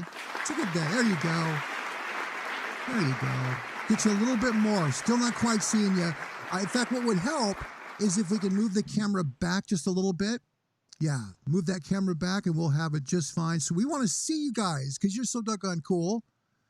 Can you move it back farther? A little bit? A little bit. So it goes off the table. We don't want that to happen. And then on your right, you see Sergeant Hennigan and Agent Lewis. Yep, they're live. Folks, now you know, to bump up the internet speed, especially for this show, we wanted to do that for y'all so we get as many people in here as we could. So we have a new phone number to call today if you want to call in. But know this. I keep track of your phone numbers. So we've not had anybody be real, Dorcas here. So in 2.5 years, we've been blessed. So please, guys, if you have something nice to say, call up. If not, please don't. We don't think it's going to happen. Thanks to our moderators out there today, Samantha, Lee, Carrie, Mary, and Jason. Thanks for joining the show. Keep it clean, guys. Always keeping it clean. Always keeping it clean. Look at this. I like Agent Lewis's shirts, LOL. Carrie 2970. That's the first one. Agent Lewis, first guy we're going to talk to because everybody loves your shirts. You've got a great personality for Hawaiian shirts, tropical shirts, stuff like that. Did the guys ever give you a bad time about that? Funny story, actually, no. I'd say a couple months ago, believe it or not, our whole division was actually wearing it. We used to have theme days, and Thursdays were tropical Thursdays, and all of us used to wear Hawaiian type shirts. But I guess I just got so into it that it pretty much took a life of its own, and I just said I'm going to wear tropical shirts whenever I want to. That's nice. That's nice. Agent Connolly, how are you, my friend? Good to see you over there on the far left. Good, good. How about you? Good, thank you. And you brought Cora with you as well, didn't you? Yeah, she's in the room. Yeah, look at that. And there's K9 Cora. Look at that. Oh, we had requests for K9 Cora this week. Lots of people. I didn't know how we would do it, but there we are. Sergeant Hennigan, you've got tons of people loving on you. I mean, loving on you. Look at this. J-Mac, Sergeant Hennigan, the resting cop face. You always seem so cool on the show. Tell us about how you stay calm under pressure like you do. I try to stay focused on the moment that we're in and the task that we have at hand. Kind of one track when it comes to that, block everything else out. And if we're trying to fish out a lie or make a case, that's where I'm at. There you go. Live today with the Fantastic Four from West Baton Rouge, Louisiana. It is Agent Connolly from West Baton Rouge Parish. Why do they call it parish, guys? That's an old thing from Louisiana. A lot of people have asked me this week, why do you keep saying parish? It's county. Could you explain that to the fans? Brett? County and the parish is pretty much the same thing, just in Louisiana. I guess it's just old tradition. We still call them parishes, and we didn't get it on with the rest of the country and say counties. Yeah, so parishes were broken up by the Catholic churches. Louisiana was French owned until the purchase. So it's a predominantly Catholic area, so nothing changed. There you go. Okay, great answer, by the way. That's a history answer, too. Thank you, Agent Connolly. That's great. Thank you. We have so many questions here. I'm going to, again, repeat the phone number. It is a different number than what you're used to seeing, all right? 503-917-9221. 503-917-9221. Promise y'all, you don't have to worry. We'll keep it good. You're going to have a ball today. Kelly Regan asks, Sergeant Hennigan, how come you don't always wear your glasses? Well, we've been bouting a little bit of rain down here, and I only recently started wearing glasses around November of last year, and I don't do very well with the humidity and wearing glasses. It just doesn't. I mainly need them to read, but I wear them all the time. So whenever there's any high humidity days or threat of rain, I don't put them on, because putting them on and taking them off gives me headaches. So if I'm going to go without, I'll just go without. There you go. Okay, Sergeant Glenn Hennigan from West Baton Rouge Parish Sheriff's Office. Samantha Steele asks from El Paso, Texas, what's the funniest call you guys have been on? I don't think we're going to be able to narrow that one down. Yeah, that could be tough. Yep. Could you maybe talk about maybe a call or something that kind of struck you a little funny? Like, oh man, did I just see that? And not to embarrass anybody. We're not trying to do that. Just trying to, think about, man, oh man, did I just really see what I just saw? I think we had a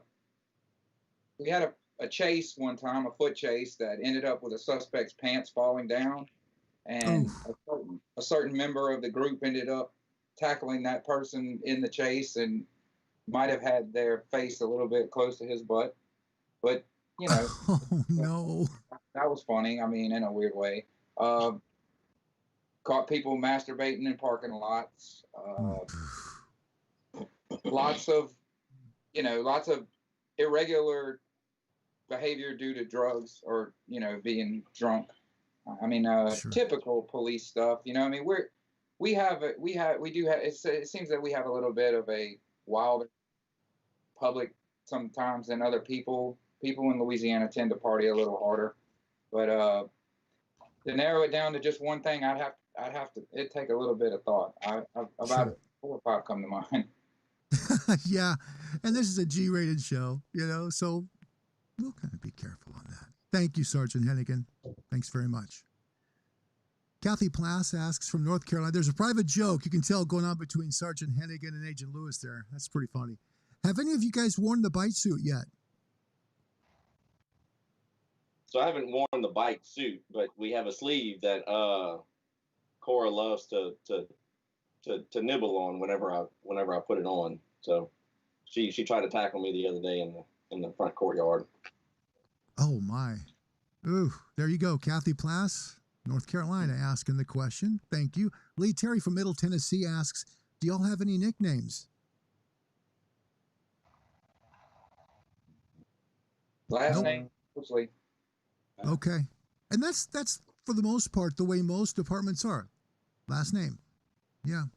Okay, here's a question that comes up every show. And I'm going to start with Agent Connolly, because on our screens, you're on the left. So which would you rather be? Tased or pepper sprayed? We'll start with Agent Connolly and move over to you guys from the left to the right. Pepper sprayed 100%. I'm one of the few that doesn't have a bad reaction. Within 5 minutes, I'm back to normal. Really? Pepper spray? Wow. You are the second law enforcement officer to report pepper spray. That's fantastic. So you actually have some kind of a way to fight the reaction of pepper spray afterwards. It's not me fighting it. I'm just one of the few lucky ones that don't have a bad reaction to it. Everybody's body's different. I immediately start crying, and like I said, within 5 minutes, it's just skin irritation. Wow. Fantastic. Thank you, Agent Connolly. That's fantastic. What a joy. You're one of only two. I think, I don't remember if it was Officer Ross, maybe, that also said that. Okay, thank you very much. How about you, Lieutenant Cavalier? I'll take the taser twice before pepper spray. He's just zapped me twice. I'm one of them that have the horrible reaction to it. I can fight through it. I've been sprayed through the military career, sprayed in gas numerous times. So I know I can fight through it, but it's something I do not want to experience. The chemical agent in it peels my skin like a chemical burn. So I avoid it at all costs. So yes, I'll take the taser twice over spray. There you go. All right, Lieutenant Cavalier, thank you. Good answer. Sergeant Hennigan, how about you? Pepper spray or taser? I'm going to go with the taser for 400. Taser for 400. The question, how would you like to be hurt? Yeah. Wow. Never getting pepper sprayed again. I actually, gun comes into play over pepper spray. So I think I'll take my chance. Gun. That's the best line ever on this show right there. I'd rather be shot than have pepper spray. Wow. Why is that? Is it just that it's so hard to get rid of the oils and everything that's in pepper spray? It's miserable. It's like you can't breathe, you can't see. Everything hurts and burns to the degree of being unbearable. You can't even really think. It's really bad. I mean, I hated it. It was one of the worst things about the academy or any type of training. I don't think any of us carry it on our rig because we don't even want the overspray of it. I know. Alan seems to be. Wow. Alan actually has a secret fascination with OC type sprays. I think he really likes them, but the rest of us are like, maybe not. Poor Agent Connolly. Hey, Agent Connolly, some love for you over here, okay? All right. Okay, that's good. Thanks, Sergeant Hennigan. Wow, I love that line. I'll never forget that. I'd rather be shot than have the taser. I mean, pepper spray. Agent Lewis, you're up. Which one would you choose? Don't think I would necessarily say I'd rather be shot, but I'm pretty sure I'd rather take a Three Stooges eye poke before I get pepper. Taser all day. Wow. That's yeah, pepper spray's tough. It's a tough thing. You know, what most people say about it is it just doesn't leave. You take a shower, stays with you. No matter what you do, your clothes, they still have the oils. It's tough. So, yeah, that's part of the thing that you guys have to have, though.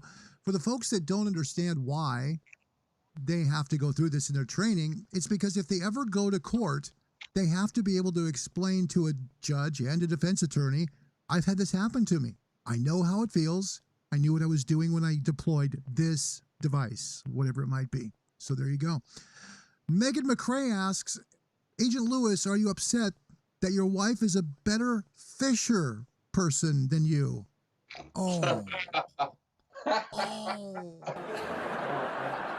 That's a loaded question. Is that really that? Is that his wife coming in and somebody else asking that? That sounds like something she would do. Victoria. I just wonder. You know, it's a new person to the show, so it could very well be. Could be. But I had to put it up there. What's that, buddy? No, not at all. I'm not upset that she's a better fisher person than I am. She deserved it. We went out fishing that day for Mother's Day, so I'm happy that she caught all the fish.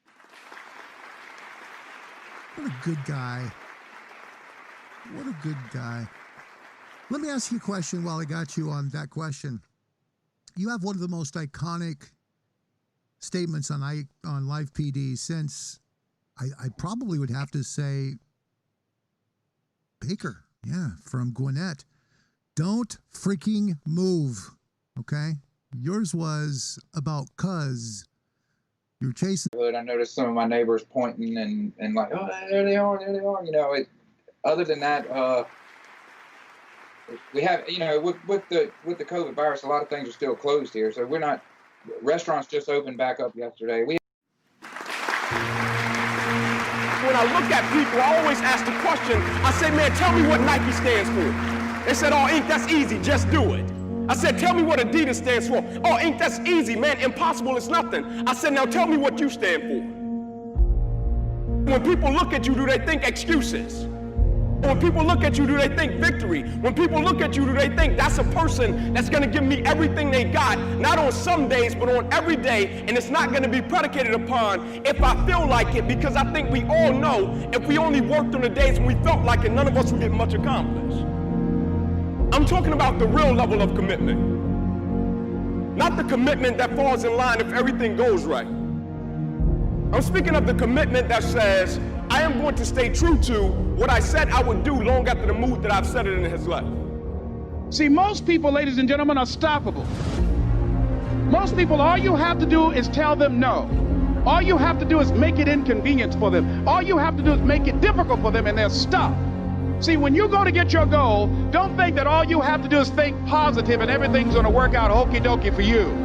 When you go to get your goal, you are sending a telegram to Murphy's Law to visit you personally. You thought you was just going to have a dream and a goal, and you were just going to wake up and just walk into the sunset.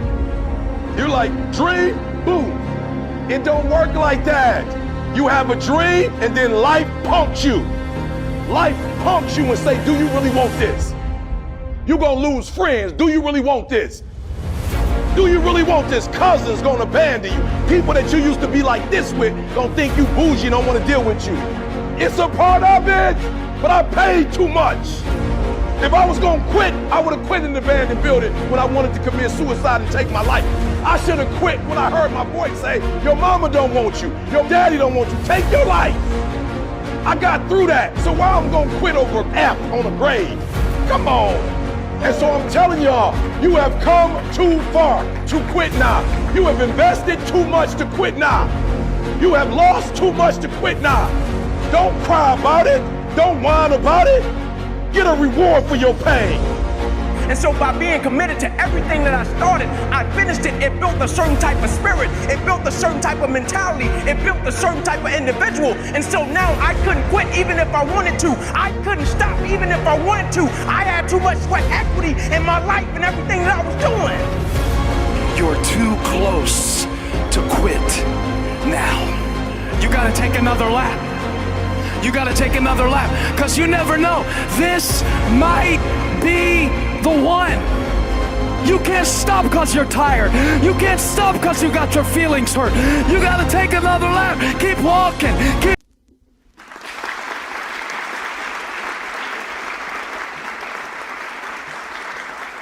And now, broadcasting live by the light light of a single swinging bow, deep in an underground bunker marked only by a nondescript entrance somewhere in rural Oregon. Don't even try to find him. Don't even try. Here's Larry with this week's guest. Ladies and gentlemen, welcome to Leo's Coast to Coast. Hello, everybody, wherever you may be from coast to coast, sea to shining sea. Sunday, August 9th, 2020. I think this is hour 74 for me doing this, and it's been worth every minute. My friends, are you ready? I hope so, because there are some miracles happening right now. Oh, yeah. It may be Sunday, but it doesn't mean it's none day. Praise God. He is alive and well and blessing this fundraiser in a way that, folks, you just can't imagine. That is no lie. Hello, Texas. Hello, Ohio. Hello to the state of Tennessee. Welcome, Kansas. Hello, upstate Kate. Hello, everyone, everywhere. It is a magical, inspirational day. Hang on tight. Hi, everybody. Welcome to the show. Telethon 4 to help Deputy J.J. Johnson and Deputy Zach Camden of Williamson County, Texas. Yep, it's time that we get together here one more time before tomorrow when I can't come back. Do this again because, there's a little issue seeing a doctor tomorrow. So, update, not too late, $19,000.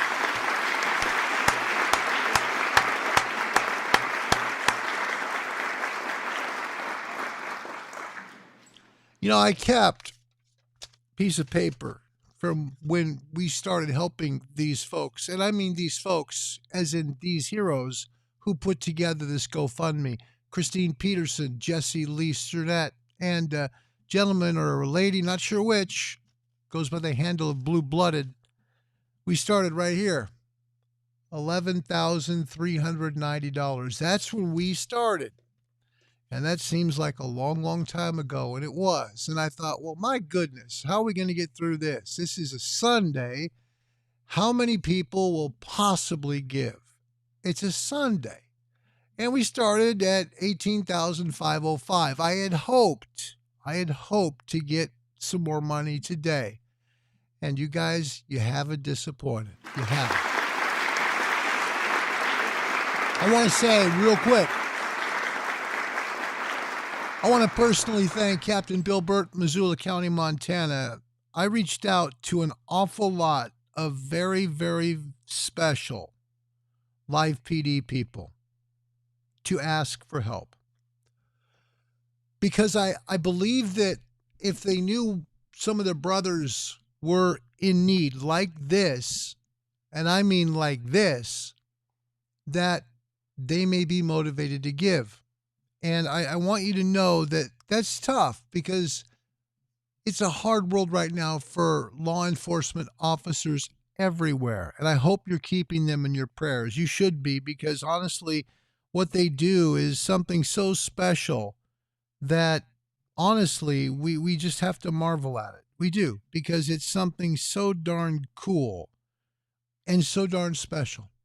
I want to thank Anonymous Giver, gave $100, another $50 anonymous donation, plus Jeanette Shaver, who just donated $100. Jeanette, thank you.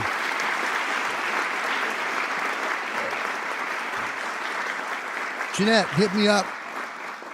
You'll see at the end of this, down below in the comments section, there will be a link. It'll have my Twitter handle. Feel free and contact me. Stan Smith, one of America's best dog trainers, who trains an awful lot of police dogs and makes sure that Different agencies get them. They sell them. You know, they do a lot of rescue dogs too. They'll find rescue dogs at shelters and they'll train them to be great at being police dogs or protective dogs. They're amazing. So Jeanette, if you're watching, please look down below after this is over and look for my Twitter handle. Hit me up with a direct message and I'll make sure and connect you up with Stan Smith. You're going to get 1 hour of free dog training by Zoom, FaceTime, or Skype for that $100 donation. Thank you. That's fantastic. Hello, Ohio. Hi, Courtney. Hi, Courtney. Hi, Courtney. There's 3 highs. Okay, folks, $19,000. Now, we've hit the threshold. We have hit the threshold. Right now, it can be funded with 1 donation. We have had a $1,000 donation given already. One of them was given 3 weeks ago. We could see this end today. Today. Let me tell you, like I've said 1,000,000 times as I hit the pop filter 10 million times, I don't want friends. I don't want followers. I don't want subscribers. I am fully committed to Jesus Christ. Matthew 6:1. Don't let your works be applauded by men. If you do, your reward has already been given to you. But if you don't, your reward is in heaven. So keep that in mind. That's what I want. I want my reward in heaven. Don't credit me. Don't follow. Don't Facebook follow me. Don't friend me. You don't have to do that. That's not what this is about. That's not at all it. I just want to do something nice here and make myself feel good before I go in for surgery tomorrow. Okay, Kathy Salazar, that's the mom of the gentleman on the left and the mom, really, of the guy on the right, too. That's that Camden's mom. She says, I love my family. And she's talking about all of you. She is. Now, here's the threshold. Let me explain where we're at. This is a very important point. This is a very key part of this fundraiser. We have reached it. Now we've reached it. The next donation gets the dollar amount left to be 3 figures. Even a $5 donation makes that dollar amount go to 3 numbers. It hasn't been at 3 numbers since early July. Yeah. 1 donation, any donation, will get that to 3 figures. Please give at GoFundMe, Legal Defense Fund for Wilco Deputies. That's GoFundMe for the old Legal Defense Fund for Wilco Deputies. Courtney in Ohio says, you got this, you got this. Let's get it going because we've got work to do today, my friends. Deputy J.J. Johnson from Williamson County will be coming on shortly to thank everybody for giving again. I know he's humbled. I know he's very moved by this. Keep in mind, this is very important. We are to a point that this could fund now, today. If that happens, nobody give credit here. Do not. Credit goes to the Lord, period. Got it? Please respect my wish. That's all I want. Just praise God. That'll make me perfectly happy, okay? Because that's the reason we're here. We're about hour 73 or 74 into this in 4 different telethons. And folks, it has been an honor and pleasure to do this.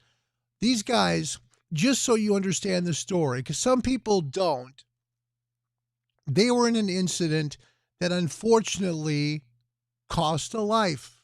It did. Someone died. Wasn't anything that they really knew was going to happen. It happened. Things happen out of control in life. It happens. But then what happened was their union, which is supposed to protect them in situations where there's some kind of a catastrophic event happen, didn't protect them. They ran away. Literally, they left them hanging. That left both these deputies with no lawyer. Meanwhile, 2 district attorneys are looking to file charges against both of them, one in Travis County, one in Williamson County. So that would mean 2 separate jury trials, or 2 separate, I should say, criminal trials in both counties. And then a civil case also looks like it's on the horizon as well. That's why they need the lawyer. They both have a lawyer. Now, the good news, at $15,000, once this fundraiser reached 75%, which was way back at $15,000, the lawyers saw that and said, okay, enough time has passed. You guys need help now. We're going to start representing you and go on faith that the rest of the money is going to come. You guys have been faithful. I've done my best to try and help these guys out because I care about law enforcement, and I'm sick and tired of seeing what I see on my television at night with people being disrespectful towards them. This is my way of saying I'm done seeing this stuff. I'm going to do what I can to represent myself as a person out there to help law enforcement. Your donations have put you out there as well as people who support law enforcement. God bless you guys. No joke. No joke. That's dead serious stuff right there. Really. I mean, somebody has to do it, and you have. You have. And I'm very grateful. Because at the end of the day, what we have is we have each other. And if somebody breaks in your house or somebody tries to steal your car, hurt your family, you're not going to call the YouTube people. You're not going to get a hold of Twitter and say, please send help. They're here. You're going to call 911, and you're going to expect the officer to show up before the 1 is pressed. That's the way it works. So you don't defund, you refund, and you bring more people on board who can protect, because clearly there's a lot of places in America that need it. That's another story for another day. Right now, we're simply trying to help 2 guys pay for a lawyer. That's it. That's it. My hope today was to be able to come in and help to see if there was any chance to get them to 3 figures. Because if they can get to 3 figures, meaning less than $999 left, that they would be able to be home free pretty much. That's a good number. Like I said, we did have somebody already give $1,000. It's possible this will fund today. Somebody please donate. Donate $5. How much would 5 hurt you? How much would 10 hurt you? If you can, just do it now. Just go down there to GoFundMe, give whatever you can, because you're going to be that person. You're going to be that historic person that brings this fundraiser into uncharted ground, which is only 3 numbers to go. Do you understand what I'm saying here? Yeah, if you don't understand where I'm going with this, way back in early July, when they passed $10,000, that made it $9,999. So it went from needing 5, you had 5 numbers there, okay? Then it went to 4. It's still at 4. See, $1,000. The next person that gives will be that person that puts it into 3 number land, which is a very cool thing when you think about it, because that means these guys are so close. They're so close. Deputy Johnson made it real clear yesterday when he was here. He explained his feelings, and his point was, he said, I was so worried about that money, that $20,000. Because, see, he's looking at this for he and Zach. He's looking at it for both of them. He's not looking at like, I owe $10,000 and you owe $10,000 and the best of luck. No, they're in this together to get the 20 grand. So what did JJ do? He throws his guts out into his yard. He was sick. He was so physically ill from it. Both have kids. Both have children. And these guys, they still put on their uniform and they still do their very best to try and make a difference, to help make their community a safer place. God bless them for that. Really, God bless them for what they do. Thank you, guys. All right. Update for you that you need to know. We are in 3-number land. $19,020. There is $980 left to raise now. 3 numbers. We're in 3-number land now. So please give at GoFundMe, Legal Defense Fund for Wilco Deputies. Easy to find. Make sure and put the S for Wilco Deputies. Okay? That's important. Want to do the right thing, okay? Now, the other thing is to share. Share with any groups you're a part of on Facebook. Maybe you're friends with a group on Twitter. Maybe you meet with people on Instagram, something like that. Just do whatever you can to share this now, because many people I know have given and given and given and given.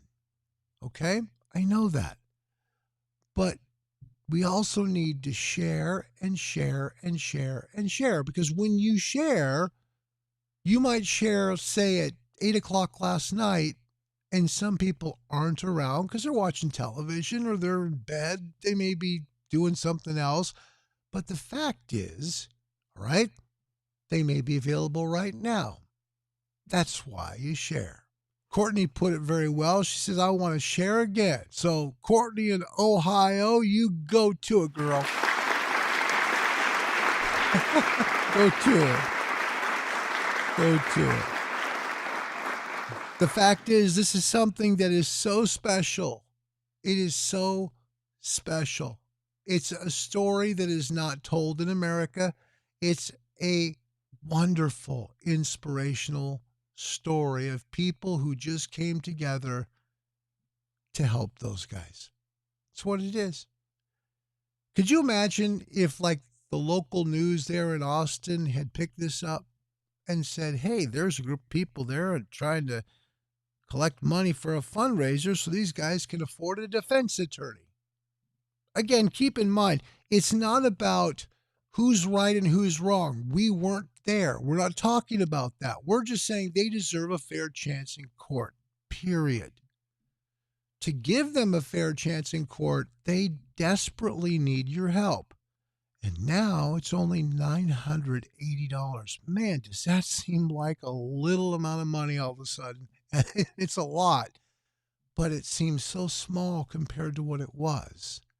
So I want to personally thank each and every one of you for giving. I want to thank everyone for sharing. I'm asking you to go the extra mile.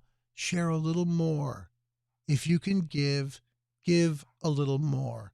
What you're doing is making such a profound difference.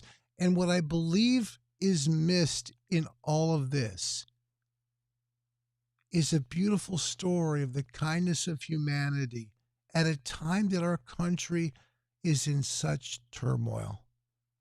How many people's lives would be blessed and encouraged to know this story of what all of you have done? I'm very honored to have been a part of this. You need to know that. I came back today starting at 4:30 in the morning because I couldn't sleep and I felt this is where God wanted me. So I came back. I'm glad I did. Folks, the GoFundMe page is right there. Cut, paste, share. Share, share, share. Think of your family, your friends, everyone you know, and try and share this. Let's get this thing done if we can today. And if not, at least we know it's at a figure that's low enough that it should take care of itself with just a little more time. All right? Deputy J.J. Johnson will be on with us shortly to talk to you guys, to thank you, to say thanks. Sorry, give me a second. This is the coolest thing I've ever done in my life. I want to tell you why. Because it's been hard, but it's been worth it. It's not easy to do this, but it's been worth every moment. Just to see that screen right now. because somebody don't. I gotta see who did it. Who did the $20? Let's find out. I want to find out because that just makes me curious. I want to find that out because it's so cool that that number went up like that, and it was somebody that just gave the 20. Ah, look at that. Catherine Salazar, Zach's mom's the one that did it. Got the 3 figures. Look at you, Kathy. Huh? That's pretty cool. Woohoo! Loving that. Loving that. Wow. Think about that. She said, well, I'll do it. I'll do it. She's given so much money. Do you realize that? She's given a ton of money already to do this. And she steps up again. But that's not the end of it. Because again, the person that did 75%, 80%, has just given another $80. It's at $19,100, folks. Whoa. That's Teresa Harding. That's my buddy, Teresa Harding. She has 2 trivia shows coming. She just donated $80 more. Now, only $900 to go. Courtney is sending good vibes, and I can feel it right now. It's coming. It's coming, guys.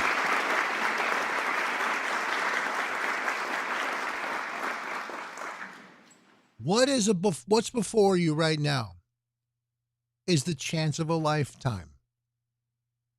You'll never be a part of something like this again. I can almost promise you'll never be a part of this. Not covered by the press. Group of antagonists in the local area do what they are doing to try and derail this thing just to see it keep going forward. And it keeps going forward. Their union not representing them like they should have. So what happens? People get together, including Live PD people. You need to understand, Live PD alumni have also stepped up to help them. Yes, they have. I'm very proud of them. I'm very proud of them because I know that if they were in that situation, I know these 2 guys would help them. Not because they've been helped by them, but because that's the kind of people they are. When you have someone like Zach Camden come on the show yesterday and say, just so sweet, I love you. And even if you don't care for me, I love you anyway. Wow. Who says that today? I mean, who has that kind of an attitude? He does. And that's why this is so important. And that's one of the reasons why I started at 4:30 was because there had to be a way to try to help one more time while there was still time to help. So we have the chance. It's within reach now. $900 to raise.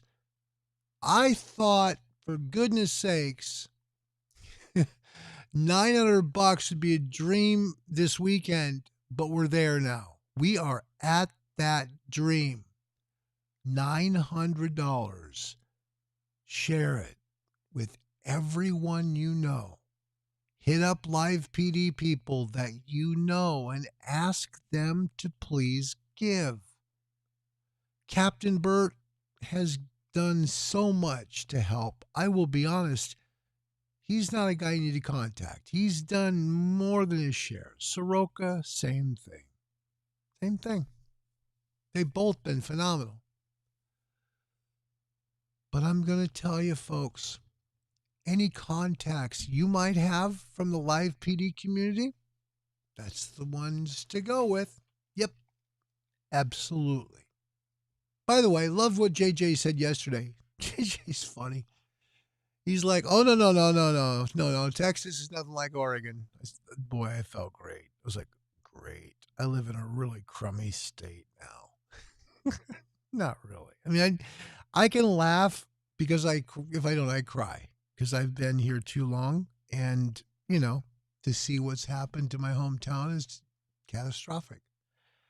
And it's neat to see that there are people out there who still practice law and order. So I believe today's going to go fast. I do. If you can give again, give again. Now's the time because I believe it's going to roll pretty quickly now. We only need 9 $100 gifts, 9 of them. That's not many. Now, please give what you can and then share with everyone you know. GoFundMe, Legal Defense Fund for Wilco Deputies. I'm going to go and move on to Facebook and then Twitter and do my best to share this with people live so they know exactly what's happening because they do need to know this. Right now, we are really, really close, okay? Like really close. So let's go first with the Twitter peeps and we'll see what we can come up with.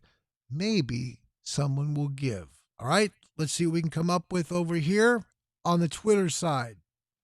Indulge me for just a few moments again. You've always been so patient with that, and I appreciate it very much. Okay, so here we go. Give me a second, and we'll get them going here on the screen, and then we'll have a chance to talk about it. Okay, and see what happens. See if that number goes up. All right, because we are in uncharted ground. Hi, everybody, wherever you may be on Twitter. It is so good to see you. It's Larry. I didn't expect to do this today. I didn't expect to be up at 4:30 in the morning doing this. Deputy Zach Camden and Deputy J.J. Johnson, get this. Little thing there. Sorry. They are within $900 now of funding. $900 of funding. Folks, we're almost done. They almost are completely funded. Please give at GoFundMe. It's pinned to the top of my page here on Twitter. GoFundMe, Legal Defense Fund for Wilco Deputies. You could be the person that gives the money that gets them funded. We're getting there. We need your help. Please give at GoFundMe, Legal Defense Fund for Wilco Deputies. It's going to happen very quickly now because they're within $900 of being fully funded and they started at $20,000. So please give Wilco Deputy Defense Fund at GoFundMe. If you want to watch the show live, the last telethon show on YouTube, search it. It's on YouTube with us. Click the live link. Enjoy the show. We've got a little more to go, hopefully funding 2 Texas deputies. All right. God bless you guys. Thanks for watching. Please give, and then please share, because we're almost there. God bless you guys. See you soon. Bye-bye, everybody. I have to remember. See, on Facebook, you just hit stop, and you stop.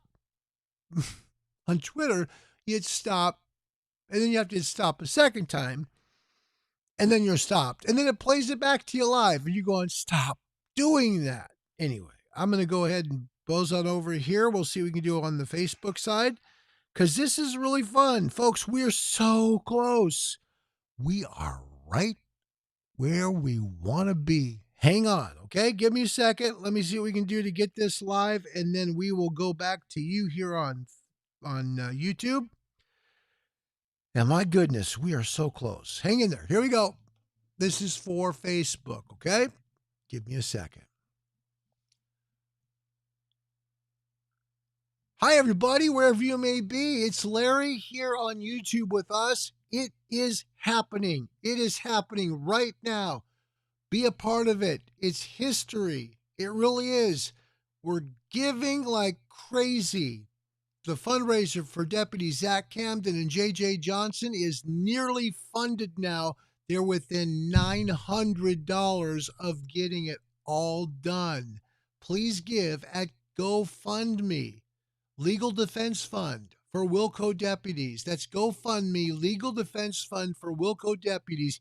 If you stand up for law enforcement and you support them, give whatever you can because history's happening. They needed $20,000 to be defended by a lawyer. This isn't about right and wrong and who's right and who's wrong. This is simply about letting them have a lawyer This is about giving them the money to pay a lawyer. Please help. Go to GoFundMe. It's on my page. Click the link. Make a difference. Give what you can, and I appreciate it. Today's the day. I believe if not today, it will be very shortly, but we're so close. I have a feeling. JJ Johnson will be coming live with us in just a little bit on YouTube with us. Join us on YouTube. That's YouTube with us. Me, Deputy JJ Johnson from Williamson County, Texas. And please give a GoFundMe, okay? He will be live taking your questions. God bless you guys. See you soon. Please give it GoFundMe and join us on YouTube with us as we speak with Deputy JJ Johnson in just a little bit. Thank you so much, everybody. God bless you. Bye-bye, everybody. See, now you end it, and they wants to talk to you. It's going to replay. I'm going to try and stop it. Hey, just in time. All right, perfect. Hey, share's done. Share's done. Okay. Where are we? Okay, we're at 10:16 a.m. That's awesome. That's way ahead of what I have got to stop doing this. Way ahead of where I thought we would be. I'm blown away. I really am. I'm stunned because this is going very well. We just need some folks to give. That's it. How can we make that happen? Well, a couple of ways. Number one, go and share. Share. If you share, then it will get done. Jill Bamai, gold medal moderator from Manitoba, is in the house, everybody. Yeah.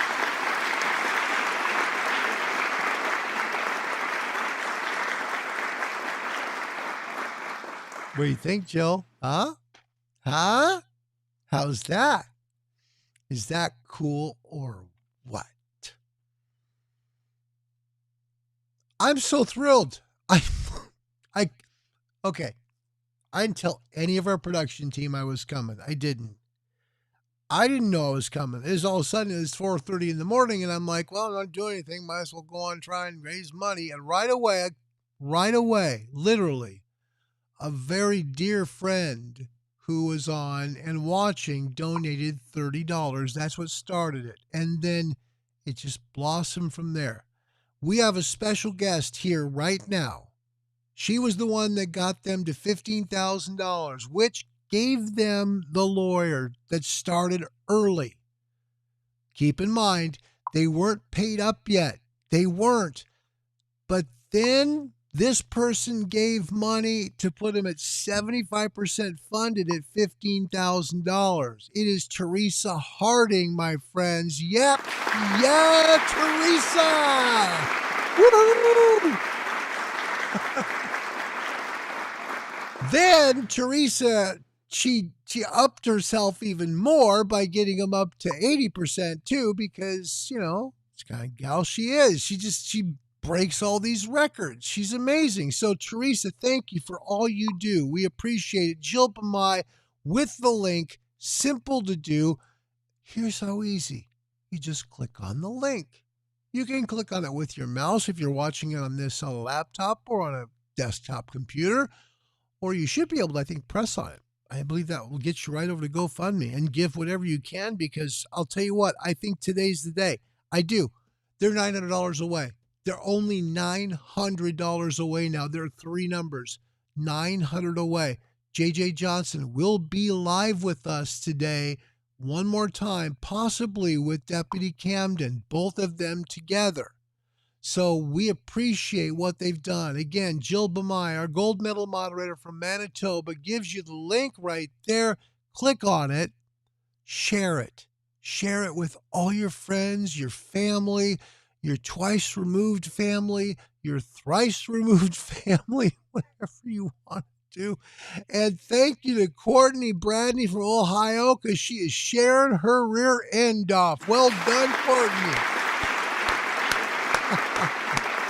Whoop, whoop, whoop, whoop. Oh, it's great. Ain't life fun sometimes? It is. You know, I'm going to share this with you. Wouldn't don't you think, I'm just going to say this because I mean it. Don't you think with all the stuff going on in the world right now, coronavirus, got to wear a mask everywhere, right? Wearing a mask, police brutality, people freaking out. And I'm not saying George Floyd was not wrong. It was wrong. I'm just saying the reaction was ridiculously wrong. You don't defund the police. You don't disrespect them. You don't throw bottles at them. You don't hurt them. I mean, they're there to protect you. Okay, they are. But what's happening here is so inspirational. It's so beautiful what you are doing, what humankind is doing right here without any press publicity. None.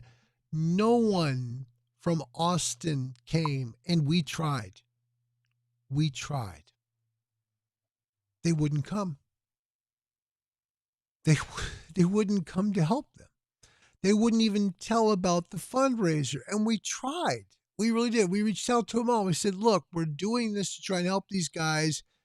Would you please do a news story on it? Crickets. I guess it's better to talk about death, destruction, police being beat up by rocks and bricks and, bags of crap and all this other stuff like that's happening in the Pacific Northwest. And it's better to talk about the coronavirus and how miserable everybody is instead of talking about how wonderful everybody is to do something so special like this. And that's a shame. That's a shame. You guys deserve better than that. Like I told you, there won't be any pats in the back. There's no attaboys here. There's not going to be anything big happening to you because it's the way it is. They don't care. It's too bad that our press today doesn't care about human kindness like this because this is a miracle. This was 2.5 weeks after George Floyd when the three of the people that did this fundraiser put it together. Jesse, Christine, and Blue Blooded, they put it together 2.5 weeks after George Floyd, yet it still made money. Then it stalled. Then it made money again. It stalled and made money again. It just keeps getting back up off the canvas and giving more money and getting more money and getting more money. And now there's only 3 numbers left to give. Look at that. It's no longer in the thousands. It's 900. This could be funded today. Again, 3 weeks ago, on this day, somebody donated $1,000. Now, no one can donate $1,000 because it'll kick back the 100 to them. It'll take the 9, but it'll kick back the 100. We don't need 1,000 anymore because the kindness of Kathy Salazar and of Teresa Harding, who came through yet again. Wow. I've never been more proud of people in my entire life. Never. Never. Courtney, all I can do, I don't have any money to donate, but Courtney, here's the deal. You need to stop doing that. Please stop saying, I don't have the money to donate. I don't either. Not anymore. I don't have any more money to donate. I've given all I can. But does that make you and I bad? No. We share, just like you did. That's as important, kiddo, because by sharing, Courtney, you're making a difference because who knows how many people heard about that fundraiser through you and donated money because you took the time to share it. Right? Yeah. Because of what you did, Courtney, there's probably $1,000 or so in this fundraiser because you've shared it so much. You're a hero. Courtney, you're a hero. You need to look at yourself in the mirror today and smile and say, I'm a hero. You do. Because you are a hero.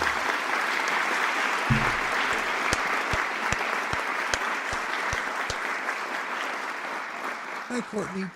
It's an old joke. Hi, Courtney. So there we are, $19,100. The union dropped them. The media didn't care, but you did. And because you did, they're at $19,100. Okay, JJ Johnson will be live with us today talking about what's happening and thanking folks and all that stuff because, that's what he does. It's pretty cool. Here's the scoop. We're at 19.1. We're within $900 of getting this done. Over with. Complete. Wouldn't it be something to have a party here today? Yeah, we could do that. We could have a party here today.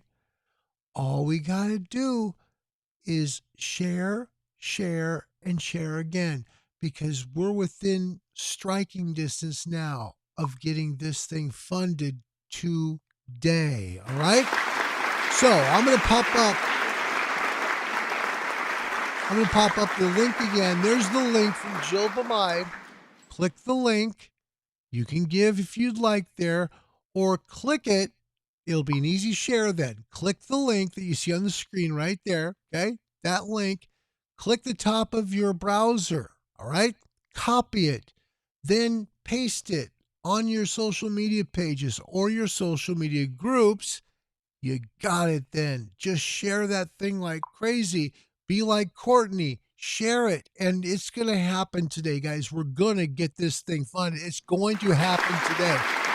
It will happen today.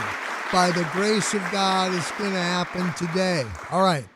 I've been in touch with a lot of live PD folks, big names, and they're doing some considering. I think a couple of them have already given. So keep them in your prayers. If you know some live PD people, you're connected to them, please don't hesitate to get in touch with them on Twitter or Facebook and say, would you please give for Zach and JJ? They're almost funded. We need you to give a little bit of money. You don't have to give a ton, just a little bit. Can you help them? Because we'd like to get them funded today, Sunday, the Lord's Day.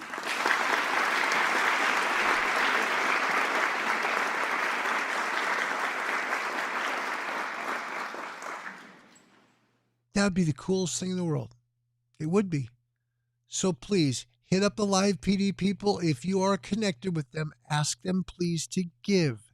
Make sure you include the link. Don't just say, hey, can you give to Zach and JJ's fundraiser?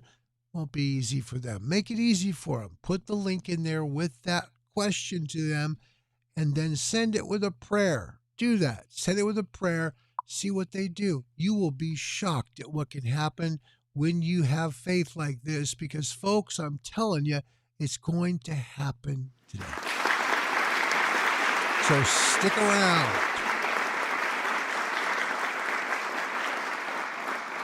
Sam Steele asked what the hashtag was. I said yesterday. Yesterday's hashtag was care, give, share. Hashtag care, give, share. If you want to use it again, works great. Hashtag care, give, share. Yeah. Deborah Owens going back to make some more contacts. I'm going to skedaddle for about 30 minutes. That's 30 minutes to give you a chance to do that. If everyone here will take the time to share in the next 30 minutes, that number will change. I promise you. I do. I promise you. Courtney's done it. It's already happened. Please share it with your social media groups and friends. Please share it because JJ's coming. He's coming back. Maybe with Zach. To give you just a little bit of motivation, yesterday, the segment with JJ and Zach was the biggest giving segment we've had on every one of these fundraising shows. When they were on, $750 was raised. So think about that, okay?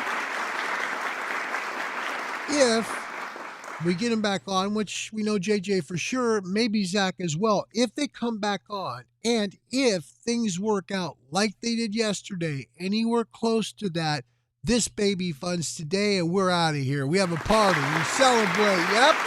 Yep. Okay.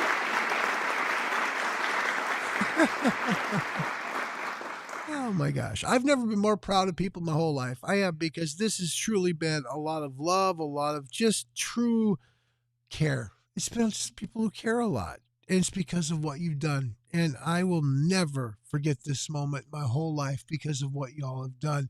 Please give GoFundMe, Legal Defense Fund for Wilco Deputies. Please share the heck out of it. Back in 30 minutes when we go one more segment before we bring JJ on. So JJ's segment's probably going to be somewhere around 12:30 p.m. That's Pacific, 3:30 p.m. Eastern. But first, we're going to give you someone that you haven't heard from for a while yet. Remember Addie Perez? Well, here she is. We got her live about 18 months ago. We'll give you a little bit of this show. We'll come back. We'll see where we're at number-wise. But please do your part. Share. We're going to see a miracle happen today and get this thing funded. God bless you guys. See you in a few minutes as we continue Telethon number 4 to try and help Deputies Johnson and Camden have a lawyer to defend them in court.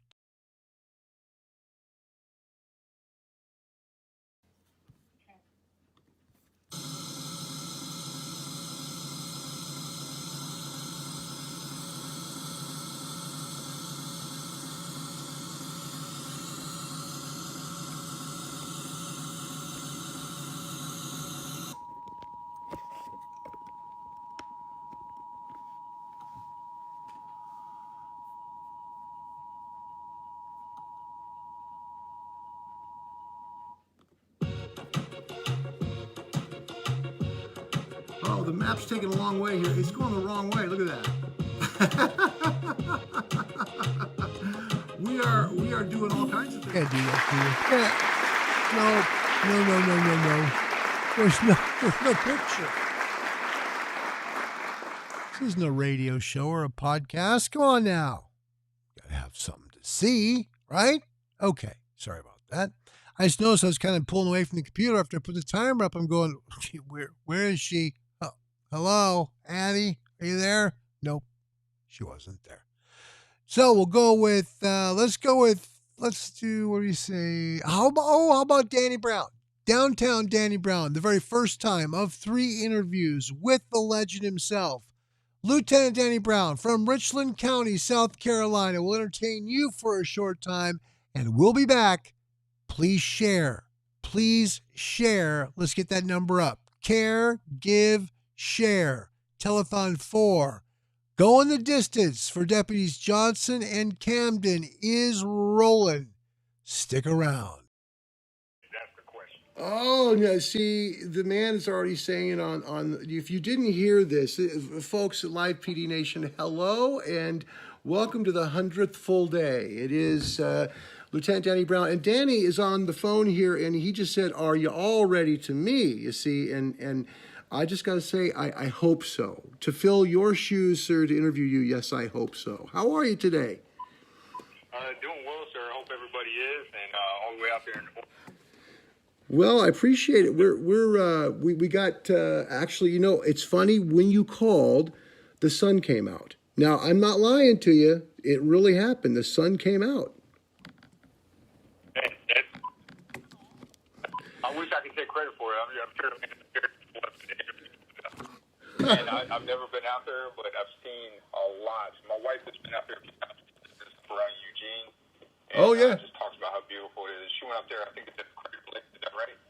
Oh, yeah. Crater Lake is, from where I'm at, about 150 miles south and just a little bit east.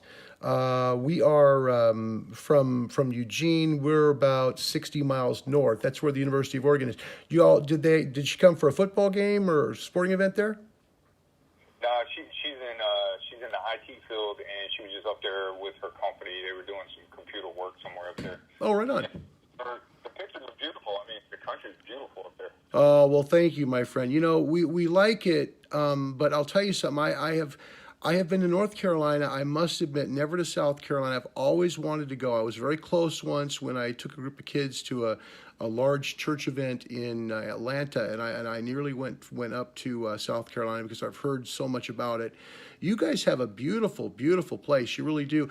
Tell me, if you would, how long have you been with Richland County, Danny? You've been there a while, haven't you?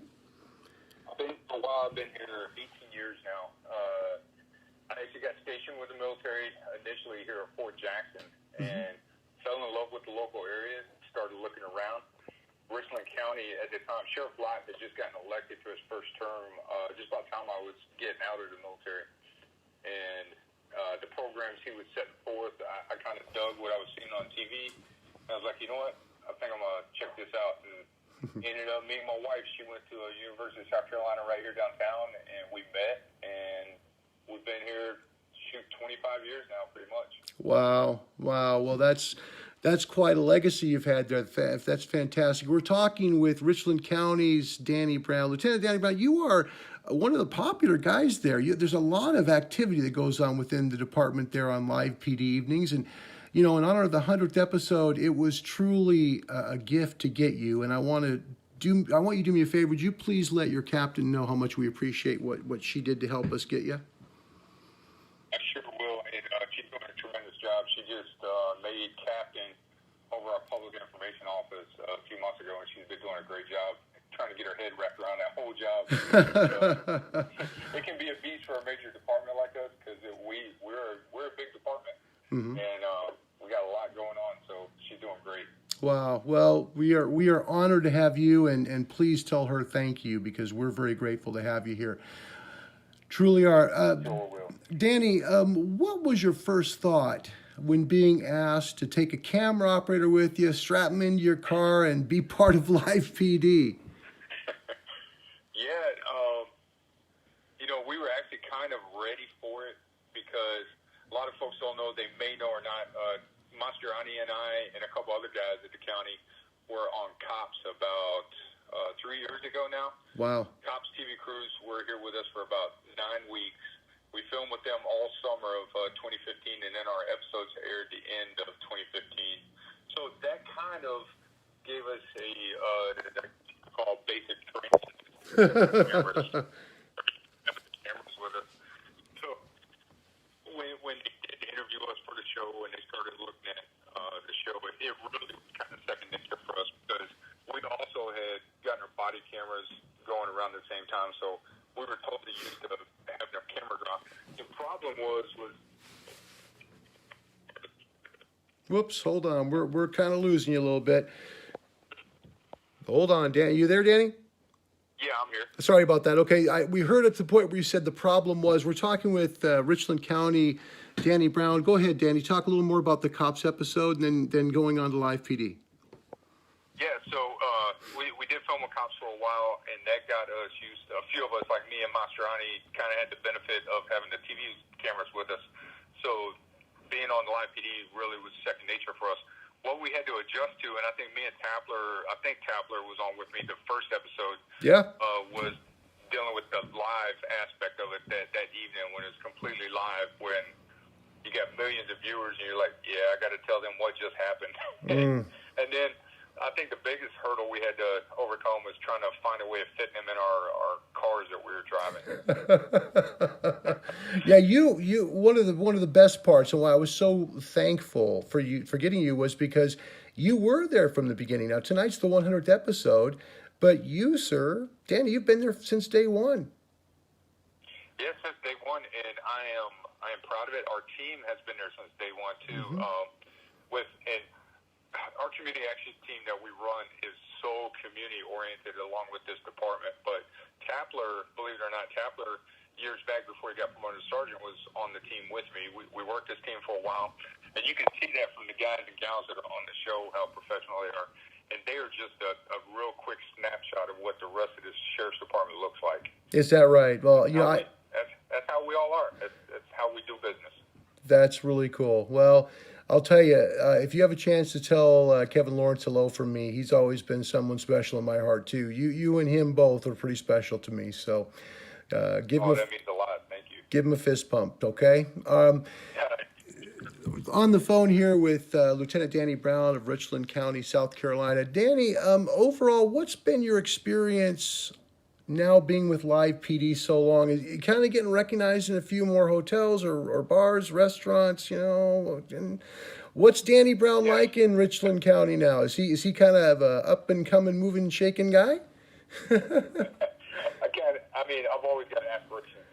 It's the military in me. I've always got trying to reach for that next ladder, not to be famous or anything, but I do want to always progress myself, and that's what I try to teach our guys. Is you got to be reaching.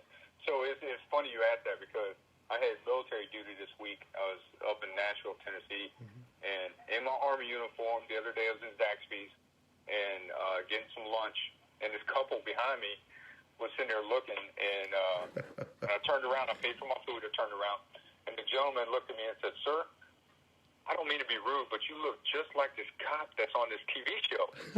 I said, "Really? What show is that?" And he proceeded to go, and his wife's standing there kind of looking puzzled because I'm in my Army uniform. And I said, "I'll let you off the hook." I said, "It's me." And it was just totally cool. So they want to take a picture. It's that kind of stuff that's neat about the show. It's not to be famous, but the conversations that have been started have been amazing across the country. I think personally there was a huge gap in different groups in the police, conversational wise, years back, 3 years ago, probably 3 or 4 years ago. That gap has closed tremendously just because of this show. It's not because of all what we're doing, but departments across the country are being seen, and now those conversations with groups like Black Lives Matter and all these other groups, we meet with them on a regular basis now and talk about stuff. And that's what was needed a couple years ago, I think. So you're finding that the show has been beneficial to you in that respect. You've gotten a little bit more, I guess the word is more appreciated in the community, but also I would assume with young people, you've got some clout, don't you? Oh man, that has been unreal. If nobody was watching Twitter back during Halloween, you're missing out. The kids dressing up as Mastriani, as Kevin Lawrence, and I'm talking about not just dressing up as cops, but going out, getting their name tags made with Mastriani, Lawrence, Tapler, these kind of things. Just amazing.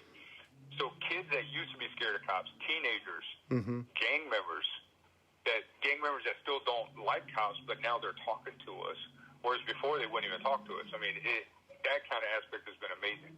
If nothing else, the kids in particular, because 10, 15 years from now they're going to be adults, and their impression of us right now is how they're going to carry on and how they're going to teach people when they get up.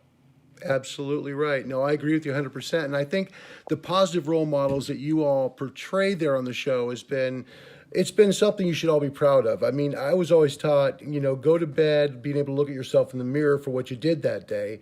And I think all of you can do that with a very big smile, because I think that the compassion, but more than that, the wisdom you show. A lot of people can look at law enforcement as being heavy-handed, or kind of power trip.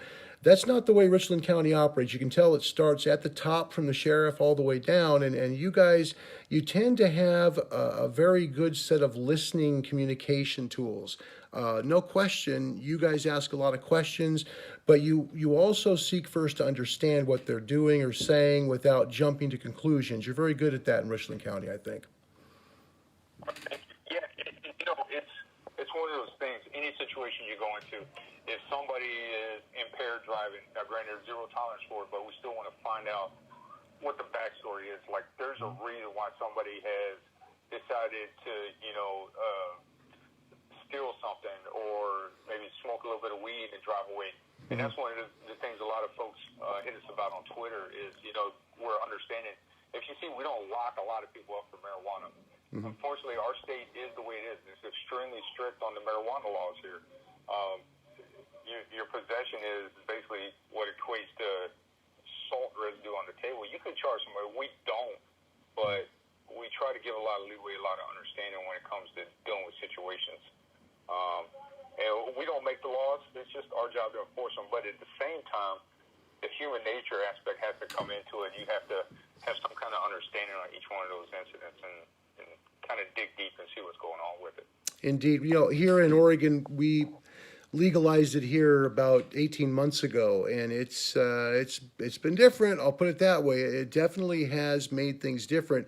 I'm sure, especially initially when people crossed over into California before they made it legal, it's just different. I'll put it that way. I thought I'd see a lot more of it than I do, but thankfully I don't.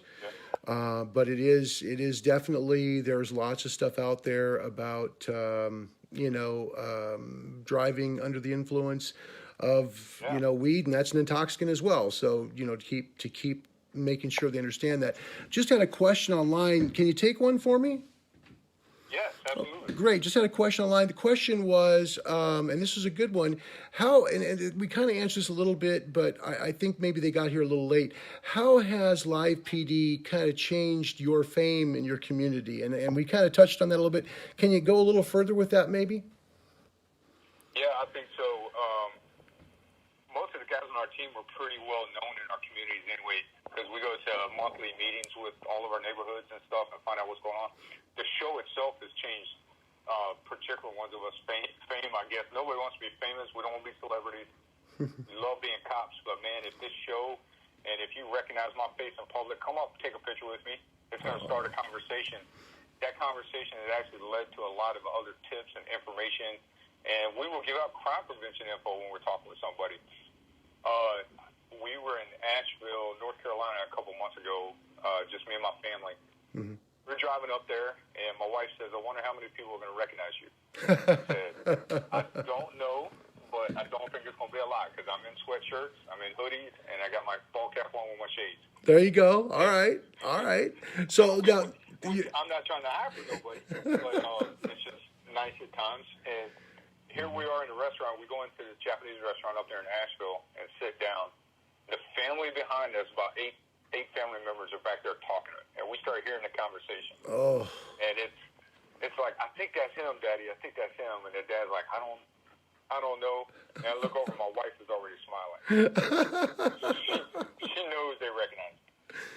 So a couple seconds go by, and they said, excuse me, sir. And I turned around, and the table just erupted because they knew it was me. It was amazing. It was amazing. So we just sat back. We took a few pictures with them and said hey to them. And that's awesome.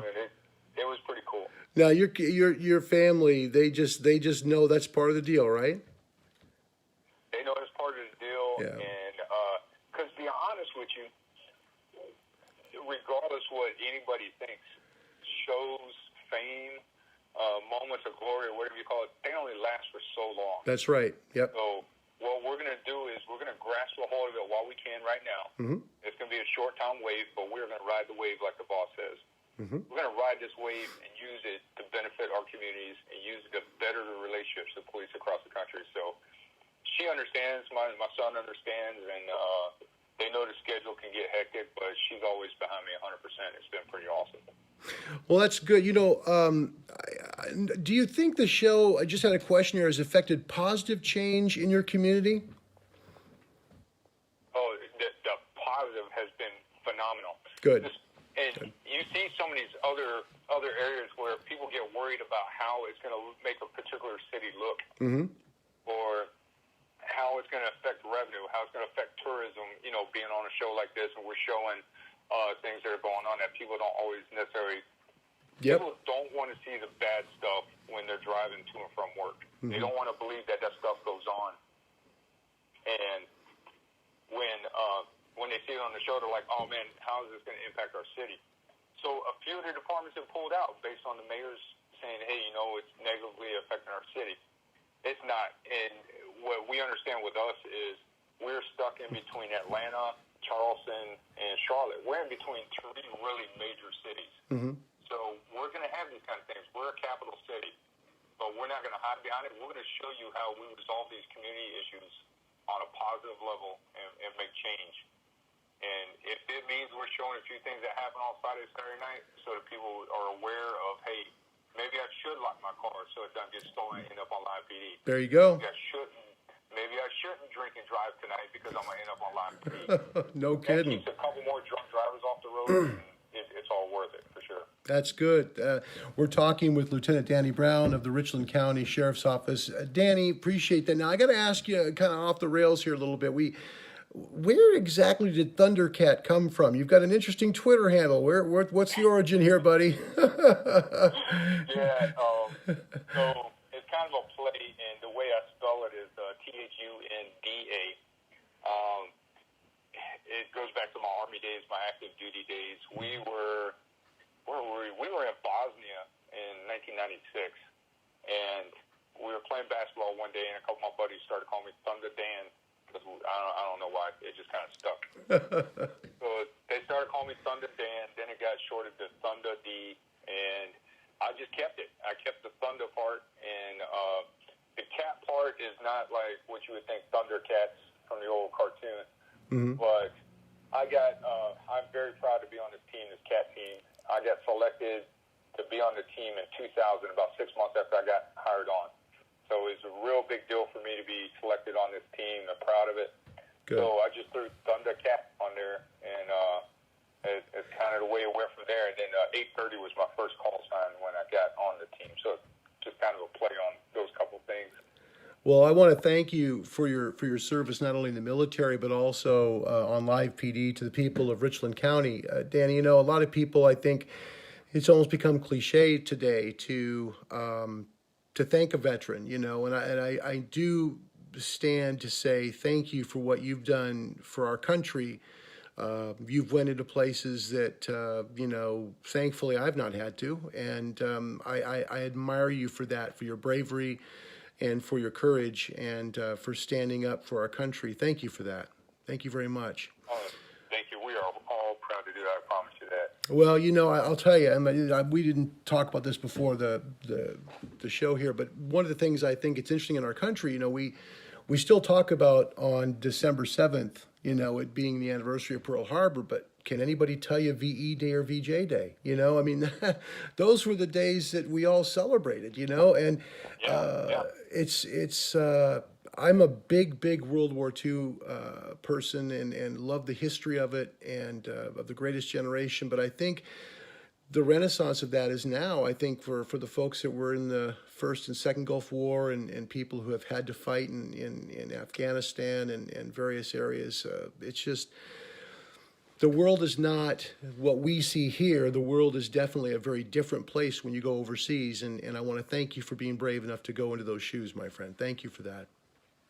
Yeah, we'll do it time and again. And I use those experiences in particular when we're talking to kids. When we're going to schools and we talk to kids, or we go and read books to kids, I always talk about how important our schools are here, because I've seen parts of the world where the schools, where the kids are working in fields, they're working in markets. They don't go to school, they don't have the opportunities. So it's just a blessing, the time and age that we're living in right now. Oh, no question at all. Hey, Danny, what in terms of the department in Richland County, have there really been any changes since Live PD came to Richland County? Any changes to the exposure for the department, positive, negative? You kind of been the same, or have you found it to be, because it's been more transparent, to be positive in the community? The positive has outweighed everything. It's just been unreal. The biggest change has been to our schedules. We just had that question. Our schedules are fairly booked. Kevin Lawrence and Mastriani, Loriano, Eddie Perez, all of them, their dance cards are pretty full right now. Wow. And to be honest with you, it has not hurt recruiting. It's we really don't have to recruit. We weren't really having to recruit before. Our department kind of had, if you're on the East Coast, you kind of knew about our department. We're very proud of it. We're not better than any other department, but we are proud of what we're doing here. It's kind of been the outreach of it. The show is just up that a little bit more, I think. But I think the biggest change has been the outreach to the communities has been a little bit quicker. It's allowed us to get to more communities and more people. For instance, I'll give you just what we do on the CAP team is the guys go out to community meetings every month, every day, whatever, and we find out what kind of problems the communities are having. We also use those realms to put out crime prevention info, tips, things like that. So we may reach, 40, 60 communities a month. with Twitter and with the show, if we have something occurring here in Richland County that we want to get out, and it may save somebody in Oregon from getting a car broken into, for instance, True. we can tweet it. Me, Chris, Kevin, we'll tweet it. We'll be like, hey, don't leave your cars running. Take the persons inside. That goes out to hell. Chris is sitting at like 76,000 followers right now. When he tweets the crime tip out, 76,000 people instantly see that. That is amazing. It is. Yep, I agree. And the power of social media, truly, that's why we're doing it the way we are, via Periscope on Twitter.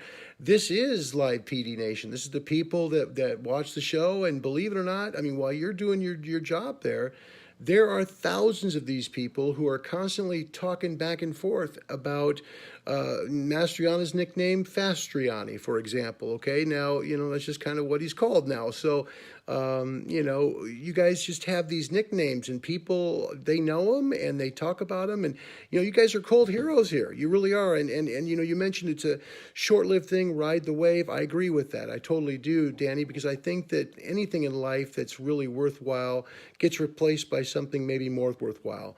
But in the meantime, we're honored to hold on to the things that we have. And I think that one of the most, I guess what I'm trying to say is I think one of the best things I've seen with your department is the ultimate professionalism from every deputy I've seen on TV. You all still, no matter how impaired, no matter how wrong somebody is, unless they're completely being wrong, I mean, like to the point where they're a danger to themselves, you are always respectful. Yeah. You're always respectful, and you can tell that has to come from Sheriff Lott. It is, and it's also in the way we train our guys. Mm-hmm. To be honest with you, when they start out here, they are required to have, if they're going to be a street-level cop, they are coming in with a degree. So it's going to show some initiative on the front end that this person wants this job. So if they've got a college degree, they're coming in, they're dedicated to it. And we go through, it's Sheriff Lott. I mean, he's our leader, but he's also made sure that we have a great training division. We go through training that on a quarterly basis that some of the smaller departments don't get a chance to do in a year, We do training on hearing impaired folks. If you pull somebody over and they're hearing impaired, and you're thinking they're resisting you, but really they can't hear what you're doing. So they train us how to get over those hurdles. They train us on a lot of dealing with mentally handicapped people. You're going up to somebody and they're having some mental issues or maybe some medicine issues, but we're pretty well trained on dealing with some of this stuff, and the professionalism just needs to come with it. That's great. Nothing that we do, nothing that we end up on should ever be taken personal. If we roll up on somebody and they spit in my face, it's not personal. They may have had a bad day.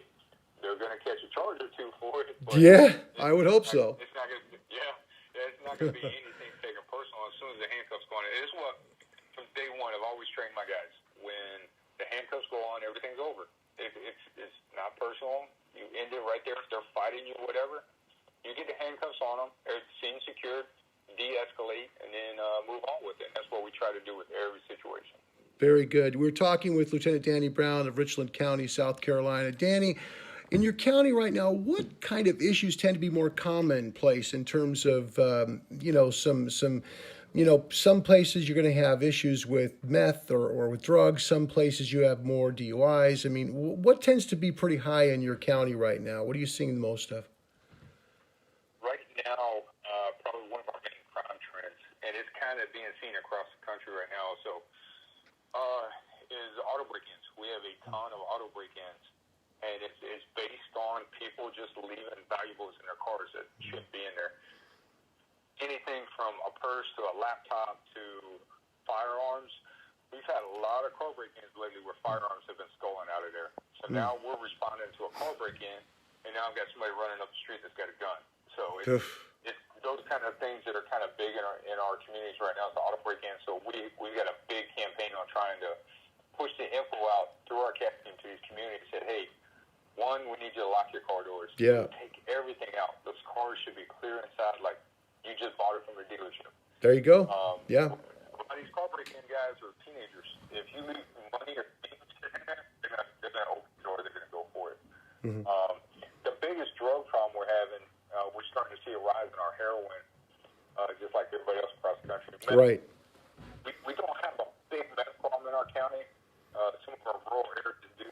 but heroin's kind of on that upswing, and along with the opiate overdose stuff we've got going. But marijuana, and you got to see, it seems like we're super strict on weed. We're not. We write a lot of tickets for it. If I catch you driving with it, you're doing the same thing as a DUI in our state law. That's right. That's right. What we're finding with our marijuana here in the state right now is it's not just marijuana. We found a lot of our marijuana being laced with fentanyl. Oh. Liquid X. Oh. Oh, you're kidding me. No, it's not just marijuana. We're getting a kind of a little. Up to a certain grams here. It's up to 28 grams is personal use, but anything 28 grams or over is considered intent to sell. See, I'll tell you, Danny, and this. Go ahead. I'm sorry, you're cutting out on me here a little bit. I'm just going to say, for me personally, I had been on pain medicine for a long time because I had 10 surgeries in 10 years. And for those of you who don't know, fentanyl is essentially a transdermal form of opioid. And I don't know how people come up with these ideas to do crazy stuff with medications. I mean, folks, if you don't have a prescription, don't go and take somebody else's. And for goodness sakes, don't alter the one you have. I mean, you don't know what it's going to do to you, and whether I don't know who you are or care who you, I do care who you are, but I will say this, somebody else cares who you are too, and your death is going to be a lot more difficult for them than it will be for you, because you're just going to see the lights go out. They're going to live the rest of their lives with the loss of you. So please, you've heard me talk about this before, respect medication and don't take it unless it's prescribed for you, and only take it as it's prescribed for you, period. The end. Would you agree, sir? I hope so. Oh my gosh. Absolutely. Oh. It kind of hits me at times because we'll be out working on Friday, Saturday night, and granted, we could be honest with you, weed here is like the 60s all over. I don't know what it is about marijuana back here, but everybody seems to be riding around smoking it. And I talk to them, and you guys don't always get to see it on TV, but we talk to them, and we're like, look, if you're doing it in your house, nobody smells it, it's like alcohol. If you're doing it in your house, it's your business until your neighbors call on us or something like that. If you're out driving around and you're doing it, you have now made it my business and every other cop around the area. There you go. So we're going to talk to you about it. Our state, believe it or not, your second offense of just possession in our state is considered basically a high misdemeanor, low felony. Oh. It's that strict, and people are surprised. That's why we get hit a lot from California, from Colorado on that, because why are you guys messing with weed? Well, we've got some problems with it right now. I mean, we got guys lacing it with other drugs to get you addicted to it. There you go. And the reason why they do that is if they get some really what we call crap marijuana from like Mexico or somewhere, and they lace it. That way, when they smoke it, they get super high. Then they're going to go back to that same dealer every time. Yeah. And he's got some value customers. So that's why we're kind of the way we are with it. We write a lot of tickets and just cut them loose. But we're just finding so much more than just weed inside of it when we get it tested. Wow. We're talking with Richland County, one of their best, and this is Lieutenant Danny Brown. We are honored, very honored to have him here today. Thank you so much. Danny, a quick question. What advice, and this is the last question I have for you before we open it up to everybody in Live PD Nation, 100th episode of Live PD tonight on the Big A&E. Danny, what advice would you give to someone who is looking to get into law enforcement, whether they be a young person or maybe a second career person? Man, it's worth it. It is totally worth it. I would advise whatever department you're looking at and whatever area you're moving into, jump on their social media accounts, jump on their web pages, jump on their Twitter pages, their Facebook pages. Learn about their department. See if it's kind of going in a direction you really want your career to go into. See if you want to be a part of it. Check it out. A lot of our departments like ours, we do citizens academies where you can come out and you can spend a few weeks going through classes with the department, and we teach you all about what law enforcement is about, what we do. Check those things out. Go do a ride-along with the department. See if it's something you're interested in. There you go. Watch a couple of TV shows that are out there. And check it out. See if you want to go out there and do it. It is well worth it. You're not going to become a millionaire doing it, but man, if you are going into it, though, it's just like we tell anybody that's trying to enter professional sports or anything like that, get your education. Mm-hmm. Education will go a long ways no matter what path you choose. Because, like those guys playing football, baseball, we're not athletes, but to be honest with you, there's going to come a time where we're having to chase somebody. You get injured, and you're not able to be a cop anymore.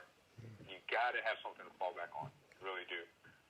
Great advice. Your college is going to go a long ways.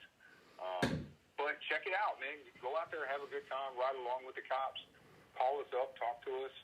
We'll be glad to help out. Mm-hmm. So it's totally worth it, man. I have a blast. Every day I come to work is something different. It's so cool. Danny Brown of Richland County, South Carolina. That's I would think that most of us think he's a pretty cool guy, huh? That's some good stuff. Danny, can you take a few questions from Live PD Nation?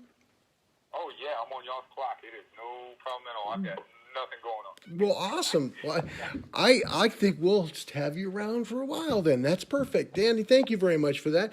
Hey, how was Memphis yesterday? Did you have you have any ribs yesterday when you were on your way back? Or? Oh, man. Somebody sent me a message bringing some ribs, but I didn't get no ribs. Well, let's just say I tried, okay? I tried. I did my best to try to, finagle a couple of ribs for you. But Nashville's got some good ribs, man. Oh, I'm telling you, all y'all where you're at there, in the South. I mean, you guys have the best food. Oh, man. If you haven't ever been, folks, if okay, I'm here in the Northwest, but I've been to North Carolina, I've been to Georgia, I've not been to South Carolina, and I will, but Lord willing, I will. But I'll tell you, the food there, if you think you have barbecue where you live, wait till you go have real barbecue, because that's the real deal. Get it. Yeah, there you go. Hey, I got a question here. Whose car do they drive on the show? You're just driving your normal squad car, right? Or is it a different car for that night? I think somebody's got a hidden agenda behind that question. Nope, this isn't who you think it is, I think. I'm being funny. On live nights, we ended up, because we got to have room for a camera guy, which is no problem. It's usually just front seat. Mm-hmm. But on live nights, we have to have room for all the transmit gear, along with a producer and a tech guy inside the vehicle. So we got 4 people in the Woo! So we end up driving the SUV on live nights just for the room, and transmit antennas are on the top. So if y'all see these white boxes on top of the vehicles, those are the live PD transmitters that they actually use cell phone components to transmit the camera stuff and the live feed all the way up to New York. There you go. That big SUV. Yeah. You're learning it right here, folks, because of Danny Brown. Well done. Thank you for that. Good question, everybody. Yeah, and it's that one we drive on live nights. About the boss, that was his previous Chevy Tahoe that he drove. And the reason why I said it might have been a hidden agenda because I wrecked that car on live night a couple weeks after he gave it to us. Oh, no. Did you really? I did. I got kind of the squirrel in the rearview mirror kind of thing. We were driving down the road, and it was a live night. I had a guy come from behind a closed business in a vehicle. His vehicle was completely blacked out, and he was rolling up to the front of a beauty supply place.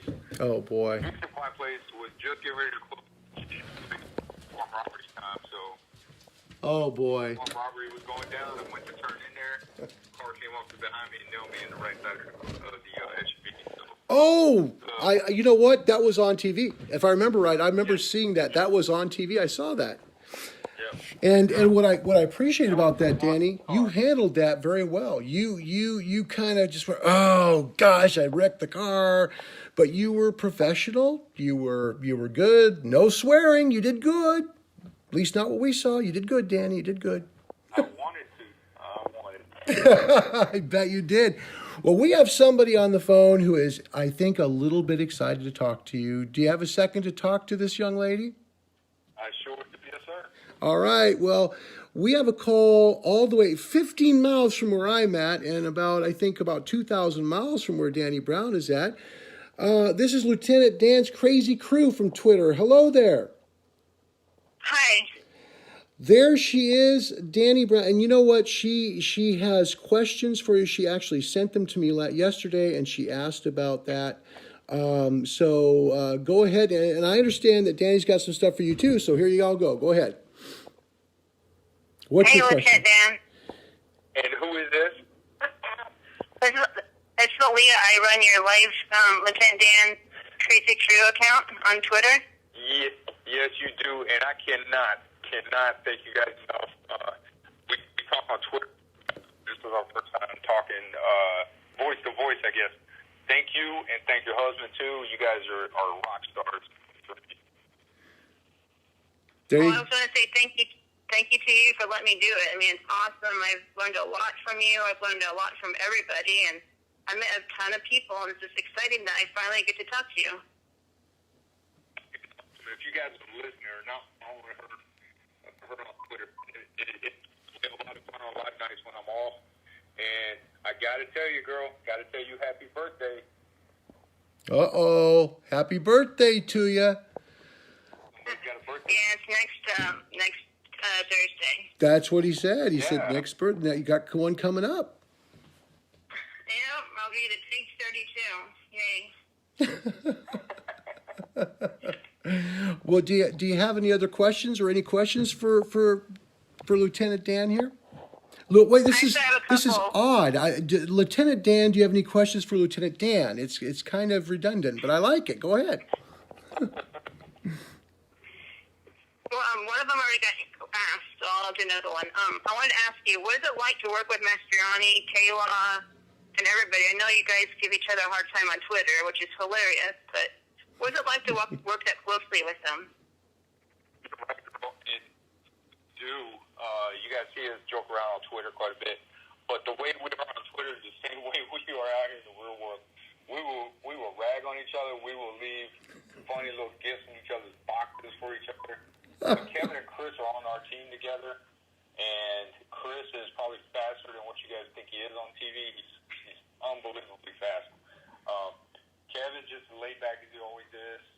Chris is laid back too, just smooth as can be, and as young as Chris is, for him to be at the point in his career to where he treats everybody the way he does, and he's able to handle those major incidents, it's just amazing. I wouldn't get on a treadmill next to Chris while we're at the gym anymore. It just won't happen. He tends to run 100 miles an hour for a whole hour, and it drives me bonkers. I just can't. I'm pretty fast. I got to tell you, I am pretty fast too, but working around Chris and being in the gym around him, I will not run next to him. It just won't happen. I'm 45 years old. I know better. But they are very cool guys. All the guys that on the show and the girls. I'd say guys because I include the gals in that conversation too. They're all super cool. We get along, and we're like any other family. We're gonna have disagreements. We're gonna have days that we just don't want to joke around, and we all know that, but we will pick each other up and let each other know, hey, maybe you need a couple. We joke around with each other. We take care of each other. And when it comes down, the joking's over when we're working, and we're straight business. But we still try to have a good. There we go. Wow, that's good stuff. And I think that people see it. Do you agree with that, Lieutenant Dan? Lieutenant Dan Twitter, not Lieutenant Dan the person. It's difficult to do this part. Would you agree? You see that come out pretty well on Live PD, don't you? I mean, these guys are right there for each other, but you can kind of tell there's kind of a fraternity there between them all. They're definitely a brotherhood. Would you agree with that? Yeah, I agree with that, especially when they had to call Lorena when they had to get a interpreter for the. I think it was 2 weeks ago when they had have him call in to talk to the three ladies and the gentleman. And it's amazing how right then he is available to get a hold of them. And I can tell it's a big family. They joke around a lot, but also are there for each other when something good happens or something bad happens. So there it's you awesome go. to see that. There you go. Lieutenant Dan Crew, do you have any other questions of Lieutenant Danny Brown from Richland County? I just have one more. It's kind of a random question. Okay. If you can meet anybody famous, who would it be? Oh, I like this. Ooh, if I can meet anybody famous, wow. Meet anybody. Man, that's kind of the truth because the one that said, I would have said has already happened because Dan Marino has been kind of idle for me when I was growing up. That's cool. Dan Marino, I was actually his security on Fort Jackson when he was here for an event for about 12 hours one day. I was just in hog heaven. Man, that's a pretty good question. Yeah, it took me a little while to think of that one. What? She said it took her a little while to think of that one. That's actually a pretty good one. And you know, it probably wouldn't be anybody that you would think from a celebrity list or something like that. It would, man. You want to think on that for a few? I met somebody really good. I met Chipper Jones a couple weeks ago when I was down in Daytona. That was another one that was on my list that just happened out of the blue. But regardless who the president is, I would love to meet a president one day. Just I met Bill Clinton one year, got to shake his hand, talking to him for about 20 minutes probably. But there's something about meeting the president, maybe going to a live PD studio would be kind of cool. I haven't got to see that yet. That'd be kind of neat. Now see, we're working for Officers in Dejas, try and help her get there. You know, she's awesome too. I like her. I think the Danny Brown to NYC campaign should be started up very quickly now. I think we could maybe work on that for you, my friend. That shouldn't be a problem.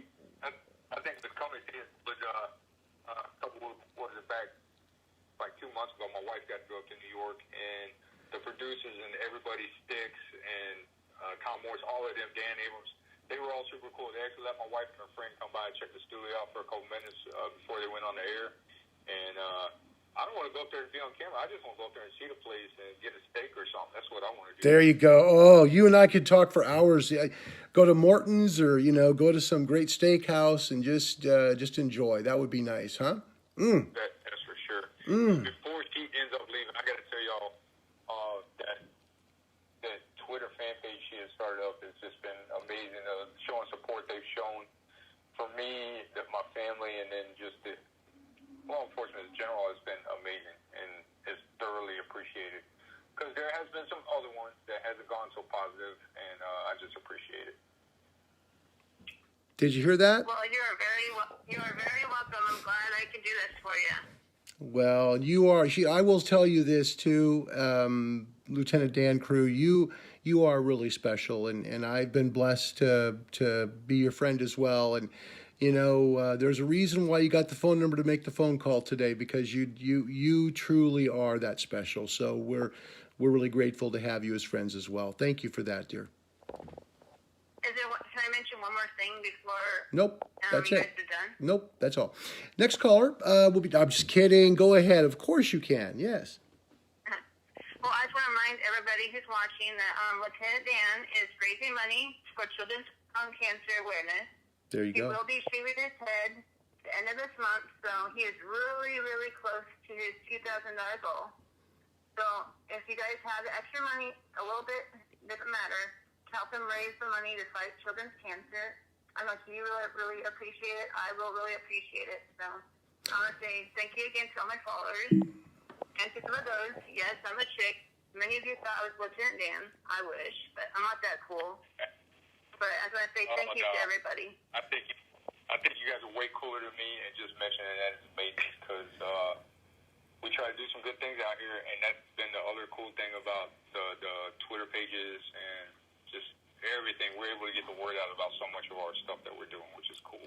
Well, Danny, one of the things that, in fact, while we've got Lieutenant Danny's crew here with us as well from Twitter, we're going to. That was one of the things I kind of want to surprise you at the end of this here. I've done some little bit of research, a little show prep. I'm a little professional sometimes, every now and then.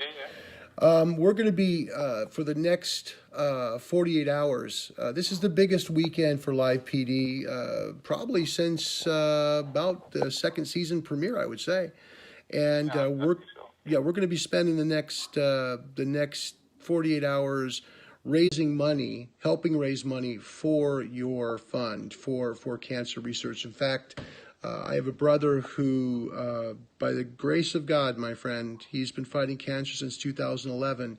He has went through, he just finished his 8th cancer surgery, and he's currently cancer-free. He's recovering from that surgery. But kids with cancer, it is. I mean, it's one thing for my brother, he's 65.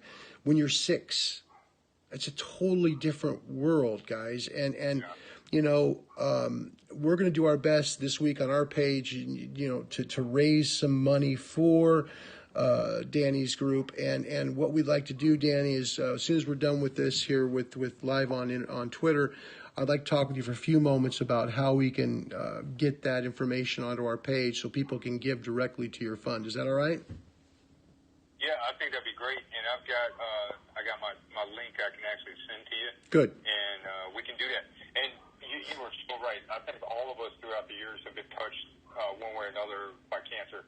But to see the little ones that are suffering with it is just, it'll do you in. It's just unreal. In particular with the courage those kids are showing.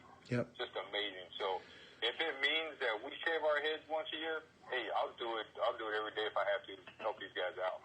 There you go. There you go. Well, Danny Crew, thank you for calling in. Do you have anything else for him? I know how excited you were to speak to him, and what an honor it is for us to have him, but also grateful that you could be here as well to enjoy the moment. I can't think of anything now, but I'm sure I might kick myself later if I'll remember a whole bunch of stuff to ask him, but I can just message him and then... There you go. I think I'm everything. I know one more thing. I know my husband was very jealous of you when he saw that you were at NASCAR. That's his big dream to go see them race. So I want to say thank you for all the pictures you posted and stuff. And I want to say thank you, Jim, for letting me share your life, your everything with the RSCD group and stuff. And I say thank you again for letting me be part of your life. I enjoy it, and I've already had it for over 6 months. So here's to another a bunch of years of just, you know, getting to know each other and showing the world how awesome you guys are. And hopefully at least it'll change one person's mind about how the police are. So I just want to say thank you. I think it has. Amen. Amen. Thank you, my dear. We'll talk to you soon. Bye. Bye. No, that's good stuff there.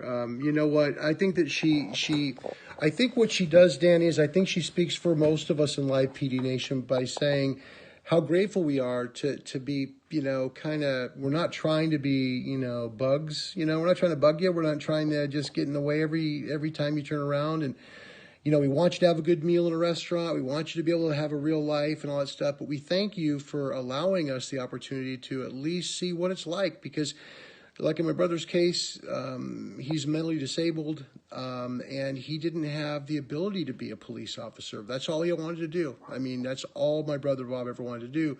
So on Friday and Saturday nights, he gets to see what it's like. And I think for a lot of Americans and Canadians, tons of people in Canada watch. My gosh, my friend. Susan Patton, if you're out there watching, we're grateful you are. We know she's a Canuck. So Canada, it's amazing how many of them up there to get it. And we've even got hits from England, from Australia. It's unreal. Mm-hmm. Yeah, you have made such a difference, and you have, you know, I think, Danny, what's been nice about it is I saw on Fox News Channel yesterday, Sean Larkin was on Fox News Channel talking about all of the police, not just the deaths, but the amount of assaults that have been on police officers just in the first almost 3 months of this year, and it's over 14,000 assaults. And you come to a place like this, and there's all this love, and there's all this positivity towards police.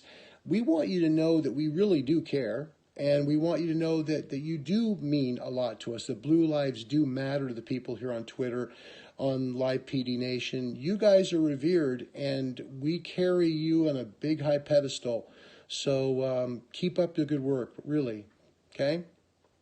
Yes, sir. It means the world to us to hear that. And, you know, and people are doing it already, but if you ever see a cop, firefighter, EMS, soldier, airman, whatever, just thank you. And that could be the last time you see them.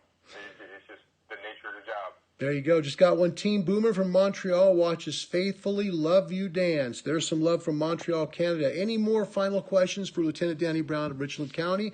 We have him just for a couple more minutes. We've got, I know, boy, quite a few Canadian folks do get a hold of us, and they love the heck out of the show. I mean, I know Cops was big, and America's Most Wanted was big. Tom Morris Jr. connected with of course, America's Most Wanted. But you personally, to watch you guys in action, I look at you and actually Chris Mastriani and Kevin Lawrence, I kind of look at the three of you guys being kind of like the three amigos in a little bit, you know, kind of like the Steve Martin movie. You guys just kind of, I could see you guys in like a restaurant somewhere and just having fun throwing chips at each other almost. You three seem to be very, very close.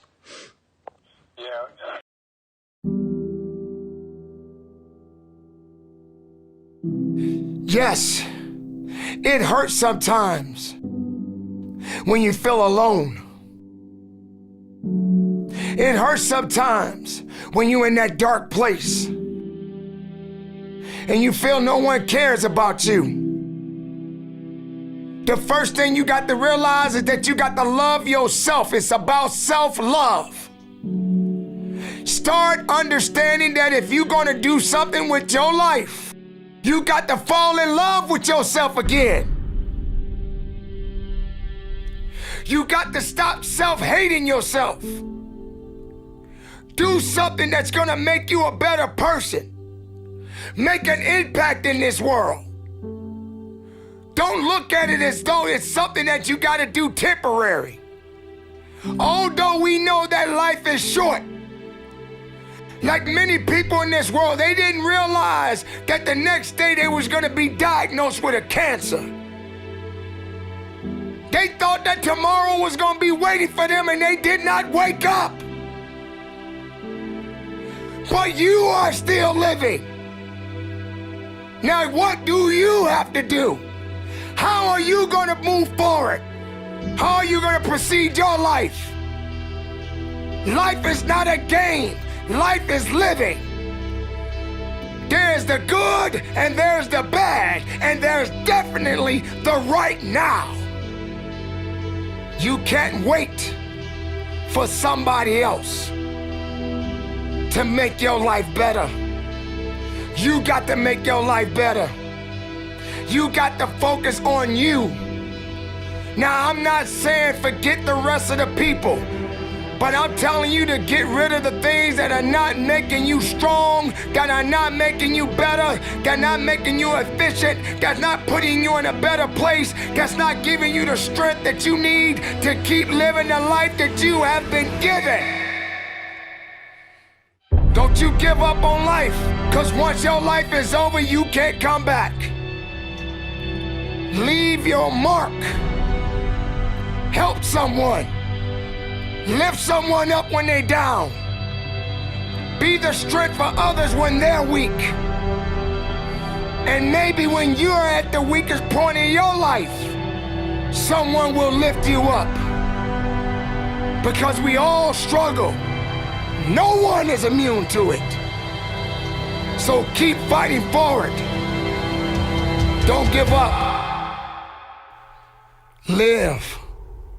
Breathe. Life. You. That's what it's about.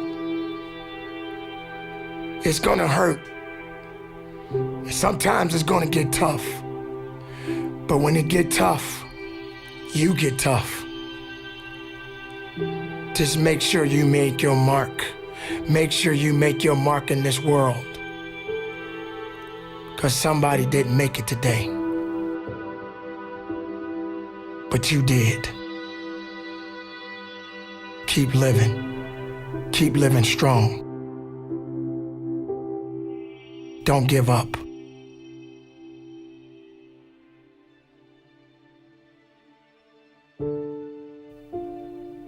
It is not about worrying about what's going to happen tomorrow, because guess what? Tomorrow doesn't owe you or me anything.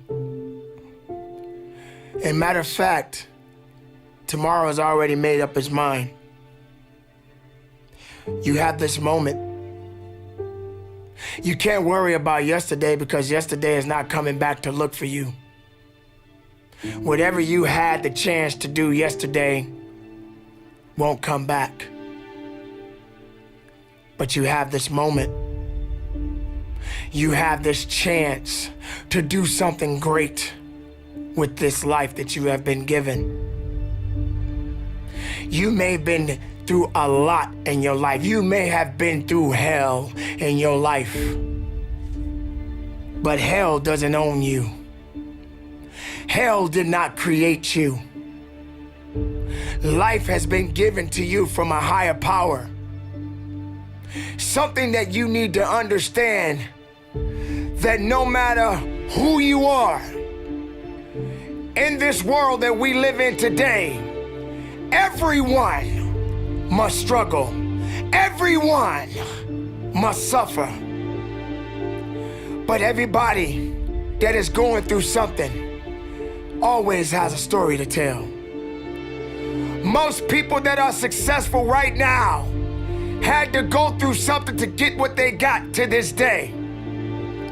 Some people are not even willing to hurt and to feel that so that they get what it is that they want. But let's go beyond that. What about the other people out here who can't walk? What about the people out there who can't talk? What about the people out there that are suffering from diseases they cannot be cured from? What about you? What about you? What are you gonna do about the life you have? How are you gonna live? How far are you gonna go? Do you feel sorry for yourself because you're having a bad day? Do you feel sorry for yourself because you lost your job? Do you feel sorry for yourself because you just feel like you're just not having the day that you want to have because the day that you have is not the way you want it to go? Or do you feel that you deserve a pat on your back because you did a good thing?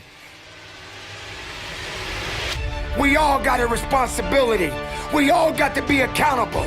We all got to put in work, but don't give up. Because there's somebody out there right now that is hurting. There's somebody out there right now that is struggling. There's somebody out there right now that's got it a little bit tougher than you do. So why are you gonna give up now? Anything that comes your way, you got to be prepared to accept the challenge and go through it. Don't lay on your back. If something's on your chest, get it off. As long as you're breathing, as long as that heart is pumping blood, you're not dead yet. They haven't put rose petals on your box yet. Make sure every breath you take counts for something.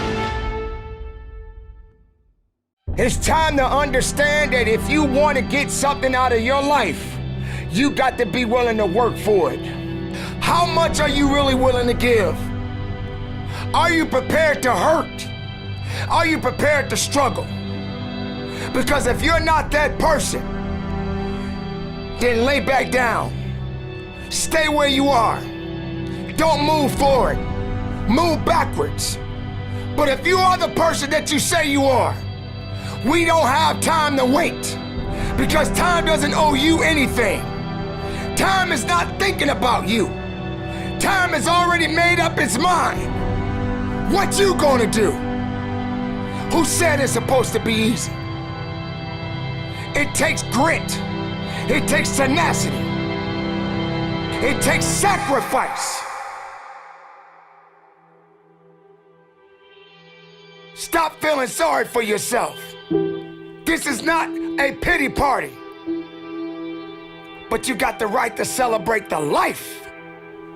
Because no matter if it's good or if it's bad, nothing is greater than living. Because if you're living, there's a possibility to change something. But not just change it, evolve it. Evolve it to something greater. Being able to take something that may not be nothing to others, but may mean something to you. There are so many people in this world that don't believe in you. But while you're sitting around worrying about people believing in you, why don't you focus on believing in yourself? Live, breathe, life, you. That's what it's about. And now, broadcasting live by the light of a single swinging bow, deep in an underground bunker marked only by a nondescript entrance somewhere in rural Oregon. Don't even try to find him. Don't even try. Here's Larry with this week's guest. Ladies and gentlemen, welcome to Leo's Coast to Coast. Hello, everybody, wherever you may be, from coast to coast, sea to shining sea. Hello, hello, Texas, upstate New York. Hello, Middle Tennessee, Ontario, Manitoba. Hello, state of Texas. We're here for you today, state of Texas. Yes, we are. All right, now. We got a little ways. Not far. We're almost there. Finish line is within sight. Home stretch at the final turn. And there we are. $19,120 donated. Only $880 remains. My friends, that's a miracle.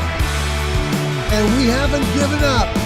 We're going to keep pushing. We're going to keep trying. We're going to keep grinding. Because there's 2 deputies with kids that are counting on it. Because we will not forget them. Ladies and gentlemen, welcome. Telethon 4 for JJ and Zach. Hi there, everybody. Welcome.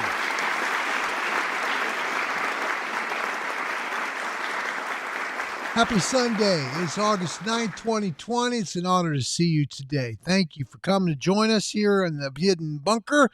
And thank you to Chet the Jet Buchanan for his wonderfully kind introduction. Chet and I worked a long time in the radio together. He's a good friend. I appreciate what he did. Folks, we're here for the GoFundMe account for Deputies J.J. Johnson and Zach Camden. Both deputies were on Live PD. Both deputies work for Williamson County's Sheriff Department. Now, what we're doing is we're trying to make sure they have legal representation. We're not getting into the court case. We weren't there. We don't know. But what we do know is everyone deserves legal representation. That means everyone deserves to have a lawyer to defend them in court. That we do believe is true. So, what we're asking you to do is give here at GoFundMe Legal Defense Fund for Wilco Deputies. That's GoFundMe Legal Defense Fund for Wilco Deputies. If we can get that number to about $19,250, that's $130 more. By the time the clock right there hits 12 noon, we have a very reasonable shot to fund this today. I promise you we do. We do. We do.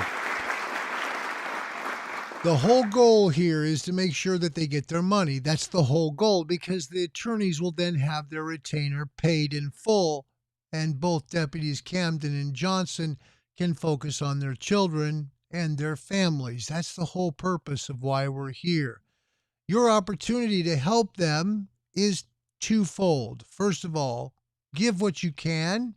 GoFundMe Legal Defense Fund for Wilco Deputies, and then share that same GoFundMe page with your social media and your family and your friend contacts. That's it. You do that, you've done as much as you can do, nothing more. But keep sharing it, because you never know who might be available to hear what you have to say, all right? Since the last break, we got another $20 donation. Yes, sir. Yes, sir. Yes, sir.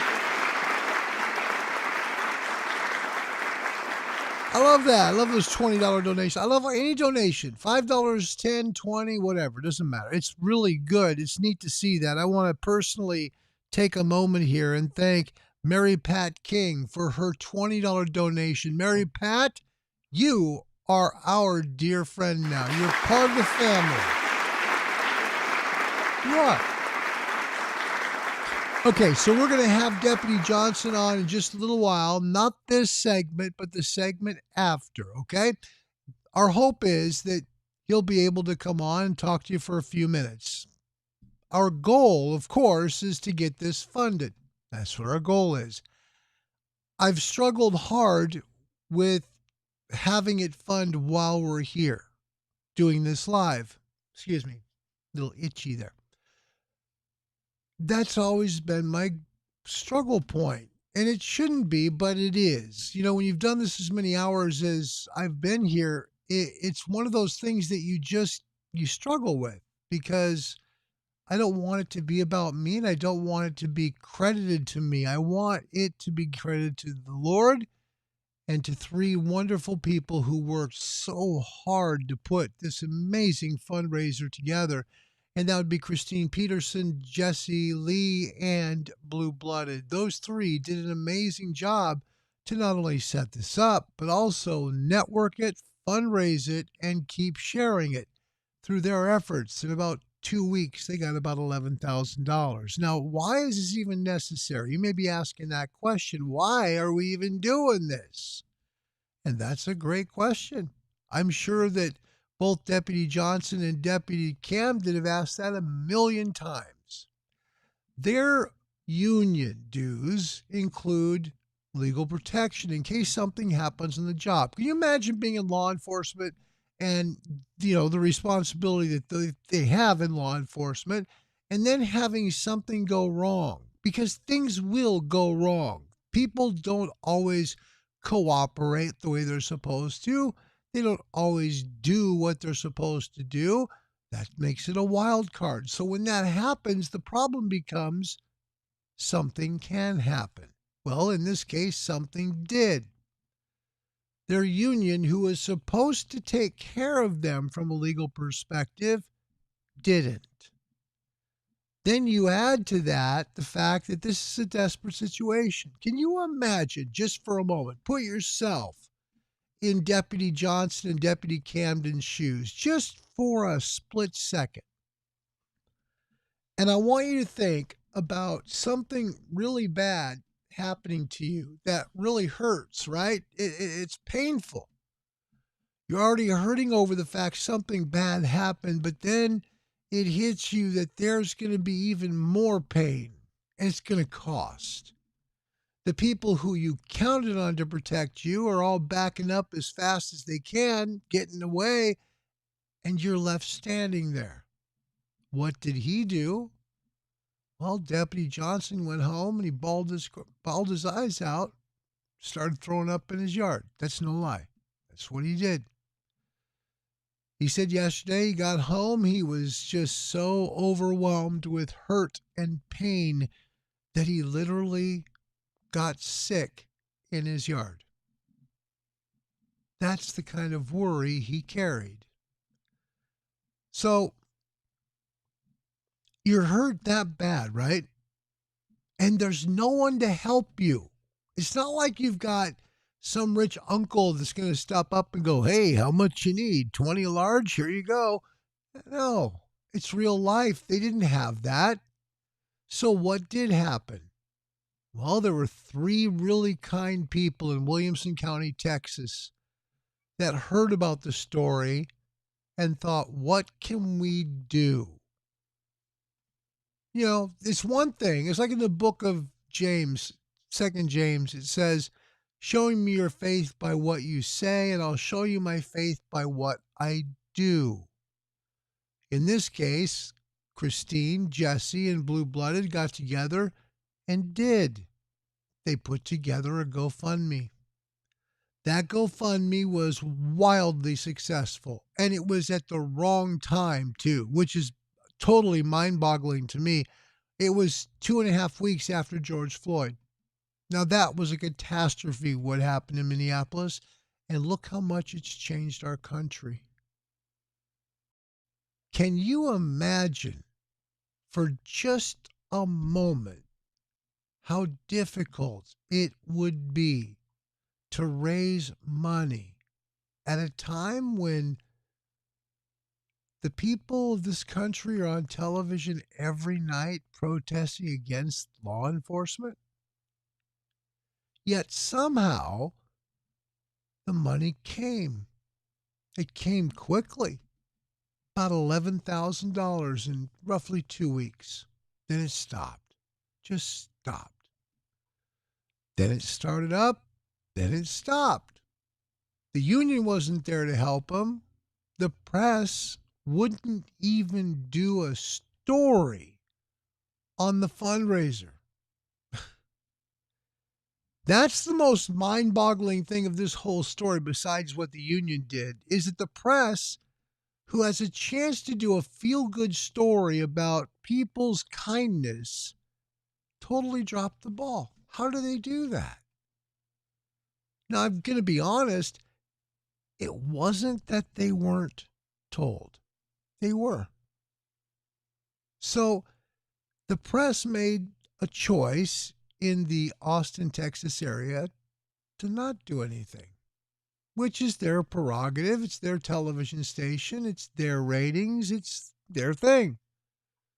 But to be able to make a difference like this, where you have people who are coming from two countries together to support those two guys the way that people have, and not want to talk about it because, well, COVID-19 is so popular to talk about. So is all the deaths in big cities and the police brutality that is being talked about.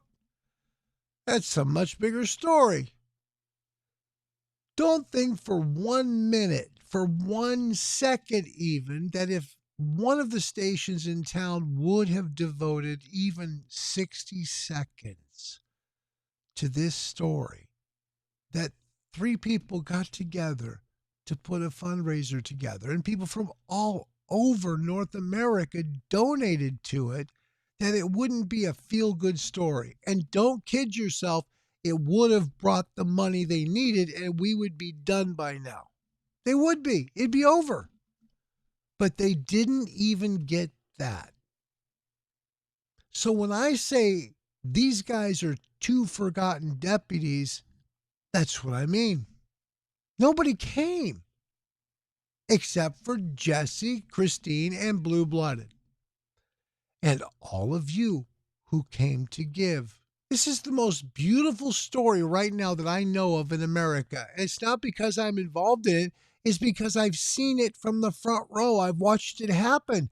You guys have been remarkable what you've done. You guys have been phenomenal what you've done. It's a miracle what's happened. This is totally a God-given miracle. And it's a shame that more people in our country don't know about it. This is almost like our country's best kept secret. And I think that the thing that infuriates me about this the most is that our country needs a feel-good story right now. They do. Our country needs that because we have enough feel-bad stories. We do. So I received a wonderful message from one of the organizers from this fundraiser, Christine, and I will always cherish it. I really will. I want to frame it because I don't, like I've said, I'm not here for friends, followers, subscribers, or bell ringers. I don't need it. Don't want it. It's not what I came for. I came to help, period. But the letter I got from her was so sweet, so special, so from the heart. I will always cherish that letter. I will. And the reason I will is because it came from her heart. It really did. So here's the thing. We're at a point where we need to see that number bump up.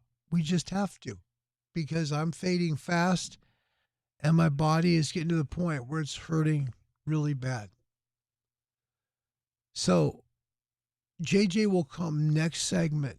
I probably have one more segment left physically that I can do this.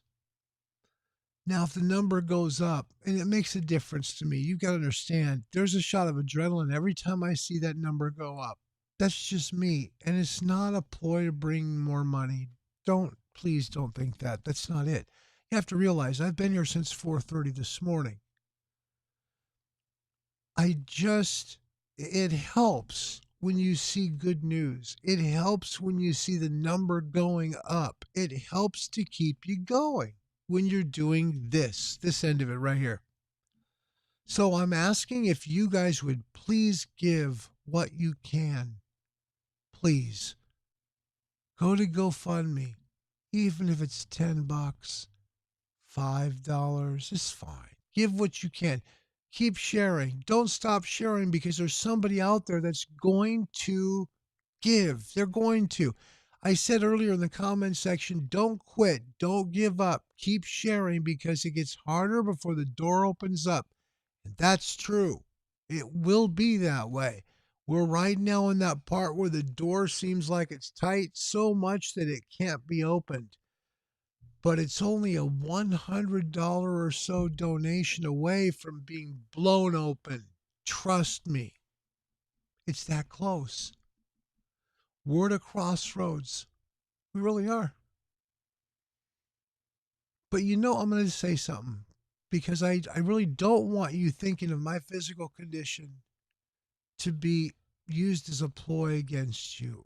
I applaud what you've done. I'm blown away by what you've done. I'm totally inspired by what you've done, and it makes me angry that the press hasn't covered what you've done. If we don't get another dollar from this here today, I'll close this off and I'll go to my surgery tomorrow with a smile on my face because I'm so proud of you guys. I really am. I'm so proud. What you've done has been inspiring. You've given above and beyond every single time, and you've come through again and again and again and again. And it's miraculous. Now look at that number. Look at that number. Take a look at that number carefully. Look carefully at that number. There's not 4 there anymore. There's only 3. And it's $880. That's because of your kindness and what you've done. That's because of the $5 and the 10s and the 20s and the 50s and the 100s. You guys have been remarkable. Now, if you would like to have free dog training for 1 hour with Stan Smith, one of America's finest dog trainers, to help you get a handle on your pooch. I know I could use that. I'm going to be talking to Stan. A $100 donation gets you a free hour of dog training from a guy who basically helps to create dogs that can be police dogs. That's pretty cool. That's what $100 gets you. All right. It also will get you a free show here on YouTube with friends to do any kind of trivia show you want. You name it, we'll make it work. We're that close. Just a little more to go. Just a little more. Not much. Just a skosh. Just a skosh. I had hoped at 4:30 this morning we could get to $19,001. Really? $19,001. Because that would make it 3 numbers that we needed. 3 numbers. 999. And I think that you guys have come through huge to make it 19,120 U.S. simoleons. Good work.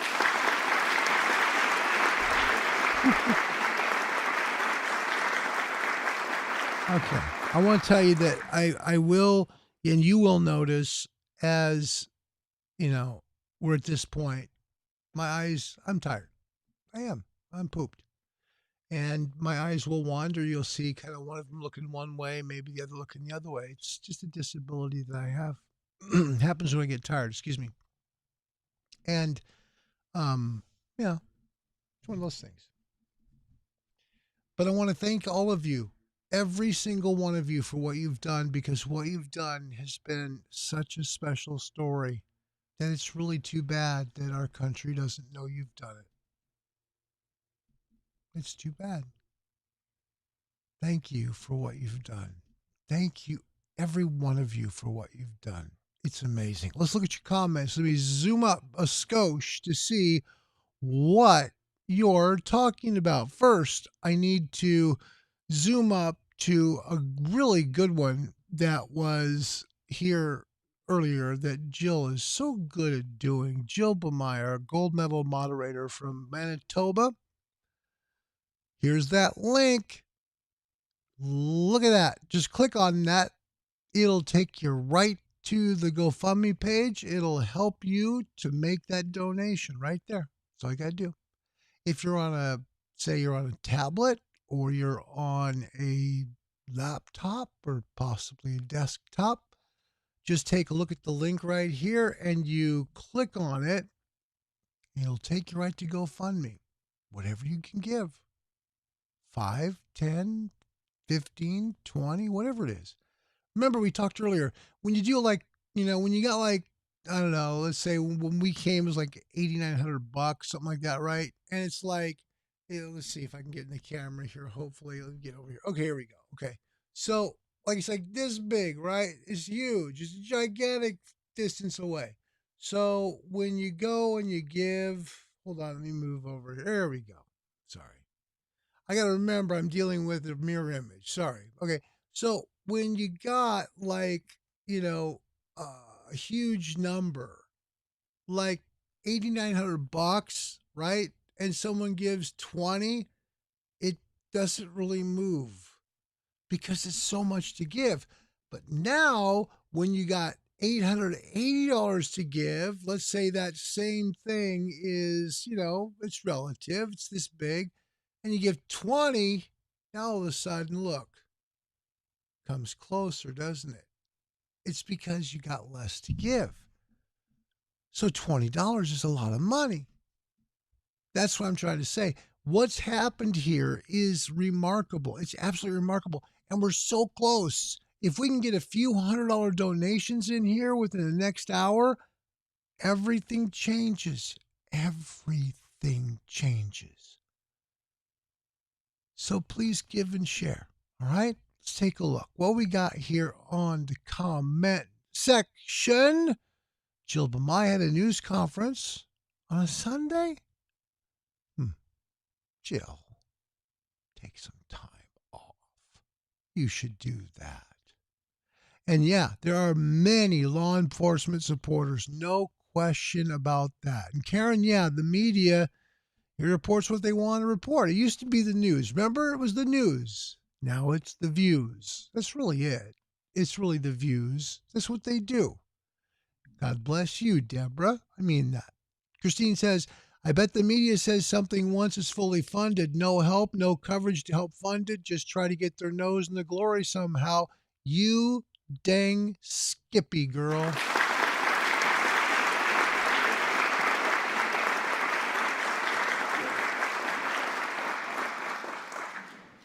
Yep, probably. And it'll probably be some about, local people put together a fundraiser to help raise money for 2 deputies, and then they'll spin it the deputies are guilty or somehow, and it'll look bad. I don't know. I'm guessing. I shouldn't do that. I'm just saying it would have been really nice to have the media here when they could have been helpful to cover the story, rather than maybe afterward. I agree with you, Christine. I really do. Yep. And Karen says it well.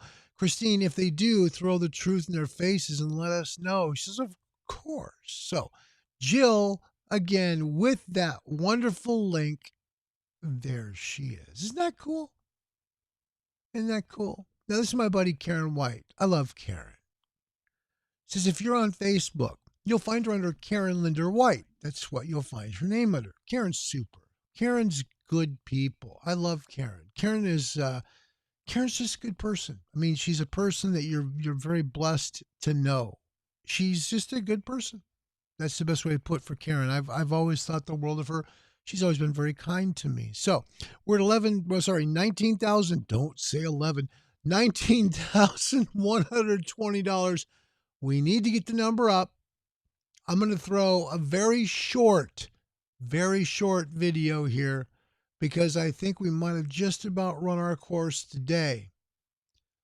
And if that's the case, don't be disappointed. Please, don't you dare be disappointed. Because, folks, you know, when you look at the numbers from where we started today and where we are now, guys, it's $550 more.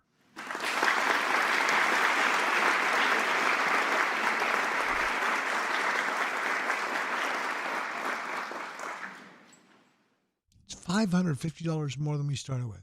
Really? $550 more. That's great.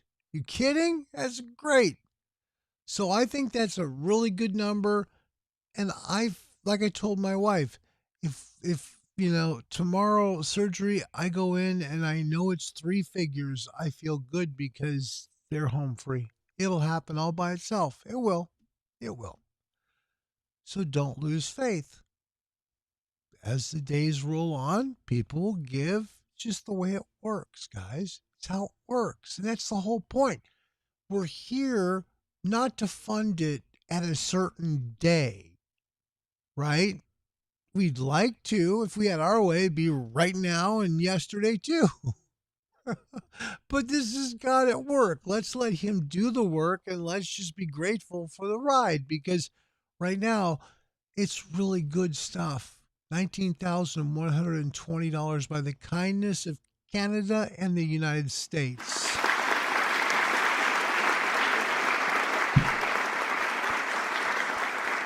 See, even when I try not to hit the pop filter, I still hit it. It's like, bonk. Anyway. JP Cam, hold on. JP Cam moment. Here we go. There we go. JP Cam moment.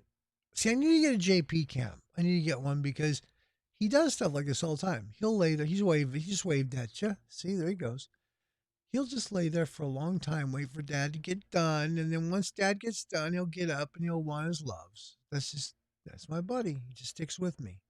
He likes to be in here when I'm on the radio or when I'm, doing something here. He loves to just hang out with Dad. So it's really special. That's the JP Cam. Get a little afternoon nap. It's my buddy. He's hard not to love. He's a cuddler too. In nighttime, I just say night-night, and he'll go right upstairs. And if he's got a toy, I get him a toy, he loves those little squeaker toys.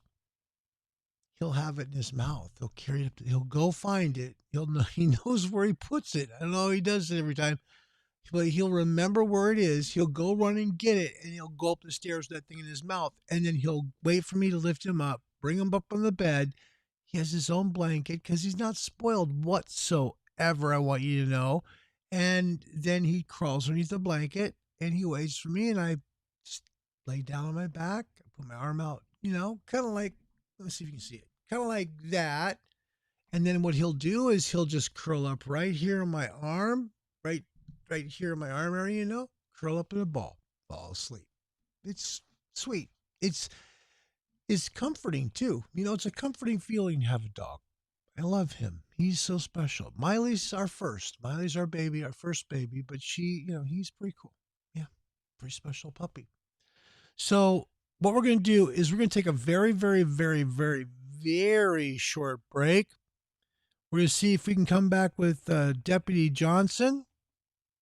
We're going to do our very best to see if we can get him. He might be working today. It's possible.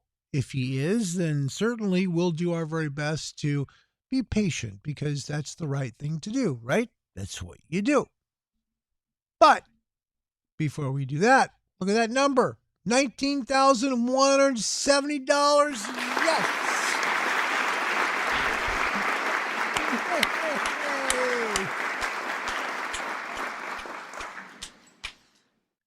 Only $830 left. That's pretty cool. Who did that? I need to find out who did it. who's responsible for this? Who's responsible for this move and the money? Oh, I see. It's anonymous. Congratulations, Anonymous. Thank you. Thank you. That's cool. Yeah. I'm going to move this over. It's a little brighter over there. Okay. Yeah, Anonymous, thank you very much. $50 donation. That makes it close.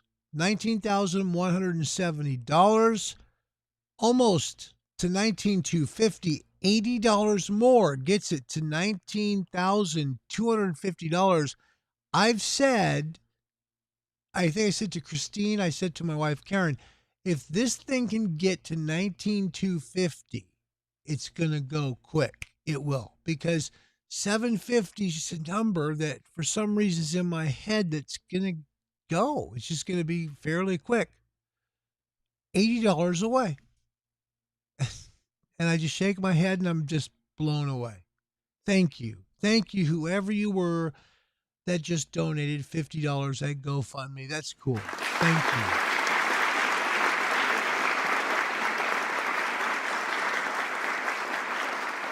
That's very cool. All right. I'm going to check, see if I've got anything to go here. Let me go one more go around on the Facebook side and the Twitter side, just to see if we can get somebody to give on either side. And if we can't, that's okay. We tried. That's the main thing. I don't want to give up. I'll never give up, but I don't want to stop. I'll put it that way. I don't want to stop until I know I've tried that, because that's part of what we do.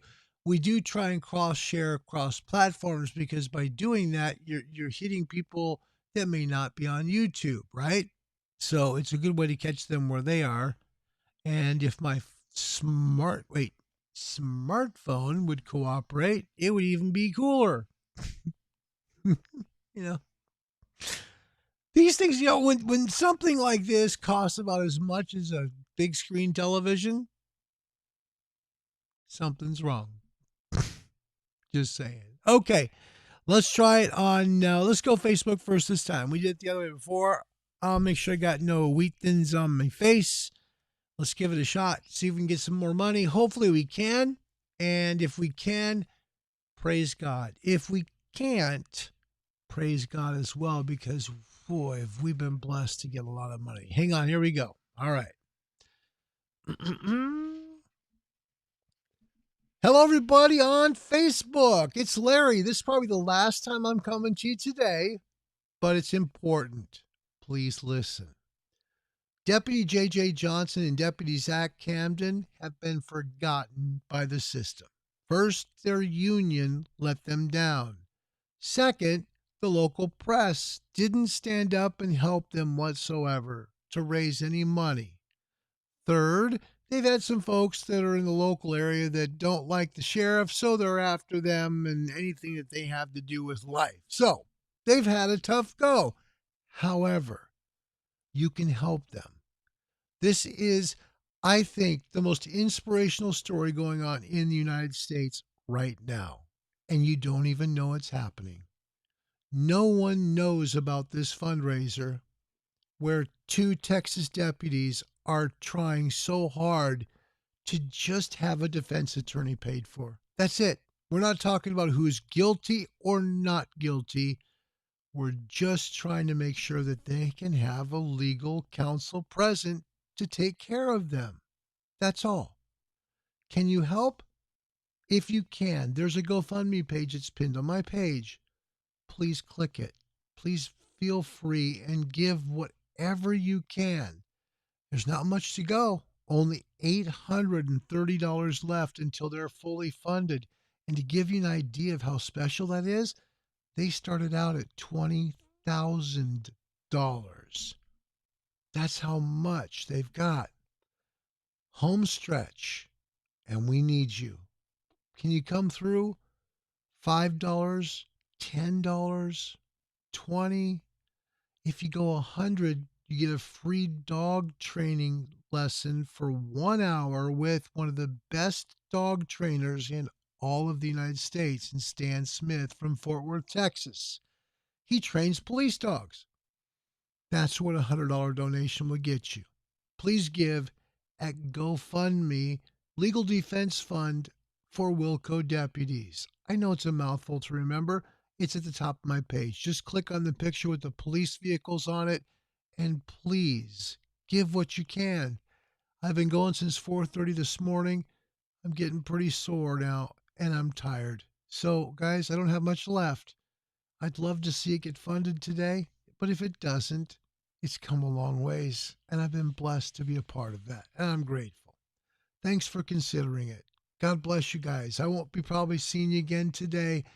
I'm really sore, and I have surgery in the morning, so I will catch up with you soon. God bless you. If you can give it GoFundMe, your name gets added live on YouTube with us. I hope you can help. GoFundMe.com, Legal Defense Fund for Wilco Deputies. God bless you. Thank you so much for what you've done to help. Love you guys. Take care, everybody. Bye now. Okay, there's one. Now we go to the Twitter and say, hi, Twitter. Let me go, hi, Courtney. Just kidding.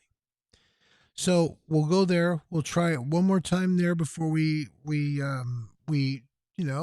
say, well, we're done now for today. Well, we'll try. We're still going to try and get JJ on, though. Hold on. We'll give up on that. Hang on. There we go. Twitter, by the way, Twitter will go really fast. It connects like that. Hang on a sec. Here we go. Oh, wait. Connection too poor. I need a rich connection. I can't afford a rich connection. What do? I need to get a rich connection. Or I can just plug in the Wi-Fi. That would work every time, wouldn't it? I don't use Wi-Fi all the time. I turn it off because it burns up my battery really fast. Do you ever do that? You get rid of it? You're like, no, stop. Don't do that. Enough's enough. Yep, that's me. Okay. Quick to live. Give me a sec. Let's get this. And hopefully someone would give. Wouldn't that be neat? Only $80 away from $19,250. Hang on. And we'll try and spin it one more time. There we go. Okay. Just a second, everybody. Hi, everybody on Twitter. It's Larry from YouTube with us and originally from Twitter. I don't forget where I came from. Hey, guys and gals, we are on YouTube with us on the home stretch now. This will be probably the last time I'll come to see you during this weekend. Deputies J.J. Johnson and Zach Camden. We're still trying to raise money for them, and we're so close. Guys, they're on the home stretch now, going around that last curve, and they can see the finish line. Only $880 left to raise. That's it out of $20,000. We need you to please donate what you can right away at GoFundMe, Legal Defense Fund for Wilco Deputies. That's GoFundMe, Legal Defense Fund for Wilco Deputies. I have it pinned to the top of my page. Please feel free and click on that. Give what you can. Right now, they are at $19,170, which means your donation counts so much right now. Please give at GoFundMe. Let's get that number up. And my goodness, wouldn't it be something if it funded today? Thanks to you. God bless you. Please give if you can. It's pinned to the top of this page on my page. Thanks, everybody. God bless you, and thank you for all you've given. It's a great success story. Goodbye, everybody. God bless you. Yeah, on Twitter, you got to go stop, hit the X button, then you have to hit stop broadcast. Sure. Okay. I love to hit the stop button twice. May I hit it 3 times? 4 times? 5 times? Okay. What are you going to do? So that's what we do. We just do that because, in essence, people are here, but there'll be people that are on YouTube or Facebook that may not know about it. So what I'm trying to do is I'm trying to cross-promote in different platforms. Only because, in all honesty, that's the only way I can do it. I don't really do Instagram. I should. I don't. I'm sorry. It's just me. And it's not that there's anything wrong with Instagram. It's totally me. I'm just not brilliant enough to use it. So there you go. All right. 19170. We're going to effort getting Deputy J.J. Johnson on in the next segment. One short segue to go as we are just about done with Telethon 4. Give me a few moments. God bless you. Thank you for watching. Be here in just a few for you, for Deputies Johnson and Camden, as we make a difference in the lives of two special deputies in Texas. The following are true stories. May 26, 2003, Aaron Ralston was hiking. A boulder fell on his right hand. He waited 4 days. Then he amputated his own arm with a pocket knife. On New Year's Eve, a woman was bungee jumping in Zimbabwe. The cord broke. She then fell into a river and had to swim back to land in crocodile-infested waters with a broken collarbone. The most amazing part of these stories is when asked about the experience, they all smiled, shrugged, and said, "I guess things could have been worse." When your day is a museum of disappointments hanging from events that were outside of your control.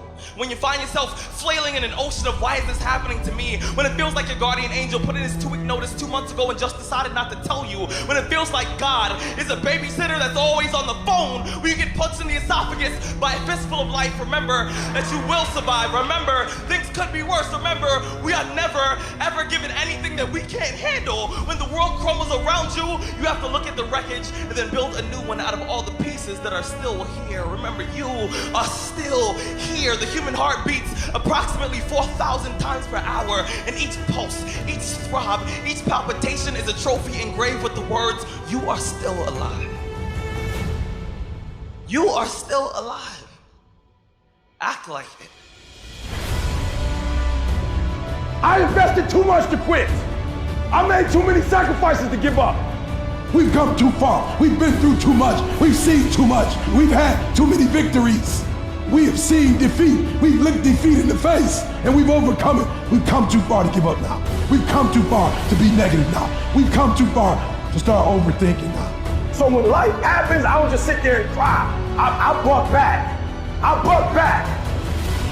And the process is not supposed to be comfortable. So if it hurts, welcome to the big leagues. If you feel like you're under heat, praise God. If you feel like you're being pressured, praise God. But when God looks like he's pulling you back, eventually he's gonna let you go. And the farther he pulls you back, the farther he pulls you back, once he releases you, boom.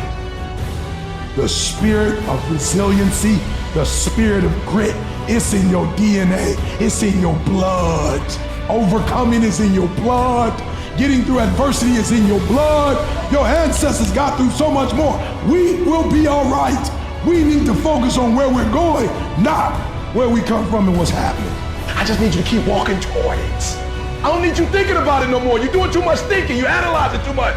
You're talking yourself out of it. I don't know if this is gonna work. I tried and it didn't work. I just need you to keep moving. I need you to make up in your mind that the only way you can lose is if you quit. And I just need you to keep going. You gotta tell life, I don't know who you've been dealing with, but you ain't dealt with me. You gotta tell bankruptcy. You gotta tell divorce. You gotta tell sickness. I don't know who you've been dealing with, but you come up against the wrong one this time. You can be and do whatever you want, and nobody can stop you. Nobody can stop you but you.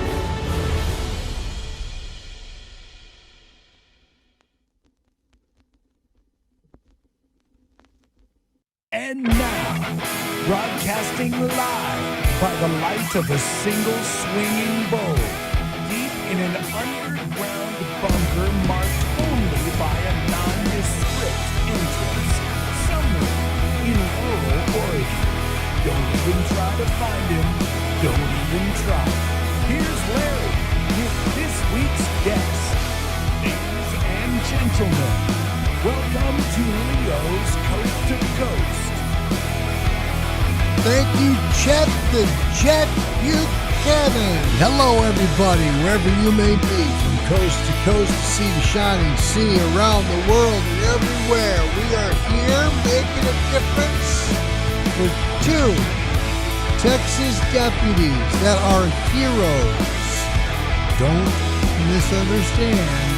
They are heroes, ladies and gentlemen. Yes, they are. We're very grateful. It has been a joy. It's been a pleasure. It's been an honor. It really has been. Last segment. This is it. I don't even know how many segments we've had. My goodness gracious, how many segments have we had there? Jasper, you know? There is no idea. All right. Folks, we're here for Deputy J.J. Johnson, Deputy Zach Camden, both deputies, Williamson County, Texas, deep in the heart of Texas, to try and help them get money for a lawyer to defend them in court, because everyone deserves that. And we're doing what we can to make sure they get themselves funded.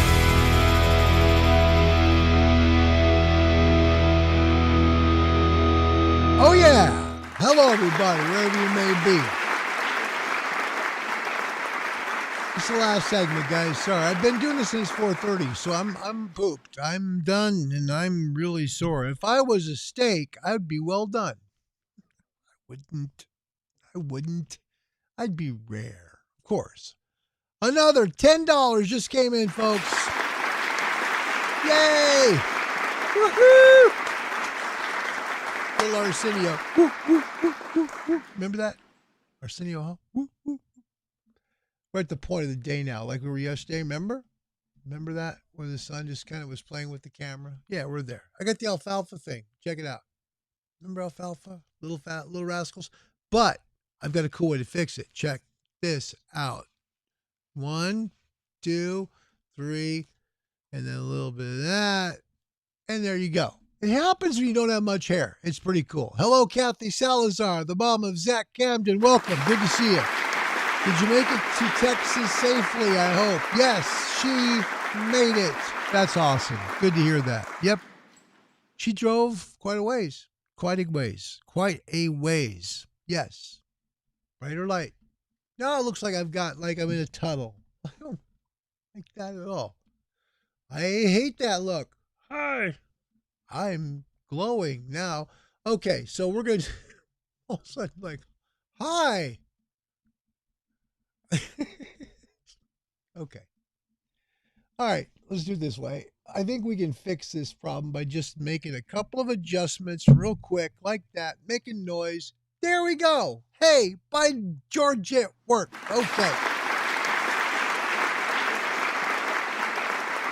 Ladies and gentlemen, out of Ohio, I want to present to you a dear friend of mine, someone I love and cherish very much. Hi, Courtney. Ladies and gentlemen, Courtney Bradney. Everybody, let's give her a hand, okay?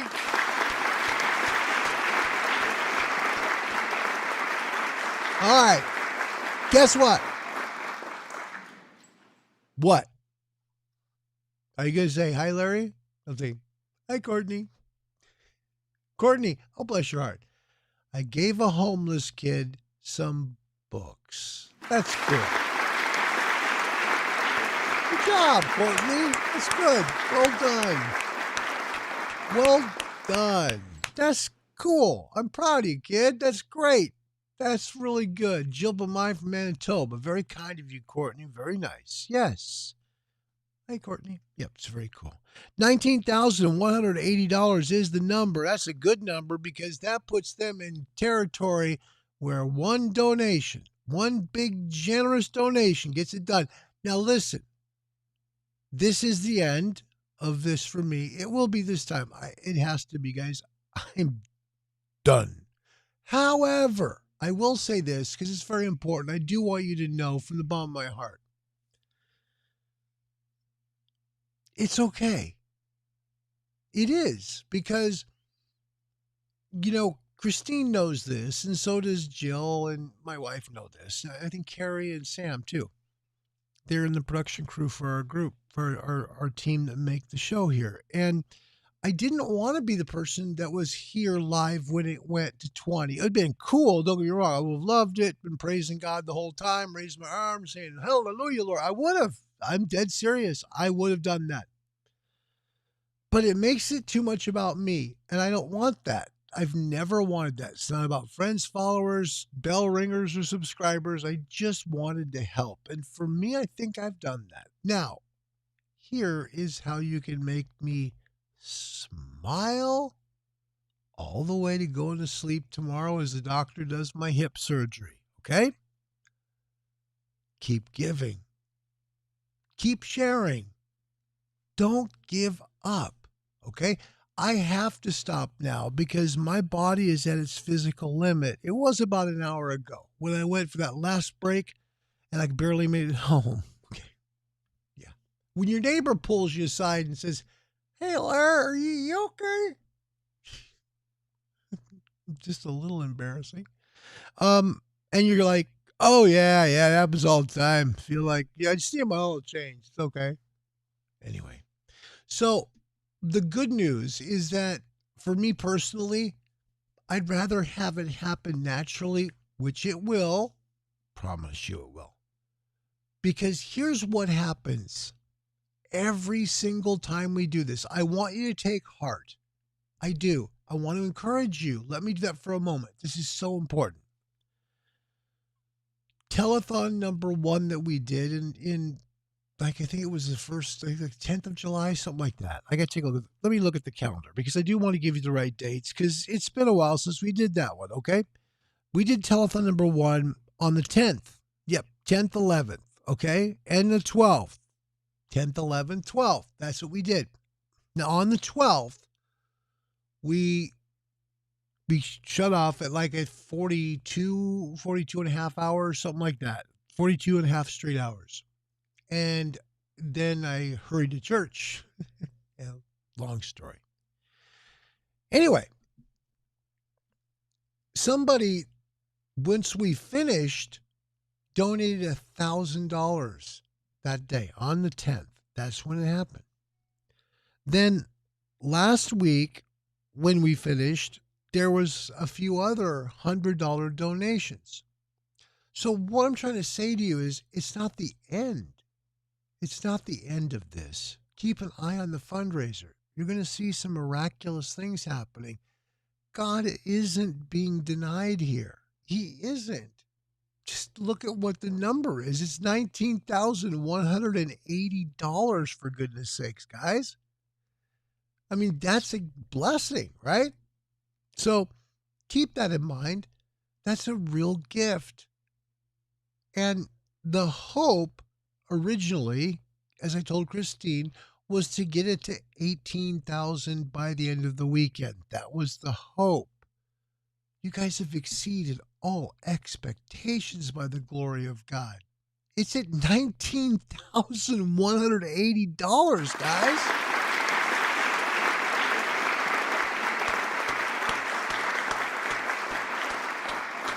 It's just amazing. Okay? $820 is left. That's all. Somebody could donate that all by themselves. There are people who have the ability to do that. I don't know them. No, I'm just kidding. I'm just not that person. I would if I could. Yes, because it'd be really cool. But then it comes back to that old story. I really don't want to be the person here that is, I mean, I'd like to be here to see it happen, just to have fun and celebrate. That would be beautiful. But it just makes it too much about me. And that makes me very uncomfortable because I don't want it about me. So the real thing that I'd like you to do is please don't give up. Don't. Please keep sharing. Please keep caring. Please keep giving, because as you give, that number goes up by 5, 10, 15, whatever it is. That's amazing. In fact, the real Lee Terry is in the house, and check it out. That's awesome. Thank you, God. And she's dead right. Yeah. See, Lee understands. I mean, she understands. This is a lot of money, guys. This is a lot of money. So don't be disappointed at the fact that we didn't get it funded right now. The key word is right now. That's all. It's right now. But it's going to be funded. There's no question. So it's $820 away. You're going to look back at this in just a few days and you're going to say, man, that was really cool to be a part of that. I told my wife that when I came in from the last stretch and walk before I came back in a segment ago. I said, I've never been a part of anything like this in my whole life. I read her a letter that Christine had sent me privately that I'm going to frame because it meant everything to me. Because I do give glory to God through all of this, but she just wrote it in such a way that it just was special to me. It meant the world for me to hear that. And so I'll always treasure that letter. Thank you, Christine. If you're still here, thank you. It means a lot to me. Okay? So I don't want any hurt feelings, anybody upset that it didn't get funded right now. Again, the word is right now. It will be funded. And we're going to have a lot of fun when that happens, aren't we?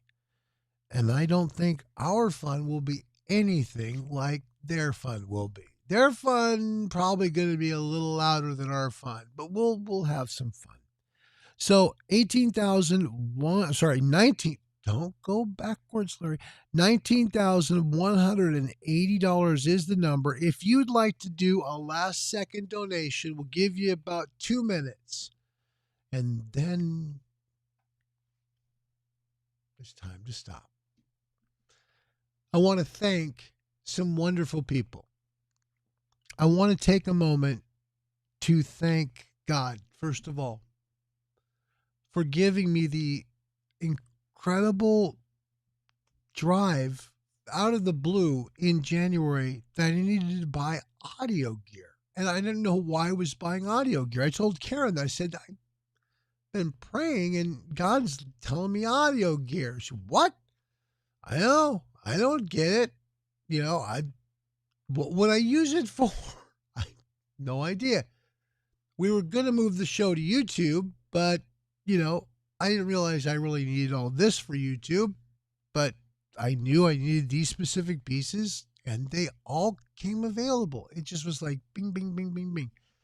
And then the coronavirus hit and the music stores were closed. You couldn't buy this stuff. You couldn't get it until like late April. So it came just before the lockdowns came, and it came at a time when we could do YouTube with friends and encourage people through the coronavirus. It's totally a God gift. It's a blessing.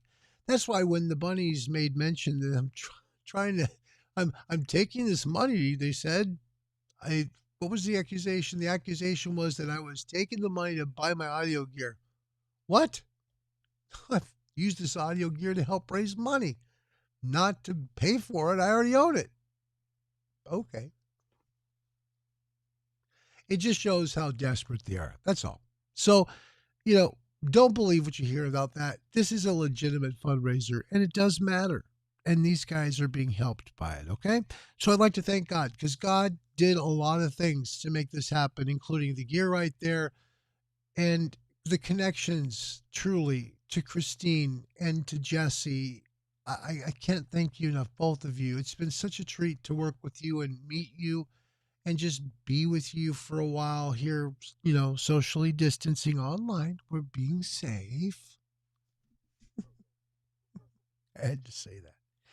And, and the wonderful help, like Lee Terry, she got these guests from America's Top Dog, and they're great people. They're wonderful people. My goodness, all the people she got were just really good. And we had a ball. I think the most fun interview was the one with Stan and Butch, where they showed all the things the dogs could do. If you have a chance, go back and take a look at Telethon 3, Saturday version. Not the Sunday, but Saturday version. Look at the 3 o'clock in the afternoon segment. You can find it real easy because what you should do is you look up here at the clock right there, that red clock, that specific time. When you see about 3 o'clock, that's when you'll meet Stan and Butch. Great show. Fun to do. And I also want to thank Carrie. Bless you, Carrie. Came here by yourself last weekend and you worked really hard through, some mess that was thrown your way that It was unfortunate, but that just showed what a good person you are and what a crummy person they were. Again, it's just another example of the bunnies. It's too bad. I pray for them. Do you know that? I pray for the bunnies. Yeah. If any bunnies are here, did you know that I pray for you? That's a true story. I pray for you. I pray that God gives you eyesight to see what you're doing. Really. That you can open your eyes and take the angry glasses off and see what you're really doing. Because what you're doing, everybody else sees as being pure evil. And it's sad. And you know what? I bet most, if not all of you, are much better people than that. Okay? So I do pray for you guys. Okay. The next thing is I really want to thank Jill Bamai, who is a dear friend, who has my back in ways that are so profound as a friend. Thanks, Jill. You're the very best. You really are. You're a good friend. And I want to thank Samantha, our baby. She just turned 21 last weekend, and yet she still came. She did. She came for a little while to help. Bless her heart. And she's been here all weekend, too. So, we've had some really good people here. And I want to thank Kathy's mom. Kathy, Zach's mom, what a treat she's been. Just to get to know her has been just a gift. What a blessing. And I know I have made a lifelong friend in Christine Peterson. I know I have. She's that special. So I just want you to know that this has truly been one of this person's most special times to make a difference for other people. Okay? This has been a blessing. Thank you. Thanks for making it that way. I mean that. I do. Because without all of you, none of it would have happened. This is a huge number. At a time when our world is having bottles, rocks, feces, urine thrown at our police officers. You're raising money for them. It's unbelievable. Just unbelievable. So I just want you to know that you've made a big difference. Thank you. The best is yet to come. $820 to go. I personally would love to see that number hit $20,000 before 12:15 p.m. Pacific tomorrow, because that's when they wheel me back for surgery. What a way to go into surgery. Big old smile on my face. I'd love to share that story with the doctor. But even if it isn't at $20,000 by 12:15 tomorrow, I'll still have the priceless experience of spending this time with all of you and making new friends. Thank you. From the bottom of my heart, thank you. Miracle happened, guys. $19,180, 820 left. The rest of you guys, you can do it. No problem. 820. You got this. In the words of Courtney, hi Courtney. In the words of Courtney, you got this. Thank you, everybody. God bless you. Thanks for being here. I don't know when we're coming back. It depends on surgery tomorrow.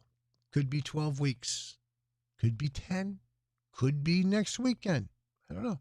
It just depends on what the damage is. So, for everyone that is involved in this, Christine, Blue-Blooded, Jesse, trying to think of everybody's name, Jill, Terry, Lee, Jill, Lee, Mary, Carrie, trying to remember everybody, and Kathy, and of course, Zach and JJ. It's been an honor. See you soon. $820 is all you got to go. You can do that in your sleep, guys. You can do that in your sleep. Sorry I couldn't make it all the way through, but that wasn't God's plan, and that's okay. God bless everybody. Thank you. Thank you for everything. Goodbye, everybody.